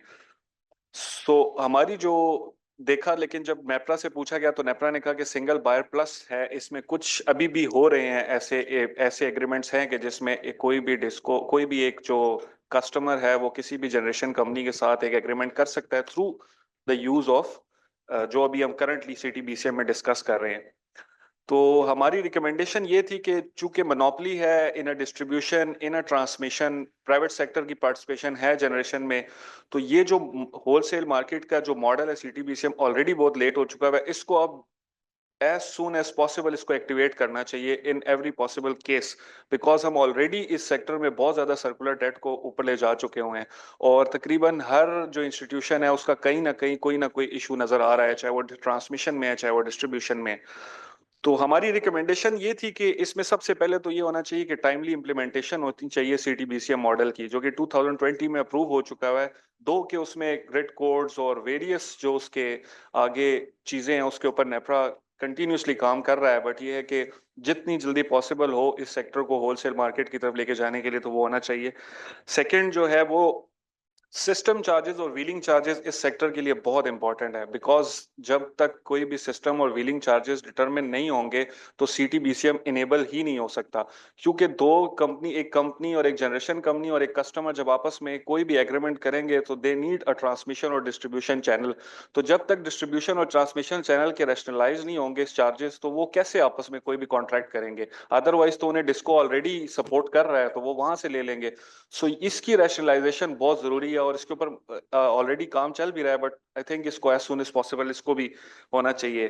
थर्ड काम जो है जो बेसिकली अभी रिसेंटली और पिछले 2-3 सालों में हुआ है कि जो प्रोविंशियल ग्रिड कंपनीज हैं उनको लाइसेंस दे दी गए हैं, जिसमें पंजाब और सिंध और केपीके है, कि हम जो जितने भी प्रोविंसेस हैं वो अपने लिए भी एक ट्रांसमिशन नेटवर्क बना लें, क्योंकि हमारा जो ट्रांसमिशन अभी एनटीडीसी जो संभाल रहा है उसके ऊपर काफी प्रेशर है, जिसकी वजह से भी हमारा सम टाइम जो है वो सिस्टम चोक होना शुरू हो जाता है।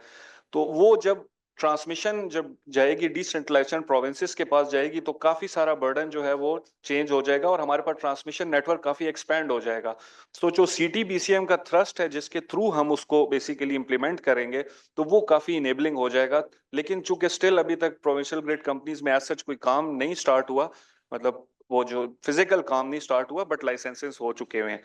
और इसके अलावा जो हमारी ट्रांसमिशन लाइन पॉलिसी है 2015 की, उसमें भी हमने जो बूट मॉडल ट्रांसमिशन में अनाउंस किया था कि हम बूट मॉडल के थ्रू प्राइवेट सेक्टर को इन्हांस करें। तो उसके थ्रू जो प्राइवेट सेक्टर है, जो बड़ा इन्वेस्टर है, अगर वो आना चाहता है तो हम उसको as soon as possible licensing दें, जिसमें 2-3 कंपनियां आई थिंक उनको लाइसेंस मिला भी है और उन्होंने अपने जो है वो एक लाहौर टू मटियारी है और एक और जो फातिमा एनर्जी आई थिंक उन्होंने भी कोई उसके ऊपर काम किया है। तो इसके थ्रू फिर हम इस सेक्टर को थोड़ा कंपेटिटिव जो एनेबलिंग एनवायरनमेंट है सीटीबीसीएम का, वो ये चीजें करने के बाद ही हो सकता है, अदरवाइज सीटीबीसीएम उस तरह इम्प्लीमेंट नहीं हो पाएगा। So that's all. ठीक है। अच्छा, छोटा सा एक फॉलो अप ये है कि बाकी मुल्कों में जो आपने ये देखा है, बाकी मुल्कों में जब आपने देखा कि वहाँ पे competitive मार्केट को लॉन्च किया गया 90s में 2000s में, अगर आप मुख्तसर ये बताएं कि क्या उससे ओवरऑल उनकी बिजली की सूरत हाल बेहतर हुई है या उल्टी डायरेक्शन में गई है? अगर देखा जाए तो तकरीबन ओवरऑल वर्ल्ड में ही ये मॉडल कंपैरेटिवली सक्सेसफुल रहा है। हम ये नहीं कह सकते कि वो 100% ही सक्सेसफुल रहा, but 70 to 80% most of the countries जो है वो उनको सक्सेसफुली इसको कर पाए हैं। अगर हम जितने डेवलप कंट्रीज हैं उनकी एग्जांपल ले लें और सो कॉल्ड डेवलपिंग की भी अगर हम ले लें, उसमें नेबरिंग कंट्रीज भी हैं हमारे या उसके अलावा जो डेवलपिंग कंट्रीज है, मोस्ट ऑफ द कंट्रीज में ये मतलब इसका जो इम्प्लीमेंटेशन है वो काफी अच्छी रही है और उनके पावर सेक्टर के इश्यूज रिजॉल्व हुए हैं। दो कि चूंकि सेक्टर काफी कॉम्प्लेक्स वेब ऑफ सीरीज का वो है तो इसमें थोड़ा टाइम लगता है, फुल नहीं हो सकता स्टिल, बट एटलीस्ट अगर हम 60 to 70% भी चले जाएं तो दैट्स काफी ठीक उसके लिए अच्छा होगा सर। ठीक है। तो यहाँ पे अच्छा, यूज ऑफ सिस्टम चार्ज का जो इशू है उसके ऊपर मैं थोड़ी देर में आता हूँ, उसके ऊपर बाद में बात करते हैं। पहले हम ये बात करें कि सीटीबीसीएम के ऊपर अभी तक क्या पेशरफ्त हुई है और वो कहाँ पे खड़ा है। यूज सिस्टम चार्ज एक खास इशू है, उसके ऊपर आते हैं। और दूसरा ये भी कि मैं जो मेंबर्स नेशनल असेंबली हमारे साथ मौजूद है उनसे भी मैं आखिर में रिमार्क्स इसलिए लेना चाहूँगा ताकि थोड़ा सा जो है ना वो बातचीत हमारी आगे बढ़े, तो उनको भी आइडिया हो कि किस किस किस्म के जो है ना इश्यूज और किस तरह की राय जो है वो मुख्तलिफ लोग दे रहे हैं। और यहाँ पे एक भुट्टो साहब हमारे साथ मौजूद हैं, नेपरा से हैं। इनसे मैं थोड़ा मुश्किल किस्म का सवाल आपसे करना चाहूँगा। वो ये कि सलमान साहब ने अभी कंपटीशन कमीशन जो है वो भी गवर्नमेंट का इदारा है, नेपरा जो है वो भी गवर्नमेंट का इदारा है, और कंपटीशन कमीशन भी रेगुलेटर है, वो कंपटीशन को रेगुलेट करता है। नेपरा जो है वो पावर सेक्टर के अंदर पावर सेक्टर को रेगुलेट करता है। तो ये रेगुलेटर वर्सेस रेगुलेटर एक केस यहाँ पे बन रहा है कि एक रेगुलेटर हमें ये बता रहा है कि कंपटीशन पाकिस्तान की पावर सेक्टर के अंदर कंपटीशन की हालत बहुत बुरी है और हमें उसके ऊपर आगे बढ़ने की ज़रूरत है। तो हम दूसरे रेगुलेटर से ये फिर पूछना चाहते हैं कि CTBCM के ऊपर अभी तक काम इतना स्लो क्यों है? और भुट्टो साहब हमें थोड़ा सा इसके ऊपर साफ जवाब चाहिए, क्योंकि मैं इसका छोटा सा बैकग्राउंड अगर इसकी जो जो हिस्ट्री है वो बताऊं कि 90s के अंदर प्रपोज किया गया कि मार्केट को कम्पिटिटिव बिजनेस के लिए ओपन किया जाए। 2015 तक जाके दरमियान में मुशर्रफ साहब का दौर आया, वो काम सारा जो है वहाँ पे बैठा रहा। उसके बाद जब वापस दोबारा सिविलियन गवर्नमेंट आई है तो फिर 2015 में जाके इसके ऊपर दोबारा से इकोनॉमिक कोऑर्डिनेशन कमेटी ने अप्रूवल दिया है कि हम CTBCM को लॉन्च करना चाहते हैं। 2019 के अंदर और 2020 के अंदर नेपरा ने जाके इसके ऊपर हाई लेवल डिटेल डिज़ाइन और हाई लेवल और डिटेल डिज़ाइन के ऊपर अप्रूवल दिया है और उसके बाद बड़ी तेज़ी से काम हो रहा था और हम बड़े उस वक्त बड़ी हमें भी खुशी होती थी कि नेपरा इतना अच्छा काम भी कर सकता है, इतनी जल्दी जल्दी भी हुकूमत के अंदर काम हो सकते हैं। तो ये काम चलते रहे, मार्केट कमर्शियल कोड बन गया जो कि पूरा पूरा मैकेनिज्म डिफाइन करता है, सारी रेगुलेशन सब कुछ वो रखता है कि किस तरह से CTBCM ऑपरेट करेगा। और इसके अलावा बहुत सारी रेगुलेशंस भी नेपरा ने पास की। उसके अलावा टेस्ट रन CPPA ने पूरा किया, उसके ऊपर बड़ी मेहनतें लगी हुकूमत के लोगों की। लेकिन 2023 में जाके हमें एक उल्टी डायरेक्शन नजर आना शुरू हुई और वो डायरेक्शन इस तरह से थी कि पहले एक हेयरिंग के ऊपर एक हेयरिंग अनाउंस होती थी कि भाई यूज ऑफ सिस्टम चार्ज पे हेयरिंग हो रही है, फिर डिस्कोर्स ने वहाँ से अपील कर दी, उसको पोस्टपोन कर दिया गया। दूसरी हेयरिंग अनाउंस हुई, उसको मिनिस्ट्री की तरफ से जो है कोई जवाब आ गया, उसको फिर पोस्टपोन कर दिया गया। उसके बाद तीसरी हेयरिंग अनाउंस हुई, उसके अंदर वो मीटिंग हुई, बैठे सब, उसके ऊपर बातचीत हुई, कोई नतीजा नहीं निकला। उसके ऊपर फैसला ये नेपरा ने किया कि हम इसके ऊपर मजीद दोबारा एक और सेटिंग करेंगे। फिर कई महीने गुजर गए। ये हर हेयरिंग के बाद कई कई महीने बीच में गुजर रहे हैं और इस सारे अरसे में मुल्क का कितने मिलियंस बिलियंस का नुकसान हो रहा है उसके ऊपर स्टडी की जाए तो वो भी देखा जा सकता है। फिर चौथी बार जो है वो हेयरिंग जो हुई उसके बाद कोई अप्रूवल नहीं आया कि अभी तक ये नहीं पता कि भाई क्या यूज ऑफ सिस्टम चार्ज के ऊपर क्या चीज़ होगी। और बाहर से, अब नेपरा में हम नहीं बैठे हुए, बाहर से हमें ऐसे लगता है कि नेपरा CTBCM को आगे लेकर नहीं जाना चाहता। तो मैं रेगुलेटर वर्सेस रेगुलेटर आपसे ये पूछना चाहता हूँ कि एक रेगुलेटर हमें कह रहे हैं कि हमें कंपटीशन की जरूरत है, हमें आगे बढ़ने की जरूरत है, तो भुट्टो साहब हम क्यों नहीं बढ़े, हम क्यों ऑपरेशनलाइज नहीं कर रहे मार्केट को?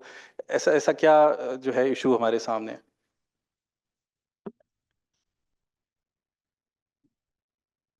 Amar, thank you very much. I think tough questions जो है ना दुनिया को इवॉल्व करते हैं और I don't fear from the tough questions. देखिए दो बातें, एक तो बहुत शुक्र है, रियली अप्रिशिएट कर रिन्यूएबल एनर्जी फर्स्ट ने जो ये इवेंट ऑर्गेनाइज किया, ये रियलाइजेशन है that pushes the limits of everyone कि डिस्कशन वहां से शुरू करना है, कंपटीशन चाहिए।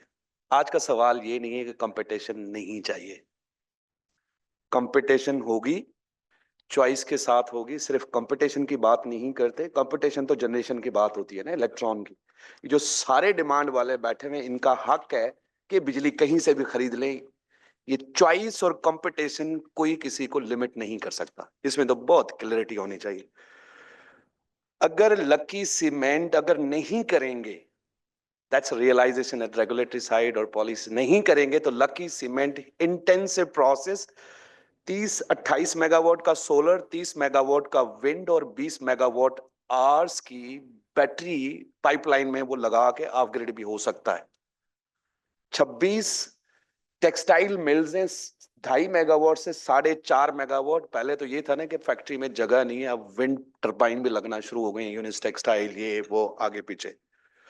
सो या तो ये वायर पोल हम ऐसे ही खड़े करके जो अपॉर्चुनिटी है हाईवे पे जो रेवेन्यू हमने अर्न करना है, that's the realisation to a policy side also and of course they can explain well. अगर मिनिस्ट्री साइड से अगर आपने किसी को बुलाया होता तो शायद वो भी इस पे वैल्यूएट करते, लेकिन मैं ज्यादातर रेगुलेटरी साइड पे आऊंगा। तो रियलाइजेशन है and use of system charge में जितनी बातें कि मैं उस पर थोड़ा सा बाद में आ जाऊंगा। पहले तो ये चीजें पॉलिसी यानी कि नेशनल इलेक्ट्रिसिटी पॉलिसी प्लान आया, पॉलिसी आई 21 में, प्लान आया 23 में, वो कंप्लीट है, कुछ नहीं रहता। रेगुलेटरी फ्रेमवर्क के बायलैटरल अगर सलमान साहब और मैं बायलैटरल ट्रेड करना चाहें तो 16 रेगुलेशंस, कोई एक रेगुलेशन नहीं रहती, वो भी बन गई। और लास्ट रेगुलेशन जो नोटिफाई हुई हमारी 23 में 2023 में हुई और फिर accordingly lot of things detail institutional framework Salman साहब ने काफी डिटेल में किया। इंस्टीट्यूशनल फ्रेमवर्क में क्या आपको मार्केट ऑपरेटर चाहिए, आपको सिस्टम ऑपरेटर चाहिए, उसको लाइसेंस जो है मार्केट ऑपरेटर को 31 मई डॉट उस डेट पे दिया जो कि तमाम डॉक्यूमेंट में 2012 में ईसीसी ने कहा कि सीटीबीसीएम की सीएमओडी करने के लिए 31 मई वाले दिन दिया। और इत्तेफाक से you can learn about that seriousness of NEPRA. उस दिन वन ऑफ द मेंबर्स की फैमिली में डेथ हुई थी एंड आई रिमेंबर उस दिन हमने करना था। I travelled personally with my legal person to the Peshawar और पिशावर में वो डिटर्मिनेशन हमने साइन करके रात में इंश्योर किया कि ये 32 साल का जो गोल है तो इसको हम वेबसाइट पे करें। एक तो ये चीज है कंट्रैक्चुअल फ्रेमवर्क की रेडीनेस और तमाम चीजें में आज कोई ऐसा डॉक्यूमेंट नहीं है जिसकी वजह से कंपटीशन कहें कि रेगुलेटरी की वजह से वो रोक रही है। यानी कि मैं कहना क्या चाह रहा हूं, कहना ये चाह रहा हूं कि मोटरवे अगर मैंने बन गया है यानी कि इस्लामाबाद से लेकर लाहौर की तरफ जाना है तो वो जो जितने भी 5 लेन मोटरवे बनना था वो has been done, that was a marathon. वो मैराथन कंप्लीट हो चुका है। कोई ऐसी चीज नहीं रहती जो कि हमने वो lengthy and tedious and then hard wired road यही था कि कंक्रीट आए, बजरी आए, रोड बने, वो रेडी है, गेट भी लग चुके हैं, सब चीजें होंगे। अब डिसाइड हमने ये करना है कि एंट्री पे 1000 रुपए का टूल रखना है, 2000 का रखना है या 3000 का रखना है। उसमें 5 कंपोनेंट है। एक है ट्रांसमिशन का चार्ज, एक है डिस्ट्रीब्यूशन का चार्ज, एक है लॉस का charge. This is regulatory decision. ये डिसीजन ऑलरेडी एनुअल रीबेसिंग जो होती है उसके अंदर हुआ है। What is left? Stranded cost and cross subsidy. Are these regulatory decisions or policy decisions? The answer is policy decision. You cannot decide as a regulator कि इसका क्या ट्रीटमेंट होता है। डिस्को कहती है कि जब मैंने कैपेसिटी लेके रखी हुई है अगर मैं फुल चार्ज करूंगा तो वो 28 रुपए कहती है। तवस्सो के साथ बात करता हूँ, हर उस मीटिंग में होता हूँ और लास्ट जुमे को हुई थी, हाई लेवल की मीटिंग हुई थी जिसमें काफी पॉलिसी साइड से लोग भी थे। दे आर सीरियसली थिंकिंग के ऐसा यूज ऑफ सिस्टम चार्ज दें जिसमें ग्रिड पे, अब तो ये थिंकिंग आ गई है कि बिजली बेचने वाला हमें अगर नहीं भी है तो हमने हाईवे खोल के ये टूल दे देना कि इस रेवेन्यू को देना है ताकि लोग ग्रिड पे रहें। तो पॉलिसी साइड डिसीजन है, इसमें सीरियस लेवल का डिस्कशन हो रहा है और मेरे ख्याल से एक फ्यू मंथ्स अवे की बात है और इसके अंदर वो चीजें होने। कंपटीशन की बात आ गई तो सेक्टर लेवल पे जैसे स्पेसिफिकली इलेक्ट्रिसिटी सेक्टर की कंपटीशन की बात हो रही है, होनी चाहिए, 100% होनी चाहिए कि जो चॉइस है जिन ममालिक ने, अगर चिल्ली ने शुरू किया 1970s और 80s से, आज 100% वहां पे कंपटीशन है तो वो 20 से 25 बिलियन डॉलर की उस मार्केट इकोनॉमी से चीजें निकाल के सोशल वेलफेयर कर रहा होता है।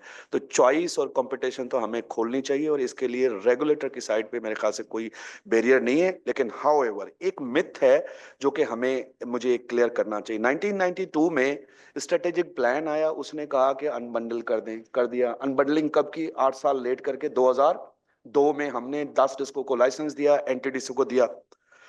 2012 में ईसीसी का फैसला हुआ कि मार्केट खोलना है और उसके बाद 15 में हमने सीपीपीए बनाया कि उसने डिजाइन लेकर आने। काय का डिजाइन कैसे लेकर आएगा जब पार्लियामेंट ने हमें एक्ट ही दिया 2018 में। वहां पे आके क्लियर हुआ कि एक वायर अलहदा होगा, सप्लाई का फंक्शन अलहदा होगा, एक सिस्टम ऑपरेटर होगा, एक मार्केट ऑपरेटर होगा।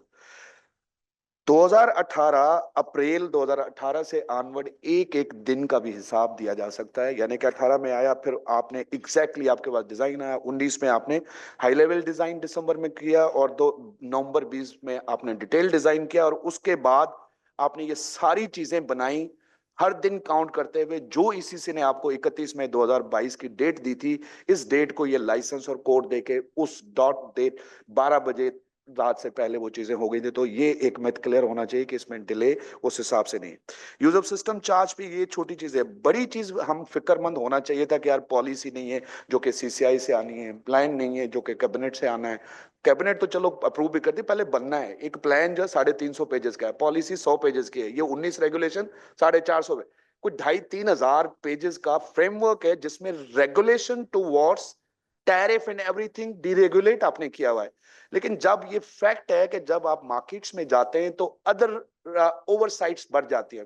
with respect to compliance, with respect to anti-competitive practices and all together. So I must congratulate everybody that everything is there. The only two component on the use of system charge, which is the policy side, जो कि मेरे ख्याल से last एक दो seminar में मैं भी रहा हूँ, तो मिनिस्टर साहब ने ऑलरेडी खुद भी ये डेट जो है मार्च अप्रैल की वो कह रहे हैं, और I am privy to these discussions internal also, वहां पे हम करें तो मेरे ख्याल से वी आर नॉट बिहाइंड। आखिरी बात, दुनिया में 8 बिलियन अवाम है, 8 बिलियन, उसमें से हम तो हैं 240 मिलियन। जो बिजली कंज्यूम करते हैं 24,000 बिलियन यूनिट की कंज्यूम करते हैं, हम कितनी करते हैं? 106 बिलियन, 100 बिलियन करते हैं। 24,000 बिलियन में से जो 53% है ना, वो पूरा मार्केट में है।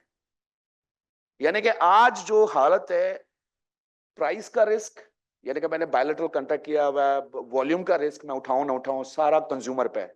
जब आप मार्केट में जाते हैं तो ये पलटा उल्टा हो जाता है, मार्केट पे रिस्क चले जाते हैं। तो ये कंज्यूमर ने जितने रिस्क हेज किए हुए हैं उस इन्वेस्टमेंट के, और उस हिसाब से ये चीजें वापस आनी चाहिए। इसमें कहीं पे भी मैंने नहीं देखा कि पॉलिसी साइड, रेगुलेटरी साइड पे कोई, सिंस आपके पास बैगेज लंबा है, उसके कंसिक्वेंस भी हैं। कंसिक्वेंस क्या है?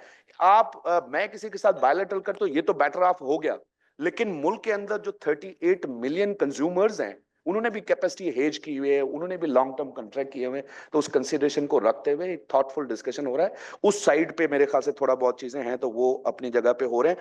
मैं बात को क्लोज करता हूं कि 53% मार्केट में है। दुनिया के तमाम पावर सेक्टर 192 कंट्रीज में देखे 13% है, वो भी कौन है? ये अफ्रीका, एशिया और गल्फ में VIU स्ट्रक्चर और ये गवर्नमेंट मोनोपोली में। तो answer is that competition in generation है, चॉइस कंज्यूमर के लिए। और ये वायर पोल की बात मत करें, इसका वजन 15% है। 2024 और 25 की जो रेवेन्यू रिक्वायरमेंट है डिस्को की 3800 बिलियन की है, उसमें से 3200 अरब तो जनरेशन की कॉस्ट है ना, मीन सप्लाई की है।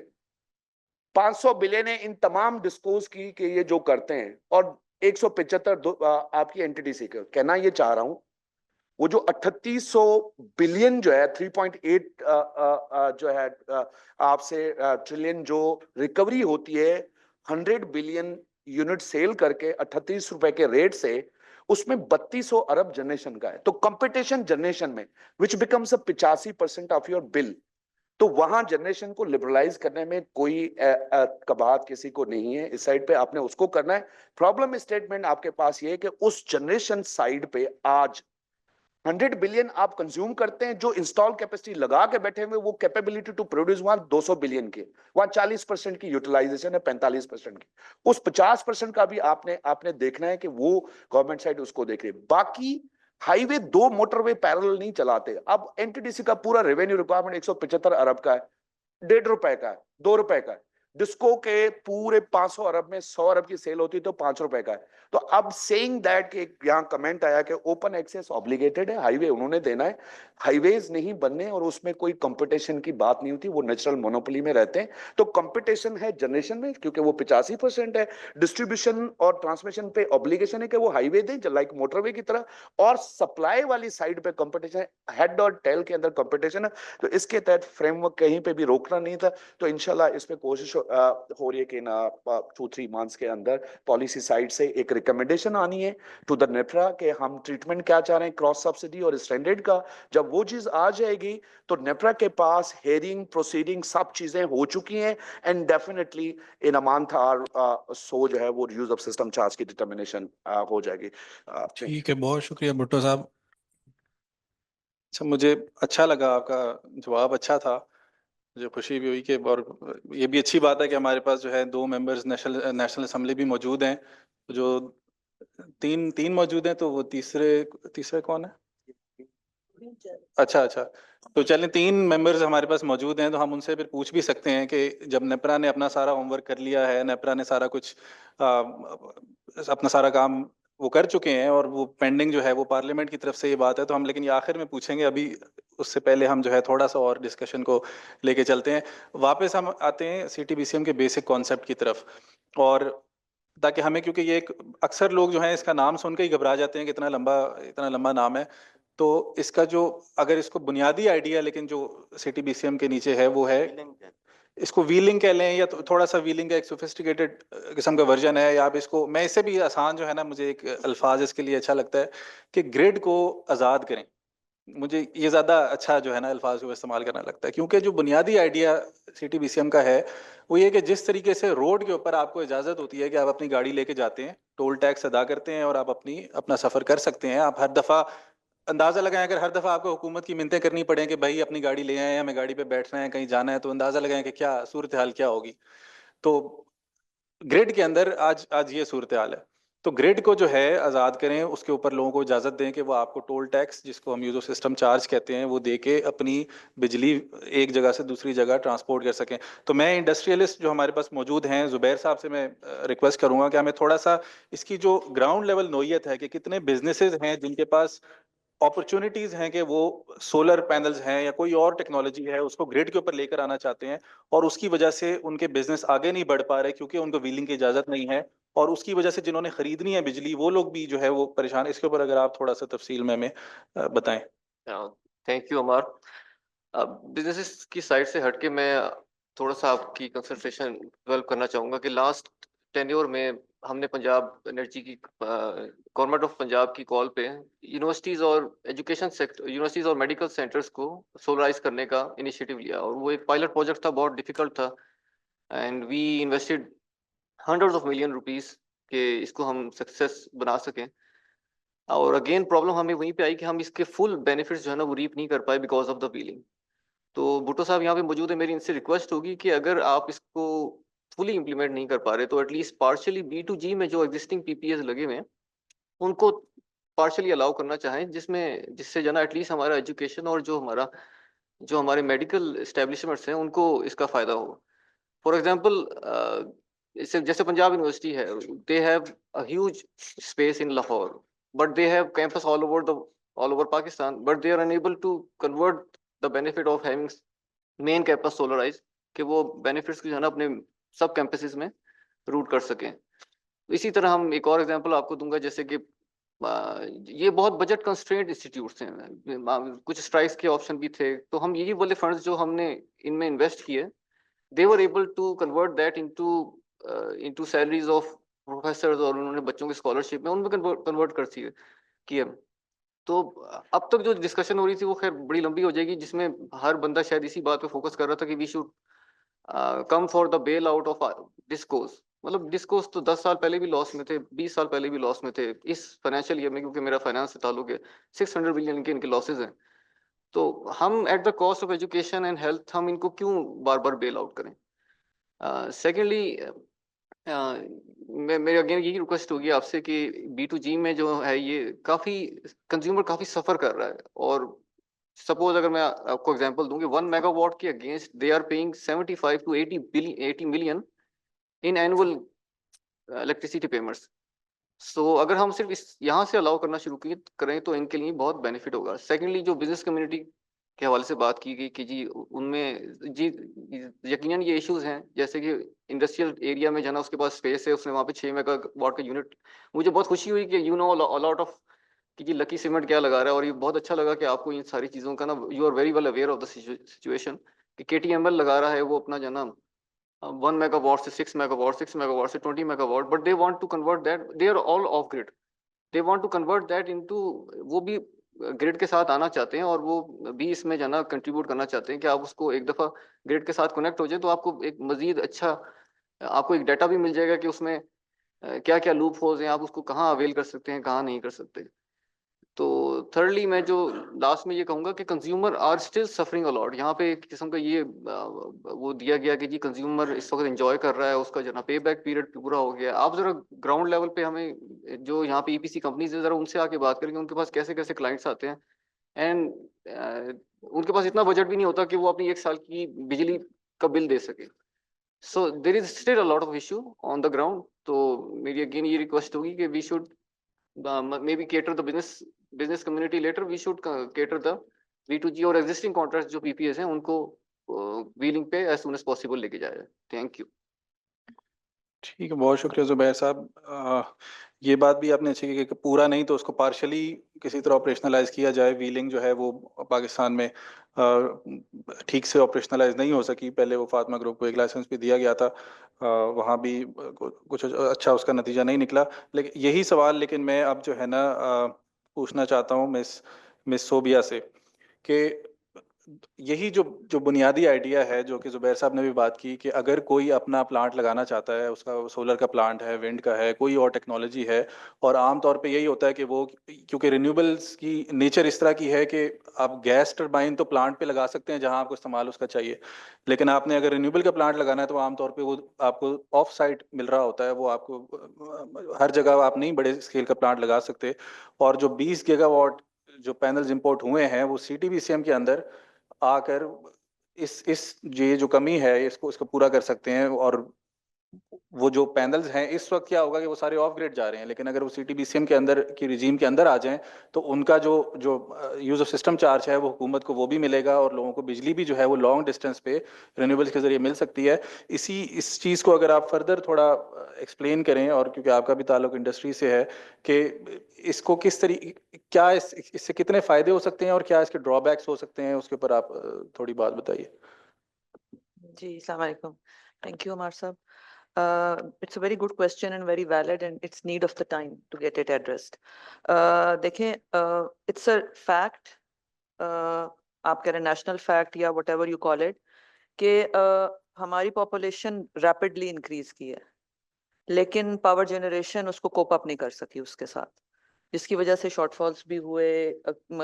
कई towns हैं वो they are still off grid. अब जाहिर है और जो इवन ग्रिड के साथ कनेक्टेड भी थे वहां पे भी लोड शेडिंग और इस तरह के जब प्रॉब्लम्स आए हैं तो डेफिनेटली कॉमन पीपल सफर्ड, जिसने इम्पैक्ट किया ना सिर्फ हमारी इंडस्ट्री को, हमारे एग्रीकल्चर को, हमारी आप कह लें बच्चों की एजुकेशन को भी। तो अब ऑल्टरनेट इसका कुछ ना कुछ सोल्यूशन तो निकालना है। इधर हमारे ग्रिड्स या हमारी जो ट्रांसमिशन लाइंस हैं इनको सिस्टम्स को अपग्रेड किया जाता, टाइमली किया जाता, और ये साथ साथ चलते तो भी ये प्रॉब्लम या तो हैंडल हो जाता तो या ये मिटिगेट हो सकता था। अच्छा, अब उसको हैंडल करने के लिए अभी ऑप्शन जो करंटली हमारे माइंड में तो यही है, we are supporters of this also, कि माइक्रो ग्रिड्स बनाए जाएं। हमारे पास पाकिस्तान में एरिया तो बहुत ज्यादा है जहाँ पे ये प्रोविजन की जा सकती है कि छोटे छोटे ग्रिड स्टेशंस लगाए जाएं, और हमारी जो हैं गवर्नमेंट की ट्रांसमिशन लाइंस और सिस्टम जो इनका है उसको यूटिलाइज करके उन एरियाज को भी मतलब आप ग्रिड में इंक्लूड कर सकते हैं जो कि विच आर लेफ्ट बिहाइंड। और कुछ एरियाज तो ऐसे हैं जहाँ पे ट्रांसमिशन लाइंस का प्रोविजन भी गवर्नमेंट के लिए एक चैलेंज है। तो अब इन सबको मिलके फैसिलिटेट किया जा सकता है, हैंडल किया जा सकता है, और रूरल इलेक्ट्रिफिकेशन को भी इस तरीके से हम कर सकते हैं, प्रमोट कर सकते हैं, जो कि ना सिर्फ हमारे एग्रीकल्चर को फैसिलिटेट करेगा बल्कि हमारी कई जो छोटी छोटी इंडस्ट्रीज हैं उनको भी ये प्रमोट करेगा। तो एक तरह से इकोनॉमी के लिए it's a big you can say support अगर इसको किया जाए तो। आप लोगों ने, क्योंकि गवर्नमेंट बीइंग पॉलिसी मेकर और रेगुलेटरी अथॉरिटी, हम हमारी आप लोगों से सजेशन और रिक्वेस्ट तो यही है कि आप इनको इंक्लूड करें। जो IPPs को आप डिस्कोर्स के साथ कोलैबोरेशन में इस तरीके से सेटअप बनाएं कि एक दूसरे को वो प्रमोट करें, एक दूसरे को स्ट्रेंथन करें। अभी एक तरह का चैलेंजिंग एनवायरनमेंट है, it is making not only each other weak but the country as well. तो इसमें एक तो ये भी प्लस पॉइंट ये भी हो जाएगा कि जितना मर्जी दूर भी कोई हो, इंडस्ट्री हो, कोई एग्रीकल्चरल लैंड हो, जब आपने एक फिक्स कर दी, एक जगह दे दी IPPs के लिए, छोटे माइक्रो ग्रिड के लिए, और ट्रांसमिशन लाइंस भी आसपास मौजूद हैं, तो फिर वो एक पूरा सिस्टम कलेक्टिवली बेनिफिशियल है हमारी इकोनॉमी के लिए भी और हमारे बिजनेसेस के लिए भी और इंडस्ट्रीज के लिए भी। तो रिक्वेस्ट तो यही है कि अगर इसकी पॉलिसी मेकिंग को स्पीड अप भी किया जाए, उसको थोड़ा सा सीरियसली लिया जाए। और ये एक चीज इसमें ये होता है कि जो ट्रांसमिशन एंड डिलीवरी कॉस्ट है वो भी जो है वो भी इसके अंदर शेयर हो जाती है। तो मेरा ख्याल है it's a win win situation for everybody. Thank you. ठीक है, बहुत शुक्रिया मिस सोबिया। अच्छा भुट्टो साहब, आपको मैं दोबारा आपको एक और मौका दूंगा, लेकिन उससे पहले एक सवाल और ले लें ताकि आप इकट्ठे ही उनके जवाब दे सकें। मिस सायरा से, जो कंपटीशन कमीशन से जिनका ताल्लुक है, मैं ये सवाल पूछना चाहता हूँ। हम यूज ऑफ सिस्टम चार्ज की तरफ आते हैं कि जो बुनियादी बहस है वो एक तरफ गवर्नमेंट ने जो अभी तक रेट दिए हैं वो कोई 28 रुपए के करीब है, और यहाँ से जो इंडस्ट्री डिमांड कर रही है वो 3-4 रुपए के करीब है। तो इसकी आपके आपके ख्याल में ये किस किस्म का जो है इसकी रैशनलाइजेशन, जो कि एक रिकमेंडेशन है कंपटीशन कमीशन की रिपोर्ट की भी, किस तरह से इसकी रैशनलाइजेशन होनी चाहिए? क्या सारे के सारे पैसे रिकवर किए जाएं कंपेटिटिव मार्केट के पार्टिसिपेंट से, या फिर उससे 3-4 रुपए के ऊपर दिया जाए, या कोई और तरीका निकाला जाए जिसके जरिए एक फेयर कंपटीशन इस्टेब्लिश हो सके और मार्केट आगे प्रोग्रेस भी कर सके?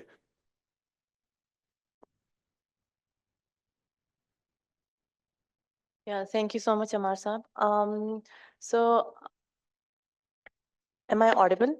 Yeah, okay. Thank you so much. I cannot stress enough how important equitable and fair जो wheeling charges या system charges हैं, इसका equitable और fair होना सब market participants के लिए, खास तौर पर जो CTBCM model है, इसके essence के it complements the essence of the CTBCM model. Number one, it ensures competition. It promotes or encourages small players, all those players जो कि hardly 1 megawatt से नज़दीक है, या फिर जो smaller consumers है 1 megawatt and above, उनको attract करने के लिए it's very important to set up a mechanism, a pricing mechanism that promotes or encourages them to participate in the market. दूसरा point ये है कि अगर charges बहुत ज़्यादा होंगे तो जो independent power producers है, and also the the large consumers, for example the industrial consumers, it'll be very difficult for them to find bilateral contracts that are viable for them, because there would be no use of having an alternative that is costly as well.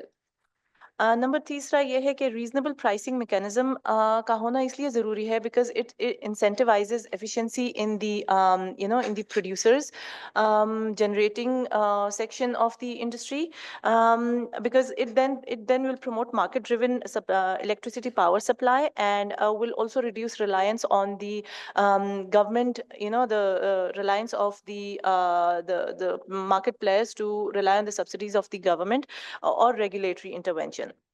So how should it be? The wheeling charges must be structured in a way that encourages or that actually prevents discrimination against the larger players, the IPPs, and the SOEs, basically the IPPs, and also the large consumers and the small market players as well. Without a fair pricing mechanism, discos, for example, the large players, they may use high charges to stifle competition. That will have a negative impact on the confidence level of the new players on the the new market mechanism, which is the CTBCM.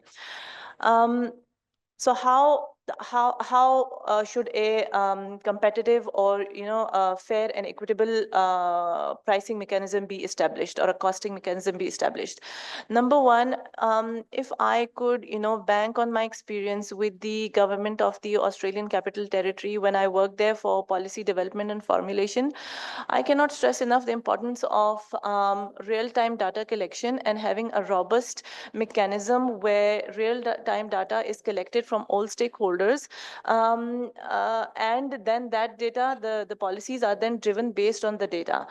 So my recommendation, in my opinion, and that is also internationally accepted pattern, or I would say internationally accepted way of improving policies as well, to have a robust data-driven regulatory framework, which is led by NEPRA, and it is necessary to ensure wheeling charges, where it is necessary to ensure wheeling charges prevent discrimination, and is based on actual transmission and distribution cost. Another point is, how I would add another point on the how fair and equitable costing mechanism should be ensured. It is by hiring independent audits by conducting independent audits of the market structure and of the pricing mechanism along the way with the period of time and periodic reviews as well. This will help prevent cross subsidization and also ensure that changes are adjusted based on changing condition of the grid. So yeah, these are my comments on the question. Thank you so much, Amar. बहुत शुक्रिया miss Saira. अच्छा, इसी की continuation में फ़हीम साहब, आपसे मैं ये मज़ीद इसके ऊपर सुनना चाहूँगा कि यही इशू है यूज़र सिस्टम चार्ज का, कि वो कितना हो, वो इक्विटेबल किस तरह से उसको बनाया जाए। मिस सायरा ने ये भी बताया कि स्मॉल मीडियम एंटरप्राइजेस जो छोटी एंटरप्राइजेस हैं, उनको भी किस तरह से जो है डिस्करेज ना होने दिया जाए। अगर बहुत ज़्यादा होगा तो उनसे वो डिस्करेज होंगी। उसके अलावा वो एक्चुअल ट्रांसमिशन डिस्ट्रीब्यूशन पे बेस्ड होना चाहिए, उसमें बाकी चीज़ें जो हैं वो ना डाली जाएँ। तो इसके ऊपर हमें मज़ीद क्लैरिटी अगर प्रोवाइड कर सकें। जो इंटरनेशनल स्टैंडर्ड्स हैं उसके मुताबिक अगर हम व्हीलिंग चार्जेस या बेंचमार्क के मुताबिक देखें, माइक थोड़ा सा करीब कर लीजिए। जो इंटरनेशनल स्टैंडर्ड्स हैं उसके मुताबिक अगर हम व्हीलिंग चार्जेस को देखेंगे, क्योंकि व्हीलिंग चार्जेस नेपरा ने तो काफ़ी अरसे से कहा हुआ था, व्हीलिंग कभी सिर्फ एक आध केस के ऊपर इम्प्लीमेंट हुई, उसके बाद वो कभी इम्प्लीमेंट नहीं हो सकी। तो वो तकरीबन ₹3 ₹3.5 से ऊपर चार्जेस नहीं पड़ रहे, जिसमें ट्रांसमिशन लेवल, डिस्ट्रीब्यूशन लेवल और टोटल व्हीलिंग कॉस्ट आती है, ठीक है, जो कि हम बात कर रहे हैं। लेकिन पाकिस्तान में क्या हो रहा है कि जो ये ज़्यादा बेहतर, पाकिस्तान में जो आप कह रहे हैं कि ₹27 वो चार्ज करना चाह रहे हैं, तो उसमें अनजस्टिफाइड कॉस्ट बहुत ज़्यादा है और कॉस्टें ज़्यादा क्लियर नहीं है। फॉर एग्जांपल कोई भी कंपनी हाउसिंग सोसाइटी अभी अपना ग्रिड लगाना चाहती है, तो तमाम ग्रिड की कॉस्टिंग जो है वो कंज्यूमर ऑलरेडी पे कर रहा है या हाउसिंग सोसाइटी ऑलरेडी पे कर रही है। उसमें ग्रिड के चार्जेस, ट्रांसमिशन चार्जेस सारे वो लेते हैं। जो डिस्कोज दे रही है या एनटीटीसी दे रही है, वो ट्रांसमिशन चार्जेस उन ऑलरेडी पे करते हैं। अगर उसको जस्टिफाई कर दिया जाए और उसको बेहतर कर दिया जाएगा, तो जो हम मेरे बकाया पार्टिसिपेंट भी कह रहे हैं, तो तभी ही सीटीबीसी मॉडल चल सकेगा।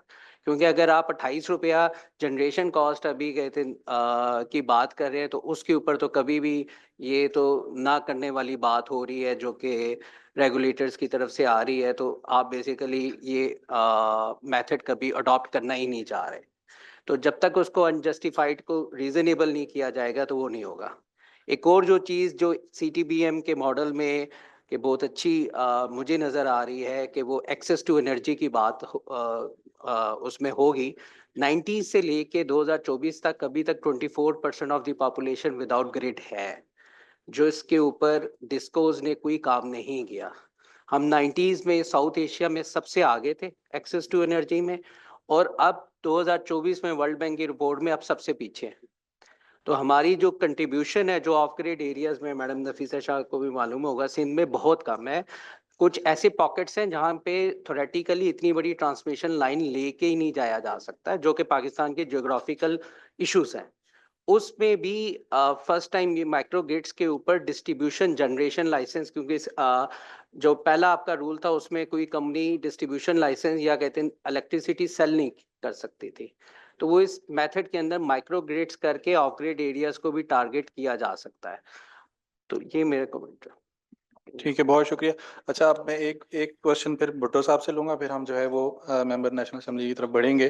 तो अब अगर मैं समराइज करूँ जो अभी तक जो पॉइंट्स उठाए गए, जुबैर साहब ने एक पॉइंट जो उठाया वो ये था कि अगर इसको फुली ऑपरेशनलाइज नहीं कर सकते, क्या इसकी कोई पार्शनल ऑपरेशनलाइजेशन की भी कोई सूरत है? व्हीलिंग मिसाल के तौर पे सिर्फ व्हीलिंग ही जो है उसको क्यों नहीं, क्या ये भी नेपरा के इख्तियार में नहीं था? ये भी क्या पार्लियामेंट का फैसला था? दूसरा, मिस सोबिया ने भी ये बात की, फ़हीम साहब ने भी ये बात की कि क्या माइक्रो ग्रिड्स जो हैं सीटीबीसीएम के अंदर किस किस्म की सपोर्ट इनके लिए मौजूद है, और इससे क्या सीटीबीसीएम या ऐसा कोई ताल्लुक नहीं है उससे, या फिर कोई है और इसके साथ कोई एक लिंक बनाया जा सकता है? और एक और बात जो मिस सायरा ने की, वो ये कि एक्चुअल टीएनडी के ऊपर जो है वो बेस होनी चाहिए ये। तो अब मुझे पता है आपने कहा कि ये पार्लियामेंट का फैसला है कि उसके अंदर क्रॉस सब्सिडी होनी चाहिए, नहीं होनी चाहिए, स्टैंडर्ड कॉस्ट होनी चाहिए, नहीं होनी चाहिए। तो लेकिन सवाल तो फिर भी नेपरा बिल्कुल अलग भी नहीं हो सकता, क्योंकि वो है तो रेगुलेटर, कि अगर कैलिफोर्निया जैसी स्टेट्स के अंदर जो व्हीलिंग चार्ज है, ग्रिड को यूज करने का चार्ज है, वो 1.1 समथिंग कुछ सेंट है, यानी कि वो 5 रुपए पर यूनिट के ऊपर वो चार्ज वहाँ पे एक फर्स्ट वर्ल्ड कंट्री के अंदर 5 रुपए के ऊपर आप ग्रिड यूज कर सकते हैं, 5 रुपए पर यूनिट अपना इलेक्ट्रॉन वहां से गुजार सकते हैं, जबकि पाकिस्तान में जो प्रपोज किया जा रहा है वो 28 रुपए है। तो ऐसा कौन सा गुनाह किया है पाकिस्तानियों ने कि उनको अमेरिका से भी महंगी बिजली के वो खर्चे देने पड़ रहे हैं? क्या नेपरा इसके अंदर कोई स्टैंड नहीं ले सकता पार्लियामेंट के सामने? और पार्लियामेंट से भी हम पूछेंगे इसके बाद। तो ये 3 इश्यूज जो हैं इनके ऊपर अगर आप थोड़ी सी रोशनी डालें। एक दाद देता हूं कि आपको शाहजेब खानजादा कहना चाहिए। कुछ फैक्ट्स को ना इतना जब अब एस्केलेट करते हैं, तो मैंने कभी नहीं कहा कि use of system charge parliament का काम है। Answer is no. किसका काम है? मैंने कहा policy. When you say policy you say cabinet.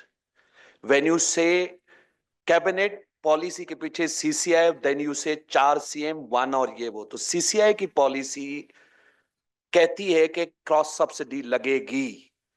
ठीक हो गया? एक जवाब तो ये कि पार्लियामेंट को निकाल लें। We are thankful to parliamentarians के 2018 में उन्होंने हमें एक्ट दे दिया, and we feel obligated that के उसके तहत जो लाइसेंस कोड्स रेगुलेशन दिए, हम कंफर्म करते हैं कि उस डेडलाइन के साथ उस पार्लियामेंट के एक्ट के नीचे ईसीसी ने जो टाइमलाइन दी 31 मई तक, रेगुलेटरी चीजें, रूल्स, मैं रिपीट कर रहा हूं, 17 रेगुलेशन, 3 कोड्स, फेडरल गवर्नमेंट ने 7 रूल्स दिए, एनी पॉलिसी आई, प्लान आया, अलॉट 10 लाइसेंस दिए डिस्ट्रीब्यूशन के, 10 सप्लाई के लाइसेंस दिए, ट्रांसमिशन के दिए, केई को दिया। Everything is done pursuant to NEPRA act, जो कि पार्लियामेंट था। उसके नीचे नथिंग इज लेफ्ट, ना नेपरा साइड पे ना पार्लियामेंट साइड पे। अब आगे चलते हैं। ग्रिड्स जो है ना, 2 कंसेप्ट मिक्स हो रहे हैं, एक ऑफ ग्रिड, एक माइक्रो ग्रिड, एक ग्रिड। अब मैं खुश हो जाऊं, कह दूं कि जी मैंने 28 मेगावाट सोलर, 20 मेगावाट जो है 30 मेगावाट विंड और 20 मेगावाट बैटरी लगा के लकी सीमेंट ने हेस्को को अल्लाह हाफिज कर दिया। सारे तो लकी सीमेंट नहीं है ना। आई मीन आप ये नहीं कह सकते कि ग्रिड्स की यूटिलिटी एब्सोल्यूट हो गई, एब्सोलेंस हो गई, और वो आप एक माइक्रो ग्रिड को नेशनल ग्रिड के डायनामिक्स के साथ कंपेयर करें, it's not apple to apple. तो grid has to live there, grid will be there, और लेकिन ग्रिड को भी इतना अकड़ के नहीं खड़ा होना चाहिए कि उसके ऊपर कोई इलेक्ट्रॉन घूम ना सके। ठीक है ना? तो उसके लिए बात सिर्फ प्राइस की नहीं है, बात इस वक्त बहुत आगे चली गई, जो कि इस डिस्कशन में हुई नहीं है। सब तमाम एक्सपोर्टर को जो कि 25 से 30 बिलियन डॉलर की एक्सपोर्ट लाते हैं, हमारी बैलेंस ऑफ पेमेंट को करते हैं और इकोनॉमिक ब्रीदिंग है, वो कहते हैं 25 के बाद जो है ना, आप इधर यूरोप में कुछ बेचने नहीं आएगा जब तक आपका प्रोसेस क्लीन नहीं है। आई मीन सम से ग्रीन और clean, let's go for green. तो अब उसके लिए वो तो काविशें कर रहे हैं। गुल अहमद ने 50 मेगावाट विंड कर दिया, एसटीडीसी से लाइन डलवा के वो कर रहा है, लकी ने कर दिया, पीजू ने कर दिया, पिरू ने कर दिया, यूनिस ने कर दिया, सब कर रहे हैं। 100 मेगावाट के ऑर्डर 4 मेगावाट की टरबाइन के साथ, और जो है इसमें पाइपलाइन है, वी आर अवेयर। अब ये ऑप्शन देना है ग्रिड को, तो इसलिए पॉलिसी साइड जो है और रेगुलेटरी साइड इस बात को है। तो मैंने कहा कि क्रॉस सब्सिडी और स्टैंडर्ड कॉस्ट को रैशनलाइज करने की बात हो रही है। एक और करेक्शन, मैंने ये कभी भी नहीं कहा कि नेप्रा ये आस्क है डिस्को की 28 रुपए की। दूसरी करेक्शन, मैंने कभी भी नहीं ये कहा कि 28 रुपए की अगर पिटीशन देखें, basically we don't go, we read, हम हमें पढ़ना चाहिए। पिटीशन देखूं, बिल्कुल क्लैरिटी के साथ लिखा हुआ है कि 11 के पे voltage wise, category wise, consumer wise उसने 28 रुपए मांगे एवरेज पे। किसी का 28 है, किसी का 17 है, 15। आपको वो डीप डाउन करना पड़ेगा उसके अंदर। तो हमने डिटरमाइन अभी तक कुछ नहीं किया, उस पर हेयरिंग हुई है, नंबर का नंबर नहीं है, इट्स आस्क, पिटिशनर आस्क कर सकता है। तीसरी करेक्शन, जो नेटवर्क है, मैं आईएएस को जितने मैंने पोल डाले, जितनी वायर्स हैं और जितनी ग्रिड्स हैं, इसके अलावा मेरे पास कुछ नहीं है। इसको हम कहते हैं असेट्स। इस पूरे को कहते हैं रेगुलेटरी असेट का बेस। जो मैंने 4 बंगले, 4 ग्रिड, 4 पोल लगाए हुए 100 रुपए के, और 14 रुपए का इसको रिटर्न देता हूं, तो ये इसमें कंपटीशन नहीं है। ये थॉट मैम सारा शायद कह गई। और ये मैंने कहा उस 3800 अरब का जो सालियाना रेवेन्यू रिक्वायरमेंट है, उसका वजन जो है 5% है, 500 अरब है। यानी कि 500 अरब 10 डिस्को के हैं, 175 एनटीडीसी के हैं, बिग व्हीलर और वो जो छोटे व्हीलर है रिटेल साइड पे वो 500 अरब का है, तो उसका वजन 10% है। तो उस 10% पे वो कंपटीशन नहीं है, वो रेगुलेटेड एसेट।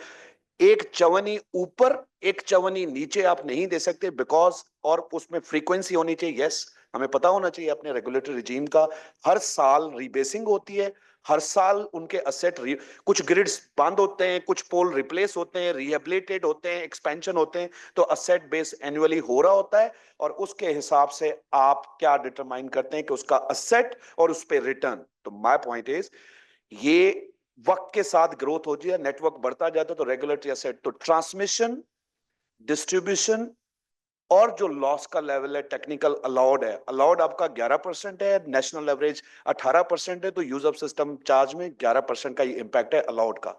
सो वो ट्रांसपेरेंटली है, पब्लिक हियरिंग होती है, सारा उस पर पड़ा हुआ है। ये नहीं कह सकते कि यार असेट इनके 500 रुपए के, आपने 600 रुपए पे रिटर्न देके इसको 7 रुपए क्यों कर दिया, तो वो है ही 4, 5, 6 रुपए के साथ। दूसरी बात, यू कैन नॉट से कि इंडिया में 27 स्टेट्स के अंदर इतना नेटवर्क है, वहां यूज ऑफ सिस्टम चार्ज 2 रुपए है, और पाकिस्तान में 6 रुपए क्यों है? नेटवर्क टू नेटवर्क वेरी करता है, असेट बेस पे वेरी करता है। तो ये कंपोनेंट इस डिबेट से तो निकल जाए कि कोई इधर कोई मसला होगा नेप्रा के एंड पे कि ट्रांसमिशन डिस्ट्रीब्यूशन को ओवर, वो पब्लिक सेक्टर एंटिटीज हैं, ना ओवर चार्ज कर सकते हैं ना ओवर से, तो ये बात तो खत्म। अब दो कंपोनेंट आ गए। स्टैंडर्ड कॉस्ट, स्टैंडर्ड कॉस्ट का मकसद ये है, उसके अंदर जो 13-14 रुपए उन्होंने क्लियर, और दूसरा एक गवर्नमेंट ऑफ पाकिस्तान का सोशल ऑब्लिगेशन है कि क्रॉस सब्सिडी बल्क कंज्यूमर ने देनी है। एक good news for you is last year 23 और 24 में 274 billion bulk consumer cross subsidise करता था। Let's appreciate government side vision also. इस साल 24 और 25 में उन्हें क्रॉस सब्सिडी कितनी रिड्यूस कर ली? 74 अरब पे कर ली, 200 अरब खत्म कर लिए। आज ये 28 रुपए 35 रुपए आपको आस्क नजर आते अगर क्रॉस सब्सिडी, तो अब वो हो गई। और सुनते हैं कि जब आपने एक साल में इतना जंप लिया, 275 को वो कर लिया, तो अब आपके पास आ गई क्रॉस सब्सिडी का अमाउंट, ये आ गया 74 अरब का, जो कि 2-3 रुपए, 3 रुपए, 3.5 रुपए में होता है। अब 14 की वो और 3-4 ये, और ये 14-15 रुपए और 16 रुपए करते हैं। तो यहाँ पे मैंने कहा अब ये पॉलिसी डिसीजन है कि ये इम्पैक्ट अगर लेके, देखिए मैं निकलूंगा, अगर मैंने नहीं देने तो यही रेवेन्यू रिक्वायरमेंट पूरी होनी है, आपने देने, बल्क निकल जाएगा, बाकी रेगुलेटेड कंज्यूमर ने देना है। मैं कहूं कि बायलैटरल बेटर ऑफ हो जाए, और जो प्रोटेक्टेड है और बाकी है वो वर्स ऑफ हो जाए, तो रेवेन्यू को भी प्रोटेक्ट करना है, ओवरऑल चीजों को भी प्रोटेक्ट करना है, उस साइड पे वो बात हो रही है। तो कंपटीशन वाली मैंने इसको पार्शल, यस, माइक्रो ग्रिड्स की रेगुलेशन ऑलरेडी नेप्रा ने नोटिफाई की हुई है 2022 से। इज वाइब्रेंट फ्रेमवर्क, मुल्क में पूरा फ्रेमवर्क नहीं था। उसके अंदर अगर 70% अवाम के पास पोलों की एक्सेस है, और उसमें भी कोई 20% के पास तो बिजली जाती नहीं, load shedding and all together, तो उसके अंदर रेगुलेशन अवेलेबल है, उस पर कोई कदरन नहीं है उन पॉकेट्स में, जैसे KFW, स्मॉल हाइड्रो सोलर की केपी में काफी प्रेसिडेंसेस हैं, तो एवरी प्रोविंस और उसके अंदर उस फ्रेमवर्क को अडॉप्ट किया जा सकता है, और फर्दर उसके अंदर कोई इंप्रूवमेंट भी है, तो उसकी कंपैरिजन जो है ग्रिड के साथ यानी कि नहीं है। जब डिस्ट्रीब्यूटेड जनरेशन में टेक्नोलॉजी इनोवेशन इतनी आ गई है, तो मेरे ख्याल से प्रोविंशियल गवर्नमेंट्स या फेडरल के साथ मिलके उन एरियाज को वो दे सकते हैं, और CTBCA might not be the solution for them कि आप 220 या 500 kV से इलेक्ट्रॉन लें, और एक छोटे गांव में 5 घरों में सिर्फ बत्ती जलाने के लिए उनको बिजली पहुंचाएं 18% लॉस के साथ, तो शायद वो उसके लिए ऑप्शन भी ना हो। तो माइक्रो ग्रिड्स का फ्रेमवर्क अवेलेबल है गवर्नमेंट ऑफ पाकिस्तान या रेगुलेटरी साइड से, आई डोंट थिंक सो उसके अंदर कोई इशू है। सीबैम की मैंने बात की थी, एक मैं आपको फैक्ट डिस्कस नहीं हुआ कि कार्बन बॉर्डर एडजस्टमेंट ट्रेड ये है कि ये जो सॉक्स या ये कोट मैंने पहना हुआ है ना, इसके साथ CO2 कितनी अटैच्ड है, वो क्वेश्चन हो रहा है अब यूरोप में। अब वो कह रहा है कि मैं पूरा ये कोट जो है किसने, डाइनर ने बनाया हुआ, उसकी फैक्ट्री ने बनाया हुआ है, तो इसके साथ जो मेरा अगर 100 ग्राम ऑफ CO2 अटैच्ड है, तो मुझे एक बॉर्डर लिमिट पे 5-6 ग्राम पे लेकर आना है। हमारा अगर हर यूनिट बिजली के साथ 450 ग्राम CO2 अटैच है, the lowest in Norway is 8 ग्राम। अब ये चैलेंज ग्रिड जो है रातों रात जो है प्लांट बंद करके नए प्लांट ग्रीन नहीं लगा सकते, तो इसीलिए गवर्नमेंट साइड पे मेरे ख्याल से अगेन मैं 12 कह रहा हूं कि ये रियलाइजेशन है कि जल्दी आए, सारी चीजें आए, ऑप्शन आपको देना पड़ेगा ताकि उस हिसाब से आ जाए। बाकी एक्चुअल है यूज ऑफ सिस्टम, वो हमारी अंडरस्टैंडिंग का गैप हो सकता है। मैं वेलकम कहूंगा तमाम को जिनको इसमें कंफ्यूजन है, तो उस पर आ जाए। लास्ट पार्शल वाली बात एक दोस्त ने बात की, व्हाट्स मीन बाय पार्शल। अगर मैंने एनालॉजी दी थी कि मोटरवे बना हुआ है, इस्लामाबाद से मैं निकलूंगा टूल टैक्स के लिए भी, बस टूल टैक्स मैंने डिटरमाइन करना है। मोटरवे पूरा बना हुआ है, गेट्स, दरवाजे, हाईवे पूरा बना हुआ है। अगर एक गाड़ी को भी अलाउ करूं तो उसके लिए भी तो रेट तो डिटरमाइन होना है ना। जब रेट डिटरमाइन होना है तो पार्शल का मुझे समझ में नहीं आया। अगर कोई उसको कोई फर्दर एक्सप्लेन कर देगा तो मैं उसको कर दूंगा, लेकिन हमारे लिए कोई लिमिटेशन नहीं है कि गाड़ियां चौक हो जाएंगी। हम अलाउ क्या कर रहे हैं, B3 B4 कंज्यूमर को कर रहे हैं, मींस 0.5 अबव 1 मेगावाट को कर रहे हैं। उन बेचारों का 3800 मिलियन जो कंज्यूमर है पूरे पाकिस्तान में, उनका वॉल्यूम 4000 है नंबर में, लेकिन एनर्जी के टर्म में 16 बिलियन है। रेवेन्यू के हिसाब से भी आप उस हिसाब 16 बिलियन, तो उनके लिए खोलेंगे तो सबके लिए खोलेंगे। तो ये सारी चीजें, लेकिन अगर फर्दर डिटेल क्वेरी तो हम इस पे बैठ के कर सकते हैं। और use of system is a small issue, 2 component का है। आई होप सो कि sooner it would be resolved. Amar, sorry if I may just add something from you. Gulazan साहब, thank you so much for the explanation. आपने काफी detail में explain किया कि क्या क्या कंपोनेंट्स होते हैं और अब तक काम क्यों नहीं हुआ। बट अगर इसमें एक आइडिया दे दें कि कब तक हो जाएगा, क्योंकि वो जो आपने गेट खोलना है रेट डिटरमिन करके, तो अब अमार और जो बाकी सारे लोग हैं वो सब बेसिकली तो आपसे ही पूछ रहे हैं ना कि कर लें। कैसे, यानी कितनी जल्दी कर सकते हैं, क्या कर सकते हैं, पार्शल नहीं कर सकते तो पूरा कर दें, because this is something which is been pending for the last 2-3-4 years at least. Various stages में देखिए, अगर 28 आपने बताया कि उसके इतने कंपोनेंट्स हैं और इंडिया से नहीं कंपेयर करना और हमने वो करना है, तो चले आपके ओपिनियन में पाकिस्तान में क्या प्राइस होनी चाहिए व्हीलिंग की? 6 होनी चाहिए, 8 होनी चाहिए, 12 होनी चाहिए? कंपोनेंट्स में हम नहीं जाते कौन से कंपोनेंट किस चीज के लिए हैं। We do have an understanding of how they work, but we trust के जो आप लोग कर रहे हैं obviously that's correct, but what is your opinion in this regard? हमारा framework again open access regulation बहुत क्लियर है, नोटिफाइड है 2023 में, वेबसाइट पे भी पड़ी। 5 कंपोनेंट है, 3 कंपोनेंट हमने ऑलरेडी नोटिफाई किए हुए हैं। फिर नंबर देना एक, यानी कि नंबर स्टैंडर्ड कॉस्ट का है। मैंने कहा आस्क 14-15 रुपए की है और क्रॉस सब्सिडी 5 रुपए की, 19 वो कर लें और 7 ये कर लें, वही 27-28 हो जाता है। तो आप कम्युनिकेट कर दें मीडिया को, नेपरा की तरफ से 27-28 है। मैं ये बात प्रोफेशनली और एक तवज्जो से कह रहा हूँ कि 28 रुपए तो शायद हर जगह पे रियलाइज है, नो गो एरिया है ना। यानी कि व्हाट यू नीड, मैं आपको एक फॉर्मूला दे देता हूँ, एक और आपको अंदाजा हो जाएगा how seriously we are thinking. Everything with generation less than 29 रुपए, लेस देन 30 रुपए CTBCM टेक ऑफ करेगा। ठीक हो गया? The minimum captive, who knows better than you Musa, minimum captive with wind, solar और hybrid, या सोलर लगाऊं marginal का रिस्क लो, सोलर के साथ विंड लगा के बैटरी लगाऊं 22 रुपए। अब 22 वाली एक क्वेश्चन लिखूं तो यानी कि 9 रुपए 10 रुपए की मैं बात कर रहा हूं, ठीक है ना, प्रोफेशनल असेसमेंट।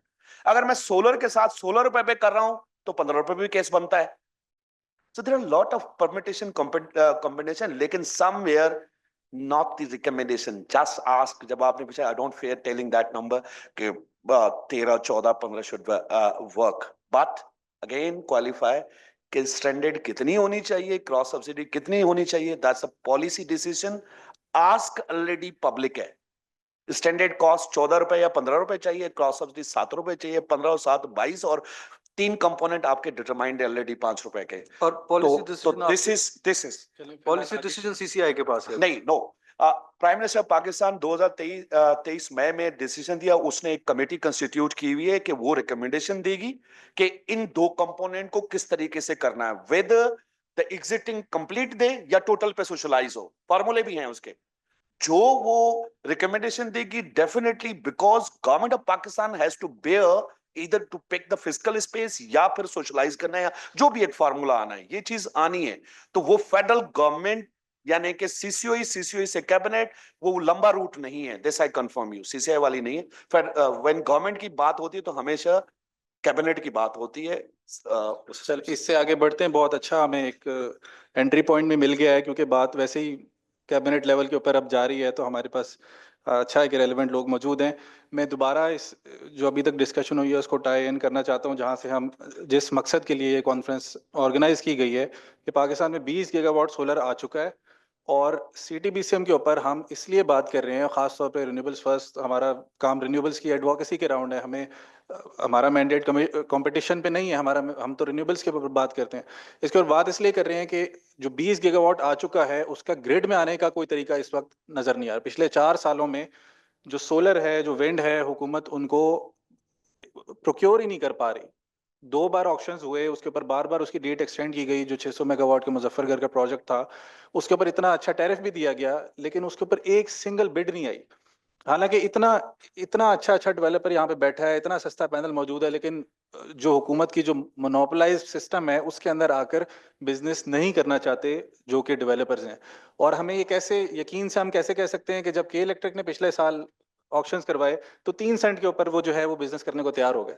तो ये जो देखना चाहे उसके लिए तो बड़ा क्लियर सिग्नल है कि इस वक्त डेवलपर्स तैयार बैठे हैं, इन्वेस्टर तैयार बैठे हैं, सोलर पैनल पड़ा हुआ है, वो ग्रिड के अंदर आना चाहते हैं, वो ट्रेड करना चाहते हैं, लेकिन जो जो करंट सिस्टम है वो उनको आने नहीं दे रहा। और तो ये इस बात से आगे बढ़ते हुए उसामा साहब, अब आपसे मैं रिक्वेस्ट करूंगा कि ये मतलब इससे आगे जो हमारे पर जलते हैं और इससे आगे गवर्नमेंट के भी इदारों के पर जलते हैं, तो इसके ऊपर क्या किया जाए, इसके ऊपर क्या आगे मजीद पेशरफ्त हो? Bismillahirrahmanirrahim. Thank you everyone for being here and thank you for having us. अच्छा, सबसे पहले तो मैं 2 डिस्क्लेमर से बात शुरू करूंगा कि एक तो we do not represent the federal government. We represent a group of parliamentarians who are members of a bipartisan forum formed and spearheaded by the very Honorable Dr. Nafisa Shah, who I am very honored to be flanking today. So we represent this group of parliamentarians who think that all energy policy must be bipartisan and long-term. It should not be subject to politics. Secondly, I have heard a lot of very interesting arguments. I am not a very technical person. But from the basic understanding that I have, see, the prevalent situation in Pakistan, that must be taken into context whenever comparing Pakistan with the reforms implemented in other countries. The prevalent situation, I don't think there is a bigger mess in any other sector in Pakistan than we have in the power sector.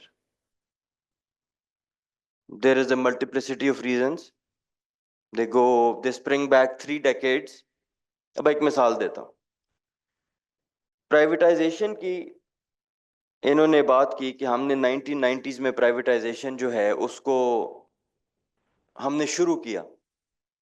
एक early 90s में हमने ये फैसला किया कि हम इसको privatise करेंगे।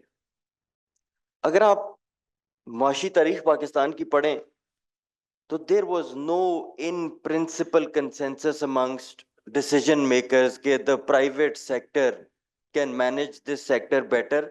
आप IMF के स्ट्रक्चरल एडजस्टमेंट प्रोग्राम में गए, उन्होंने आपकी फिस्कल स्पेस ठप की and you were forced to outsource power generation to independent power producers. There was no in principle agreement that the power sector is better. Maybe there is now, because we're sucked deeper into that quicksand. But whenever power generation has been outsourced to the private sector, the government's hand has been forced. There is no realization. उसका फिर नुकसान क्या होता है कि फिर vested interests आते हैं, फिर कॉन्ट्रैक्ट्स इस तरह के होते हैं जो अगले 30 साल के लिए गरीब आदमी का, बिजनेसमैन का और पूरी आवाम को नुकसान पहुंचाते हैं। अब बेसिकली अब एक बहुत ही इनकरेजिंग है कि there seems to be consensus कि इसमें पावर सेक्टर आना चाहिए। अब जो बुनियादी सवाल है ना वो ये है कि सबको पता है आज हम सोलर की बात कर रहे हैं, और भी रिन्यूएबल्स हैं, हाइड्रो है, विंड है जो फॉसिल फ्यूल से सस्ता है।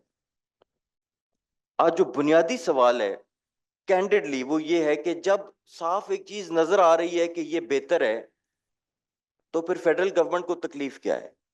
बेसिक बुनियादी सवाल तो ये है। अच्छा, अब उसमें सूरत हाल ये है कि भुट्टो साहब, मैं आपसे थोड़े से शायद बीच में अपने आपसे कुछ फिगर्स पूछूं। इंस्टॉल्ड कैपेसिटी पाकिस्तान की गवर्नमेंट की इस वक्त कितनी? 42,000 मेगावाट। गवर्नमेंट के लिए टोटल इंस्टॉल कोई समवेयर, अब मैं भी टेंटेटिव नंबर बताऊंगा आपको जब आप पूछेंगे। 45,000, उसमें फिर 52% गवर्नमेंट ऑफ पाकिस्तान, बाकी प्राइवेट। 42, 45 नहीं, अब जो वो प्राइवेट भी हैं, अब देखना जो प्राइवेट होता है, अब कंपटीशन कमीशन ऑफ पाकिस्तान ने बात की, फ्री मार्केट में और कंपटीशन में एक चीज जो है वो इनवेरिएबल होती है, वो होती है रिस्क। जब आप उसको रिस्क फ्री कर देते हैं गारंटीड रिटर्न्स के साथ, तो फिर वो प्राइवेट पावर प्रोड्यूसर्स तो नहीं है ना, फिर तो कोई कंपटीशन नहीं है ना। अब प्रॉब्लम ये है कि गवर्नमेंट के पास ये बहुत ज्यादा इंस्टॉल्ड कैपेसिटी है। जितना सोलर आ रहा है, जहां हम बदकिस्मती से फंसे हुए हैं, सोलर है और भी मुख्तलिफ सोर्सेज ऑफ एनर्जी जनरेशन है जो इससे सस्ती भी हैं, इससे ज्यादा एफिशिएंट भी हैं, मतलब क्लाइमेट फ्रेंडली भी हैं। जब आप उन पे शिफ्ट करते हैं, जब आप उन पे, हमारी डिमांड कितनी है सर, पीक डिमांड समर में? Peak 24-25,000। 24-25,000 peak demand during the summer. Winter की बात नहीं हो रही। गवर्नमेंट ने इसके लिए पे करना है, फेडरल गवर्नमेंट ने। मेरा, I am not representing the federal government, I am not trying to make their case, मेरा पाकिस्तान तरीके इंसाफ से अपना ताल्लुक है। लेकिन हमने, क्योंकि हम बाय पार्टिजन है, तो जो फेडरल गवर्नमेंट के प्रॉब्लम्स हैं हमने वो भी डिस्कस करने, ताकि ये सिर्फ एक एकेडमिक डिस्कशन ना हो, यहां से रियलिस्टिक प्रपोजल्स निकलें और हम जाके गवर्नमेंट से कंसेशंस छीने, और हमें छीनने ही पड़ेंगे, क्योंकि वो जहां पे फंसे हुए हैं, जितना नया प्राइवेट प्रोड्यूसर आता है, जितना नया प्राइवेट प्रोड्यूसर आता है, वो उस 42,000 मेगावाट से मजीद गवर्नमेंट को कम कर देता है, और गवर्नमेंट को उस हर चीज के लॉसेस को इंटरनलाइज करना पड़ता है। Am I clear on this? कि अब हमें समझ आ गई है कि गवर्नमेंट रिलक्टेंट क्यों होती है। अब हमें जाने हैं इसके हल की तरफ। इसके हल रीनेगोशिएशन ऑफ कॉन्ट्रैक्ट्स भी, और ये यहाँ पे हम फंसे कैसे हैं? किसी एक इंसान का, या किसी एक जमात का, या किसी एक डिक्टेटर का, किसी एक बंदे का कसूर नहीं है। अब जब 90s वाले खत्म हुए, तो आप कहते हैं कि सीपेक वाले जो हैं वो अनफेयर है। अब मैंने डेटा देखा है फोटो साहब, मैंने डेटा देखा है कि हमने यहाँ पे यूज्ड मशीनरी के साथ, जिसको हम प्राइवेट सेक्टर कहते हैं, यूज्ड मशीनरी के साथ $1.25 मिलियन पर मेगावाट पे हमने पावर प्लांट सेटअप किए हैं, जो अभी मैं 2022 की बात कर रहा हूं, यूज्ड मशीनरी के साथ। अमेरिका में आज $8 लाख का अपना पर मेगावाट प्लांट सेटअप होता है। कमियां भी हैं, करप्शन भी है, और एक चेंजिंग डायनामिक भी है। आपने फॉसिल फ्यूल्स पे तब गए थे जब फॉसिल फ्यूल सस्ता था, लेकिन आपको अग्रीमेंट्स इतने लंबे नहीं करने चाहिए थे आपको। एनीवे हम फंसे हुए हैं। फेडरल गवर्नमेंट जिस पार्टी की आएगी, जिस इदारे की आएगी, वो इस मामले में फंसेगी। अब इसमें यह है कि हम जो भी रेट नेपरा डिसाइड करे, अगेन हम कोई टेक्निकल लोग नहीं है, हमें अपना CTPCM उसके लिए ग्रेजुअली उसका वॉल्यूम बढ़ाने का गवर्नमेंट से कहना चाहिए, ठीक है? क्योंकि हमारे पास केस स्टडीज है ना, केस स्टडीज हैं केपी में, आगे पीछे localised. It is successful, it is obviously successful, common sense है, लॉजिक है। प्रॉब्लम उस एंड पे है, प्रॉब्लम उस एंड पे है कि अगर आपको खुली इजाजत वो दे दें, तो अब हम पे करते हैं पेशावर या क्वेटा में। अब मैं जहां पे रहता हूं वो फेस्को में आता है। फेस्को मेरा ख्याल है प्रॉफिट मेकिंग 97 या 98% या 99% उसकी रिकवरी है। अब उसको हम सबसे पहले प्राइवेटाइज कर रहे हैं, क्यों ना हम गवर्नमेंट को कहें कि आप सबसे पहले उस डिस्को को प्राइवेटाइज करें एज अ पायलट, उस डिस्को को प्राइवेटाइज करें और फिर आप प्राइवेट सेक्टर को उसमें इजाजतें दें खुली के वो प्रीपेड मॉडल पे भी जा सकें, वो प्रीपेड मॉडल पे भी जा सकें। और जो सबसे ज्यादा, क्योंकि दो इश्यूज है ना, एक कैपेसिटी पेमेंट्स का, दूसरा लॉसेस का, जो बिल्स की रिकवरीज नहीं होती, जिसकी वजह से ये एक एक्सपोनेंशियल इंक्रीज आता है आपके सर्कुलर डेट के अंदर। तो क्यों ना हम गवर्नमेंट से ये कहें कि एज अ पायलट आप फर्स्ट फेज में जहां ज्यादा लॉसेज हैं, चाहे उनका मखसूस एरिया जो है आप वो प्राइवेटाइज करके देख लें कि क्या प्राइवेटाइजेशन या प्रोविंशलाइजेशन, क्या ये हल है। और मैं तो समझता हूं कि है, क्योंकि the government has failed terribly, मतलब जहां तक power sector, all governments have successively failed terribly in providing the populace and the industry and manufacturing with competitive with globally competitive अपना पावर टैरिफ्स। अब हमने रियलिस्टिक डिमांड्स करने हैं government से, realistic इस सेंस में वो होने चाहिए कि वो आगे से कि यार इसमें तो हमें खरबों का नुकसान है, वो उनके ऊपर लेंडिंग एजेंसीज बैठी हुई हैं, उनके ऊपर जो स्पॉटलाइट लगी हुई है, they also have very little room to अपना मनूवर देमसेल्व्स। तो ये क्वैगमायर है। अब सीपेक में फैसला क्या हुआ था कि इज नो बिजली बेटर देन एक्सपेंसिव बिजली। ये उस वक्त एंड पे बेसिक ये था जब आपने वो पावर प्लांट्स लगाए, मतलब उसमें थे रिन्यूएबल्स भी थे, लेकिन ज्यादा मतलब फॉसिल फ्यूल थे, इंपोर्टेड फ्यूल के भी थे, कुछ शायद लोकल फ्यूल के भी थे। उस वक्त जो बेसिक सवाल था वो ये था कि इज नो, क्योंकि उस वक्त 12-12 14-14 घंटे लोड शेडिंग पे आप पहुंच चुके हुए थे। उस वक्त बेसिक सवाल ये था कि इज नो बिजली बेटर और इज एक्सपेंसिव बिजली बेटर। तो उस वक्त ये फैसला किया गया कि यार कुछ महंगी होगी, एक दफा पूरी तो हो, ठीक है। अब आज जो है 1 मेगावाट भी जब ऑफ ग्रिड जाता है तो गवर्नमेंट को उसकी तकलीफ होती है। यहां पे हम फंसे हुए, हम लेटेस्ट टेक्नोलॉजी से फायदे नहीं उठा पा रहे क्योंकि पिछले 20 साल में जो फैसले हुए उसकी वजह से। हमने ये कंसेशंस लेनी है गवर्नमेंट से।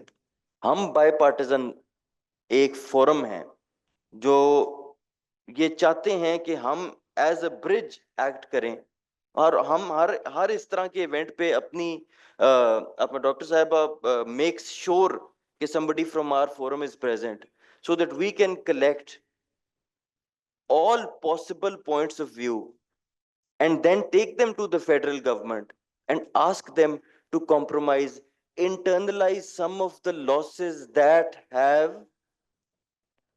they incur because of their own inefficient policies and the inefficient policies of all governments who preceded them.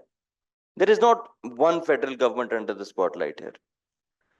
अब सिचुएशन ये है कि हमें यहां से आप लोगों से इस एंगल को देखते हुए रिकमेंडेशंस अगर मिले तो वो बहुत अच्छा होगा, क्योंकि लॉजिकली एंड टेक्निकली विलिंग भी होनी चाहिए, होना ही प्राइवेट सेक्टर चाहिए, होना ही प्राइवेट सेक्टर चाहिए। एनटीडीसी को भी निकालें, हर चीज को निकालें और यूनिफॉर्म टैरिफ को भी निकालें ideally. Thank you very much. बहुत शुक्रिया उसामा साहब। भट्टो साहब टाइम बहुत शॉर्ट है, अगर थोड़े फैक्ट मेरे ख्याल से अगर कहें तो एक मिनट सिर्फ चाहिए होगा, सिर्फ 1 minute. And in my personal capacity, not why we are in love with the SOE model, state-owned enterprises, जो 100 entities हैं, एक कंपनी को 3 कंपनियों में भी तोड़ते हैं तो फिर भी SOE नेट बेनिफिट क्या है, लॉस है ना। हम आईपीपी जो भी होगा, आधा तो गवर्नमेंट ऑफ पाकिस्तान है ना, हम इस पे बात करते हैं। ये जो डिस्ट्रीब्यूशन कंपनीज हैं, 100 का टारगेट है, 92 करते हैं, 23 और 24 फिगर में 314 बिलियन उन्होंने रिकवरी में शॉर्टफॉल और 274 में ये जो 600 बिलियन एनुअल है, हर साल 600 बिलियन है। तो हम क्यों again we are in love with it, is my personal capacity question, not NEPRA, why we are in love with that कि ये पब्लिक सेक्टर में रहे, प्राइवेटाइज ना करें। जैसे मल्टीपल टाइम मैं लर्न भी करता हूँ, एज लॉन्ग एज मुझे प्रॉफिट आना है, ये हर डिस्को क्यूमुलेटिवली 600 अरब सालाना, 50 अरब मंथली, जिससे कई स्कूल हॉस्पिटल बन सकते हैं। तो ये जो ब्लीडिंग है, आईपीपी नेगोशिएशन हो जाएगी, 100 अरब लॉन्ग टर्म, 100 अरब अगर बचा भी तो रिमेनिंग ईयर्स पे ये जो 600 अरब साधे जा रहे हैं, तो इसका क्वेश्चन थोड़ा सा हमें फाइंड आउट करना चाहिए। अगर यही है, फिर ये जो इतने लंबे लंबे कंट्रैक्ट आगे फ्यूचर के लिए अभी जो लगी हुई है, वो 45% यूज नहीं कर पा रहे, और साथ साथ अब जो है गवर्नमेंट के पब्लिक सेक्टर के जो पॉलिसी साइड पे आप इसको देख सकते, थोड़ा सा इसमें ये जो सर्कुलर डेट है 2.3 ट्रिलियन का है, ये 2000 अरब डिस्को के रिसीवेबल हैं फ्रॉम फेडरल, प्रोविंशियल, ये वो पार्लियामेंटेरियंस, थोड़ा सा इस साइड में 2000 अरब अगर डिस्को को मिल जाए तो ये सर्कुलर डेट खत्म हो जाए। और 900 अरब का जो इनका डिफॉल्ट है, यानी कि सर्कुलेट है, वो डिफॉल्टर कौन है, we need to find out more it something. ये भी कुछ आइडिया है, मैं सिर्फ आपको बताना ये चाह रहा हूं कि ये 100 रुपए का, 200 रुपए का, 100 बिलियन का टर्मिनेशन ये वो हो जाएगी मसला। इससे भी ये भी एक प्रॉब्लम का एक सोल्यूशन है, लेकिन इधर डिमांड साइड पे क्या होना नहीं चाहिए। एसओई तो मुझे नहीं, अगर मैं फेस्को को भी कर रहा हूं, एज लॉन्ग टर्म में मेरे साहब वो अग्री कर रहे हैं बिल्कुल आपके साथ, तो हम टाइम को बचाने के लिए थोड़ा आगे बढ़ते हैं। प्रॉब्लम डिमांड साइड पे है। मुबीन जट साहब से मैं रिक्वेस्ट करूंगा कि ब्रीफली अगर वो रिमार्क्स दे सकें अपने, क्योंकि उसके बाद हमें जो है फिर डॉक्टर नफीसा के रिमार्क्स की तरफ बढ़े। जी, अस्सलाम वालेकुम जी। जी बड़ी मेहरबानी सोलर एसोसिएशन वालों की, जिन्होंने ये होस्ट किया और हमको यहाँ पे मदऊ किया, बड़ी हमारे लिए बायसे इज्जत बात है। उसामा साहब ने बातें की, सोलर एसोसिएशन वालों ने बातें की, मैं लेट ज्वाइन किया, मुझे जो है वो आपकी बातें कुछ की सुन सका, बाकी दोस्तों की मैं नहीं सुन पाया। देखिए, ये हालात कुछ इस तरह के हैं कि जिस नहज पे आज हमारा मुल्क खड़ा है एनर्जी सेक्टर के अंदर, इससे मैं कहता हूं कि जो है वो निकलने के लिए हमें सबको जो है मेहनत करने की जरूरत है, और सिद्ध के दिल से, चाहे हम कारोबारी लोग हैं, कोई पार्लियामेंटेरियंस हैं या हुकूमत है, वो सबको चाहिए कि वो बैठें, इसके ऊपर बात करें। देखें, 40-45 हजार इंस्टॉल्ड कैपेसिटी हमने जो है वो हमारे पास मौजूद है। डिमांड जितनी देर तक हमारी बढ़ेगी नहीं, उतनी देर तक हमारा जो है ये सेक्टर जो है ये इस क्राइसिस से नहीं निकल सकता। और डिमांड बढ़ाने का एक ही तरीका है, सस्ती बिजली। अभी घरों के अंदर आप बिजली को जितना मर्जी कंज्यूम कर लें, आप एक सर्टेन लेवल तक जो है वो तो चले जाएंगे, लेकिन आप ये जो हजारों मेगावाट्स का डिफरेंस है, ये आप इंडस्ट्री को जितनी देर तक 100% तक नहीं चलाएंगे और 24 घंटे नहीं चलाएंगे, और मजीद नई इंडस्ट्री को जो है वो यहाँ पे नहीं लगाएंगे, उतनी देर तक आप लोग जो है वो ये फर्क नहीं निकाल सकते। अभी बात आ गई जी सस्ती बिजली जो है वो कैसे पॉसिबल है। देखें, सस्ती बिजली जो है, जब हम पहले अपनी महंगी बिजली बेच लेंगे तो फिर अभी हम आपको सस्ती के लिए जो है वो कोई मौका देंगे। अगर मैं एज अ गवर्नमेंट हूं तो मेरे पास इतनी ज्यादा मेगावाट बिजली अपनी महंगी पड़ी हुई है, तो लॉजिकल है ना जी, मैं आपको तो स्पेस ही जो है वो नहीं दूंगा आपको आपके कारोबार करने की। मतलब कि कॉन्स्टिट्यूशन के अंदर राइट तो मौजूद है कि हर बंदे को बराबरी की सतह पर डिस्क्रिमिनेशन के बगैर फ्री ट्रेड का इख्तियार है, लेकिन यहाँ पे आपको उतनी देर तक मिल नहीं सकता लॉजिकली, जितनी देर तक वो खुद बेचारी गवर्नमेंट जो है वो पिस रही है। मेरा आप लोगों के लिए जो जाती मशवरा है, देखें हम सारे बैठे हैं, इसका हल निकालेंगे, लेकिन जाती मशवरा ये है कि आप सोलर वाले हैं, चले मैं सोलर वालों की बात करता हूं, गवर्नमेंट को चले नुकसान हो जाए, लेकिन आप लोगों का कोई इस तरह की चीज पे जाएं, कोई इस तरह का फंड डेवलप करें। चलें, आप अपने ग्रिड चाहे लगा सकते हैं या नहीं लगा सकते, लेकिन सस्टेनेबिलिटी की तरफ जाएं कि अगर आप लोग किसी को एनर्जी दे रहे हैं तो उसे आप 24/7 एनर्जी दे सकते हैं। इसके ऊपर काम करें आप लोग। अभी बैटरी की प्राइसेस नीचे आ रही हैं, उधर चले जाएं।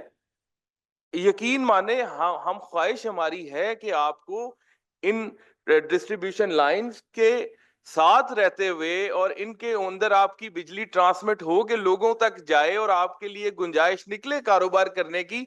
लेकिन जाती तौर पे मैं समझता हूं कि मुझे अभी करीब में ये चीज नजर नहीं आ रही। आपको इन लाइनों से बाहर आके थोड़ा देखें, आप अपनी तौर पे कोई उसकी स्टोरेज की कोई चीज बनाएं, चाहे वो इंडस्ट्री के लिए बनाएं, हाउस होल्ड्स के लिए बनाएं, उन्हें 24/7 जो है वो आप अपनी जो सोलर से बनाई हुई बिजली है उसके ऊपर जब रखेंगे, उन्हें किसी दूसरी बिजली की जरूरत नहीं पड़ेगी। तो मेरे ख्याल से चीजें आपके लिए तो बेहतर हो जाएंगी, बाकी मुल्क के लिए हम लगे हुए हैं इंशाल्लाह ताला, वो किसी ना किसी तरीके से हम वो भी कर लेंगे जी। बड़ी मेहरबानी, शुक्रिया। बीन साहब, अगर पूरी ग्रेड सोलर पे शिफ्ट हो गई तो मुल्क का जो है ना वो काम बैठ जाएगा। तो इसीलिए हम सीटीबीसीएम की बात कर रहे हैं कि वही सोलर बजाय इसके कि इंडिपेंडेंटली ग्रिड के ऊपर लगे, वो सीटीबीसीएम के अंदर ग्रिड के ऊपर हुकूमत को कुछ ना कुछ पेमेंट देते हुए इंटीग्रेट किया जा सकता है, जिसमें दोनों का भला हो सकता है। तो डॉक्टर नफीसा, मैं आपसे रिक्वेस्ट करूंगा कि आप अपने रिमार्क्स इसके ऊपर दें। बहुत शुक्रिया जी। सबसे पहले तो रिन्यूएबल्स फर्स्ट के सीईओ ज़ीशान इशफाक साहब और मुस्तफ़ा अमजद साहब and the rest of the team, and of course our young and dynamic Halima and all those members who are present here. You've had a long day, and I believe Sherry Rahman, मैं उसका देख रही थी, she also made some important contribution in this forum. So Assalamu alaikum and thank you for having me here.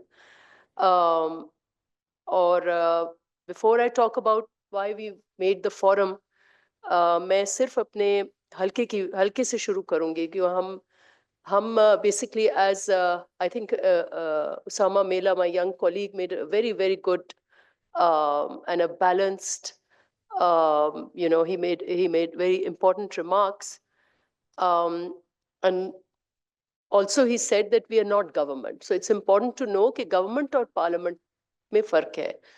Policy government ही बनाती है या cabinet बनाती है, पार्लियामेंट लेजिस्लेट करती है और पार्लियामेंट ओवरसाइट करती है। और हमारी स्ट्रेंथ जो है या हमारा पॉइंट ऑफ रेफरेंस, हमारा एंकर, हमारा वजूद हमारे हल्के से शुरू होता है। अब हमारे हल्के में पहले ये होता था कि हमारे जो ट्रेडिशनल पॉलिटिक्स है उसमें हल्के की सियासत थाने और कचहरी तक होती थी, थाने से शुरू होकर कचहरी तक जाती थी। Land issues and police issues, भैंस चोरी, फलां चोरी, गलत किसी को थाने में अरेस्ट कर दिया, उसको छुड़वाना, उसको इन करवाना, पॉलिटिक्स ये इस पे बुनियाद होती थी। इस वक्त यकीन करें इन थाना कचहरी इश्यूज बहुत पीछे रह गए। इस वक्त जो सरे फहरिस्त इशू है हमारे हल्के का वो बिजली का है। और मैं बार बार यही कहती हूँ कि हमारे पास, आई डोंट नो अबाउट उसामा's कंस्टिट्यूंसी और अबाउट मुबीन्स कंस्टिट्यूंसी, मेरे हल्के में ऐसी भी गांव हैं, टाउन्स हैं जहां 10-10 साल बिजली लोगों ने नहीं देखी। और एक क्वेश्चन यहाँ पर आपने रेज किया कि जब सीपेक में बिजली प्रोडक्शन की बात हुई, द चॉइस वाज बिटवीन महंगी बिजली एंड नो बिजली। When I look at the consumer in Sindh, particularly my halka, जहां महंगी बिजली अवेलेबल है, the people have opted for no बिजली because they just cannot afford। जो बंदा दिन में 100 रुपया भी नहीं कमाता, मुश्किल से कमाता है, अनएम्प्लॉयमेंट है, ज़राअत के इश्यूज हैं, तो वो 60 रुपए वाली बिजली कैसे लगेगा? So this is by choice. In many areas they have not gone for the grid because they cannot afford it. Solars have come in as a, I really feel के एक बहुत ही ऐसा एक सोलर पैनल जो हमारे lifestyle में आ गया है। It has come for the देहात जो ग्रिड को अफोर्ड नहीं कर सकते। It has become a big, उनको रेस्क्यू किया है। और मैं पहले भी मैंने एक फोरम में किया था कि हम लोग सियासतदान जो है, हमारी जो गुड्स एक्सचेंजेस वाली सियासत है, हम हल्कों में जाकर सिलाई मशीनें डिस्ट्रीब्यूट करते हैं, हम हल्कों में जाकर कुछ और जाके देते हैं, जो पॉलिटिशियंस गो बाय डिस्ट्रीब्यूशन सिस्टम्स कि हम हल्के में लोगों को कैसे राजी रखें। तो अब हमारा सिलाई मशीन से ज्यादा इंपॉर्टेंट सोलर पैनल है। तो मैडम एक सोलर पैनल दे दे, रात को फोन आएगा या दोपहर की गर्मी में फोन आएगा, solar. So that is how popular the solar panel is in our halkas.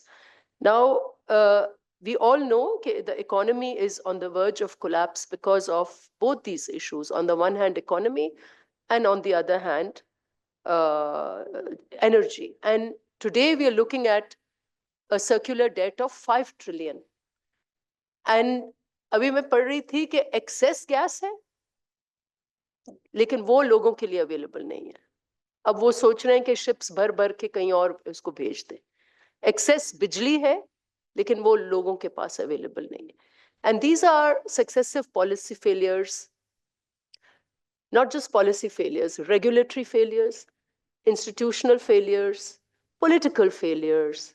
These are all a series of failures that we have. And of course, you can hold us, also the three of us sitting there, also responsible that, somewhere we are also at fault. But I can at least take comfort in this कि हम लोग parliament हैं, हम government में नहीं हैं. लेकिन these are a series of failures. Now, as my colleague rightly pointed out, ये जो baggage पड़ी हुई है, इसको कहाँ हम इधर उधर लेके चले. So in the 90s, I remember 94, the private power producer, IPPs, were the buzzword. And everybody felt कि बस यही rescue है. Independent power producers, independent power producers. अब उसका हमें baggage आज जो है वो सामने आया है. And at different times, different solutions are posed. Net metering came in at some time. Everybody was very excited कि हम net metering करेंगे और ये वो. Today, even government is saying कि net, but because they did it in a hurry, now they realize कि भाई net metering जो है, it's leading to loss for the government.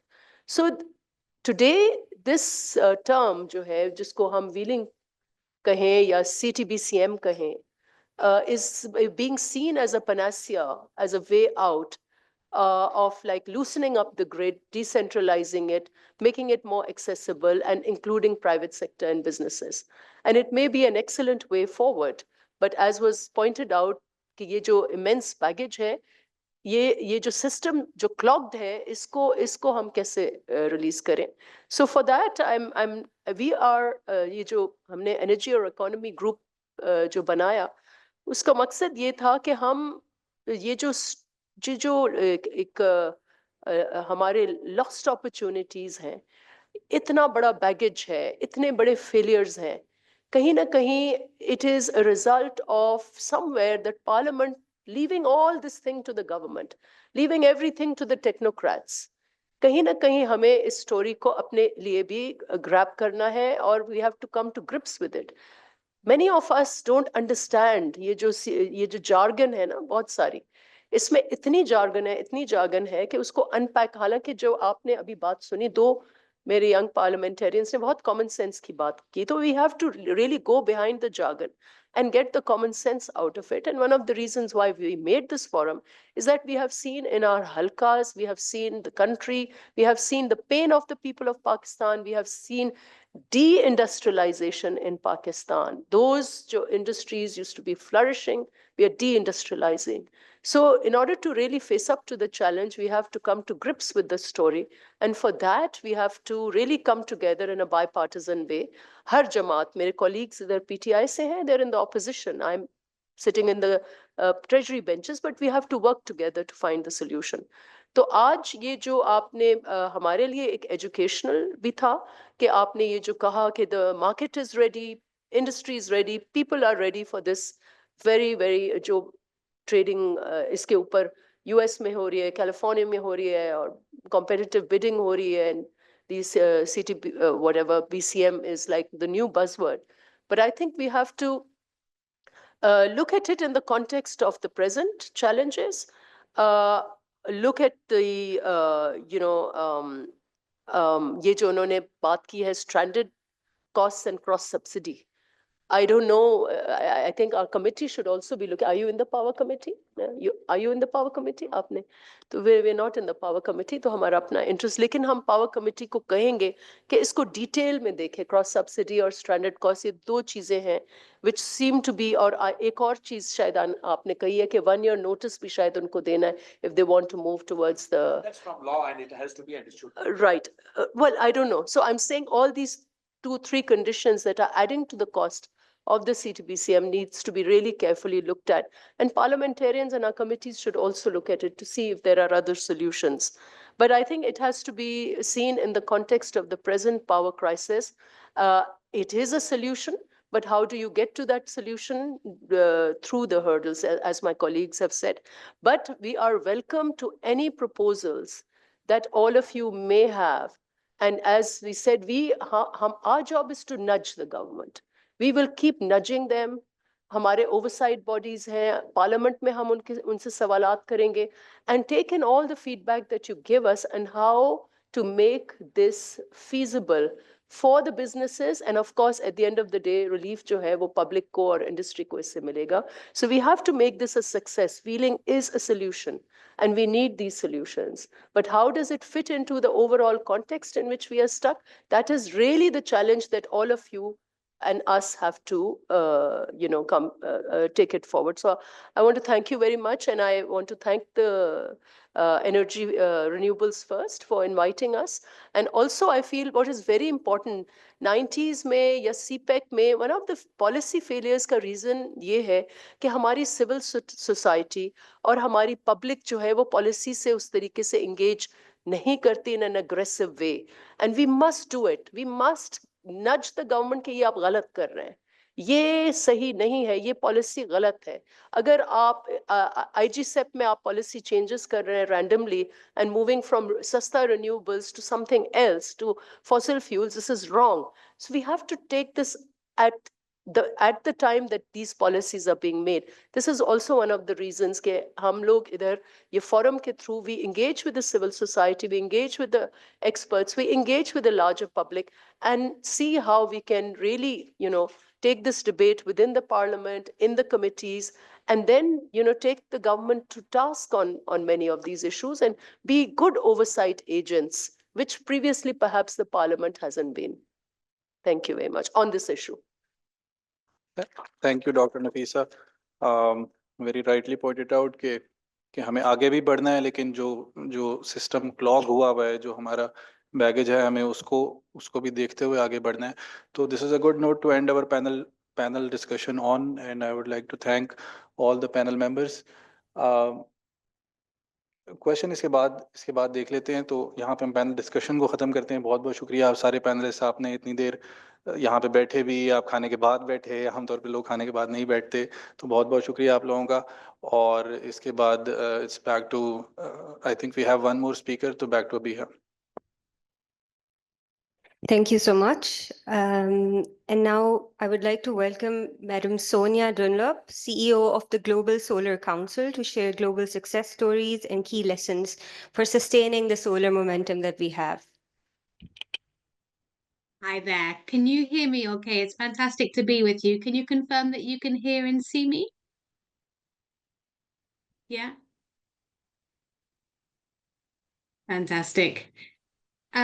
Great. Well, thank you so much for the invitation to come and speak. My name is Sonia Dunlop. I'm the CEO of the Global Solar Council. We are the World Solar PV Industry Association.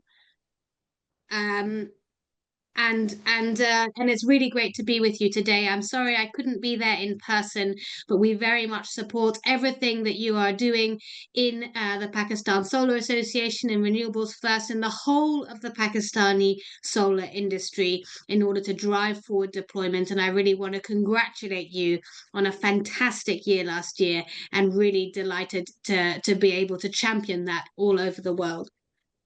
If it's okay with you, I'd like to share some slides, if you can see them. Hope that's okay with you, and I hope you can see and hear me okay. Can you confirm?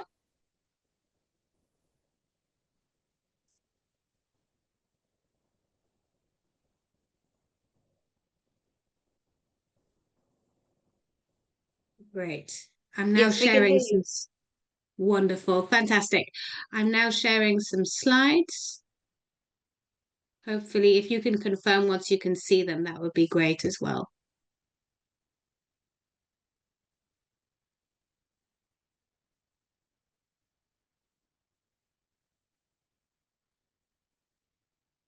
Perfect. Can you see them okay? And can you see them in full screen? I hope so. Yes, we can see them, Wonderful. but it's not full screen. Okay. You might. I will try and fix that. Sorry, one moment for some technical issues. We can see it this way as well. It's fine if you'd like to go ahead.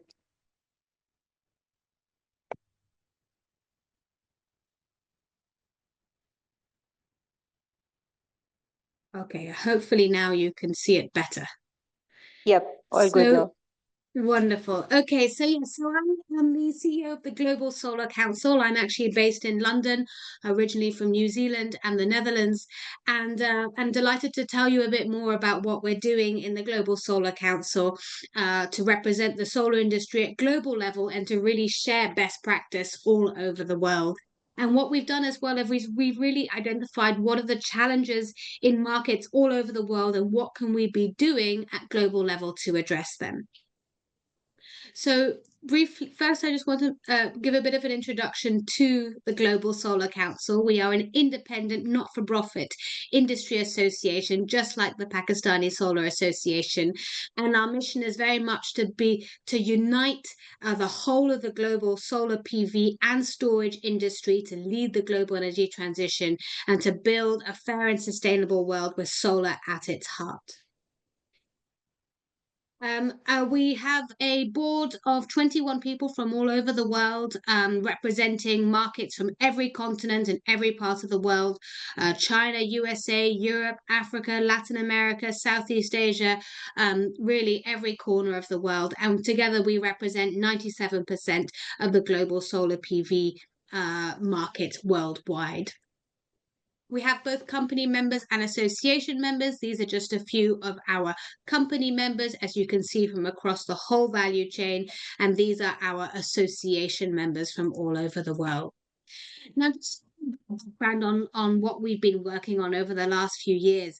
So at the end of 2023 at COP28 Dubai, we managed to secure, as part of the Global Renewables Alliance, the global tripling of renewables target. So all 200 governments around the world have now committed to triple up renewables capacity between 2023 and the end of the decade. And solar is going to do a huge amount of that tripling. And we, just before the end of last year, just before COP29 in Baku in Azerbaijan, we were able to celebrate a huge historic milestone, and Pakistan really helped in delivering this, of 2 terawatts of total installed capacity worldwide.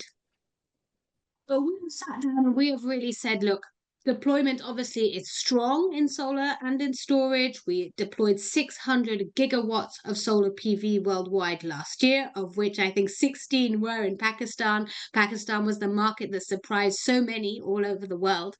But we still have huge challenges that are still holding us back from really taking that leading role in energy systems all over the world. And for each challenge, we have really sat down and thought, what can we do as the Global Solar Council to solve this? So the first such challenge is the high cost of finance. I'll be saying more about each of these in a minute. But especially in least developed countries, especially in many emerging markets, we are seeing that the cost of finance for a solar project, whether it be large or small, is still a barrier, and is still very high, and is still a barrier to deployment. And we at the global level have created the International Solar Finance Group to bring together for the first time representatives from the global PV industry, together with private financial investors in solar and big public investment banks, to really try and work together to bring down the cost of finance. And we are also working through the Global Renewables Alliance and doing reports in order to open up new markets, such as our Africa Market Outlook report, in order to do that. We are also aware that, especially in utility scale solar, we are seeing more and more health and safety incidents and accidents around the world, and issues with terms of quality of build and quality of operation of projects. And so we have created, as part of the industry maturing as it grows and grows, the Global Solar Training Standards Initiative, essentially copying the system that they have in the wind industry for global training standards on basic safety training and basic technical training for utility scale solar, to make sure that we're looking after the 7 million people that work for us. We know, and this will become an issue in Pakistan as well, that there is an issue around price cannibalization that prices are dropping to zero or to negative when solar is at its peak in some markets, and that solar is being heavily curtailed. And there we have created a task force to work on this worldwide, producing a report to spread best practices, and are really pushing at global level for electrification and flexible electrification to be made an absolute priority. We know there are also many trade barriers and trade tariffs and non-tariff barriers as well in place in solar, and that the lack of diversification in the supply chain could be a risk in terms of resilience as well. So we have created some high-level principles on the global solar supply chain and created a platform for dialogue to try and create a global high-level long-term strategy for solar PV manufacturing. We know there are also challenges facing us now and in the future in terms of the recycling of PV. We are a product that lasts a long time and can be 97% recycled, but we need to have those recycling schemes pre-financed and set up and mandated in each market.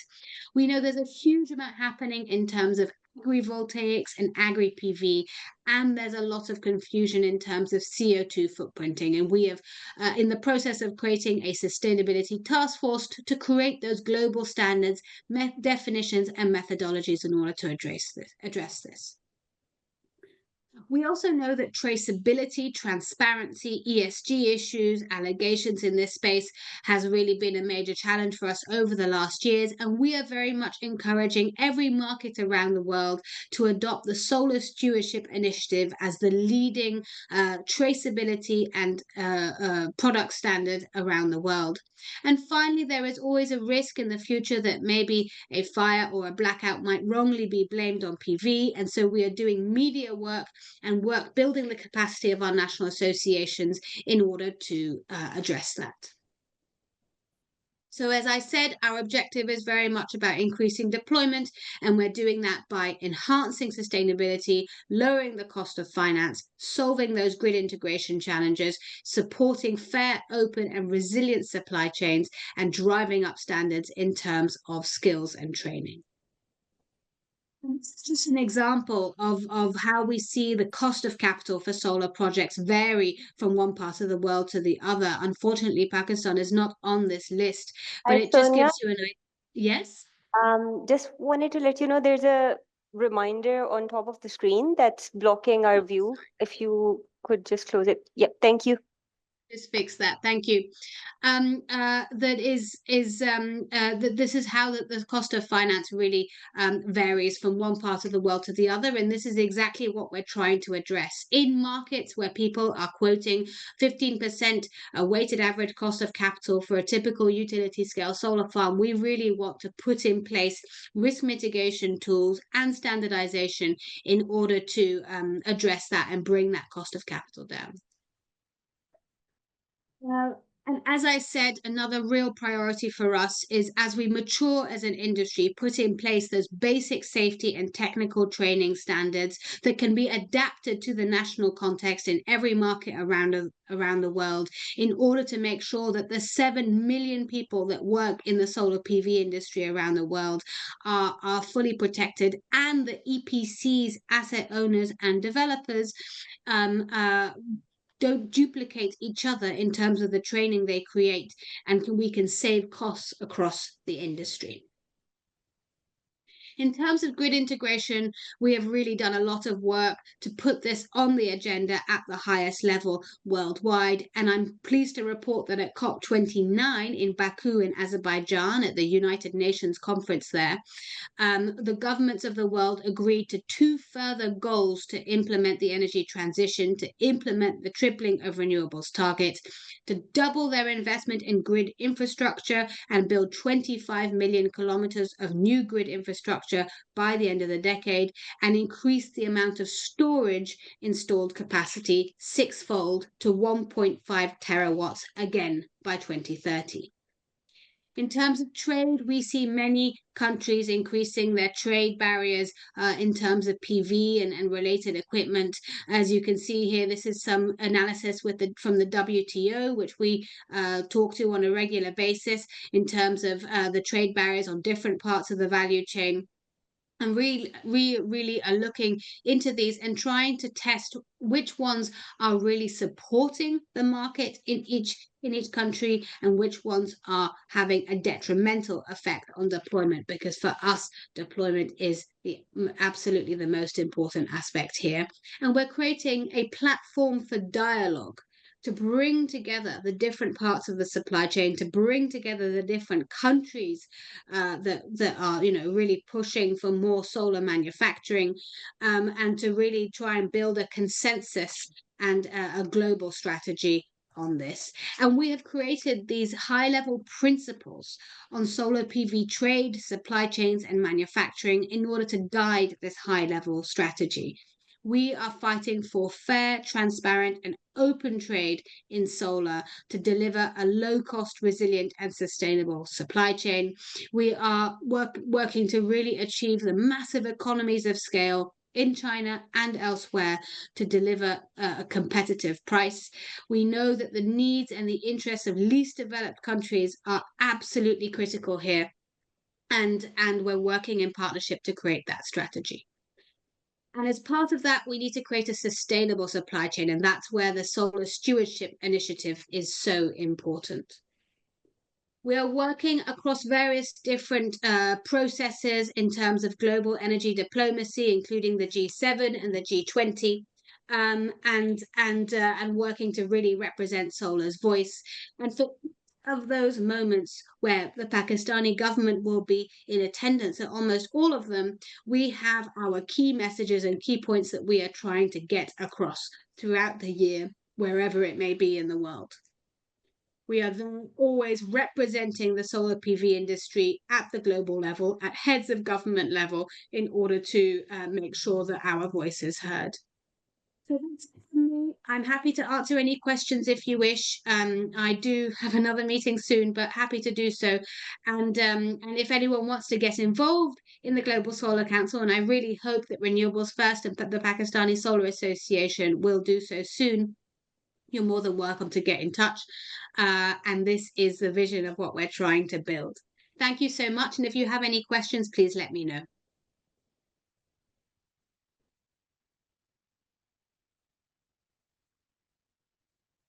Thank you, Sonia.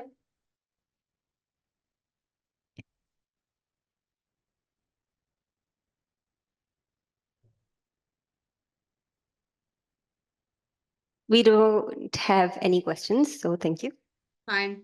Feel free to get in touch if you want to know anything more about the work of the Global Solar Council.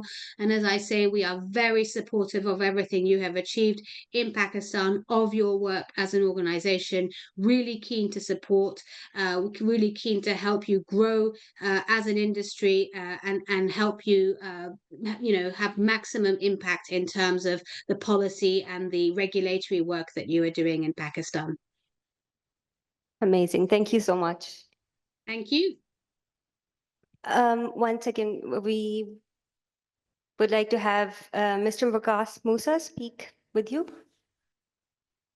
Hi, Sonia. Yeah, okay. So finally the camera is on me. Thank you so much for taking the time out. I know it's early morning for you in London, and we have a time difference. So really appreciate it. And I hope we'll be able to continue the discussion with you live as well, face to face when we get a chance to see you in Pakistan, inshallah. Thank you. Inshallah, I will be there very soon. Absolutely. Absolutely. Do we close the event now? Yeah. So yeah, we'll just be closing the event here as well. Would you like to? Yeah, I'd like to say a few words. तो I know के end of the day है, काफी सारे लोग चले गए हैं, लेकिन just to put it on record, thank you so much renewables first team for making this event happen. आप लोगों ने काफी मेहनत की है और रिजल्ट बहुत अच्छा आया है. I am personally very happy. Government side पे जो हमारा मकसद था आज का, जो हमारा एक पर्पस है कि अगर पाकिस्तान सोलर एसोसिएशन अकेला आके बातें करता है तो आपको पता है जो एक ट्रेंड होता है वो कहते हैं ये तो इंडस्ट्री वाले हैं इन्होंने तो ये बोलना ही बोलना है. So it's really helpful to have a partner with us who can verify and have our back. Also, I'd like to thank all the industry people who came in, जो आके चले गए उनको भी और जो बैठे हुए हैं definitely उनको भी. मैं सोनिया आपको बाकी जो भी इधर बैठे हुए हैं, thank you so much for your efforts and putting through the day. And I hope we'll be able to have this kind of dialogue again and again. मेरा ख्याल है 2-3 दफ़ा हमें जब रेगुलेटर्स या उनसे बात कर रहे थे तो कुछ फीलिंग उनकी आई कि वो कहते हैं कि पब्लिक एंड प्राइवेट दोनों को पार्टिसिपेट करना चाहिए, उनको देना चाहिए, सिविल सोसाइटी से ओपिनियंस आने चाहिए. तो इसको हमें डेफिनेटली पुश करना है. खासकर ये वाली चीज़ ऐसी है कि देखें 1990s में 2000s में जो गलतियां हुई हैं, अब वो गलतियां कहें या जो भी आप उसको कहें, वो चीजें थी वो हो गई. That's the past, we have to live with it. IPPs लग गए हैं, पावर डिसीजंस हो गई हैं, whatever it is. But at least at this time we have a chance के 10 years डाउन द रोड कोई ये ना कह रहा हो कि यार 2025 में और 24 में बड़ी अच्छी अपॉर्चुनिटी थी, उस टाइम पे जो है ना वो डिसीजन सही नहीं लिए. व्हीलिंग को हमने करवाना है. Will push them and will make sure के इसको जितना पुश कर सकते हैं. स्टोरेज की साइड पे रेगुलेशंस लेके आनी है, ईवीज की साइड पे रेगुलेशंस लेके आनी है, स्टोरेज की साइड पे रेगुलेशंस लेके आनी है. And all these things need to be done and then we need to work together.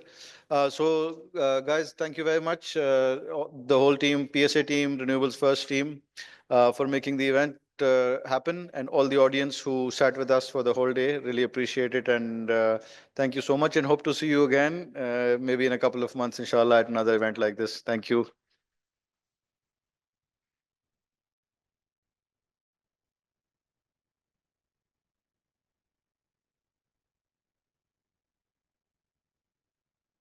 Thank you, everyone. It was great to have your participation, and have a great evening.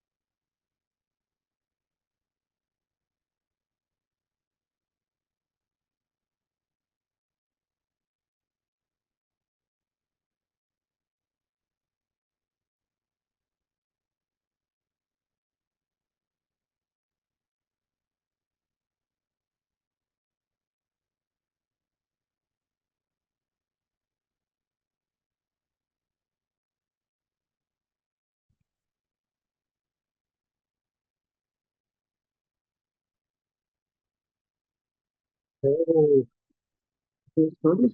इसमें space तो होगी नहीं, करो आप लोगों के पास वो है कॉरिडोर वाला कॉरिडोर. नहीं नहीं वो तो सिस्टम पीसी में है, सामान सब डेटा पीसी में है. ये किसने दी थी वो सामान सब किसने.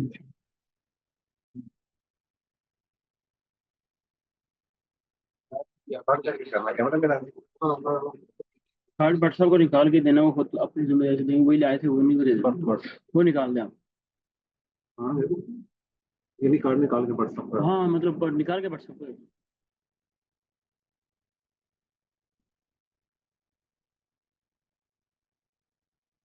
मैं निकाल के पढ़ सकता हूँ.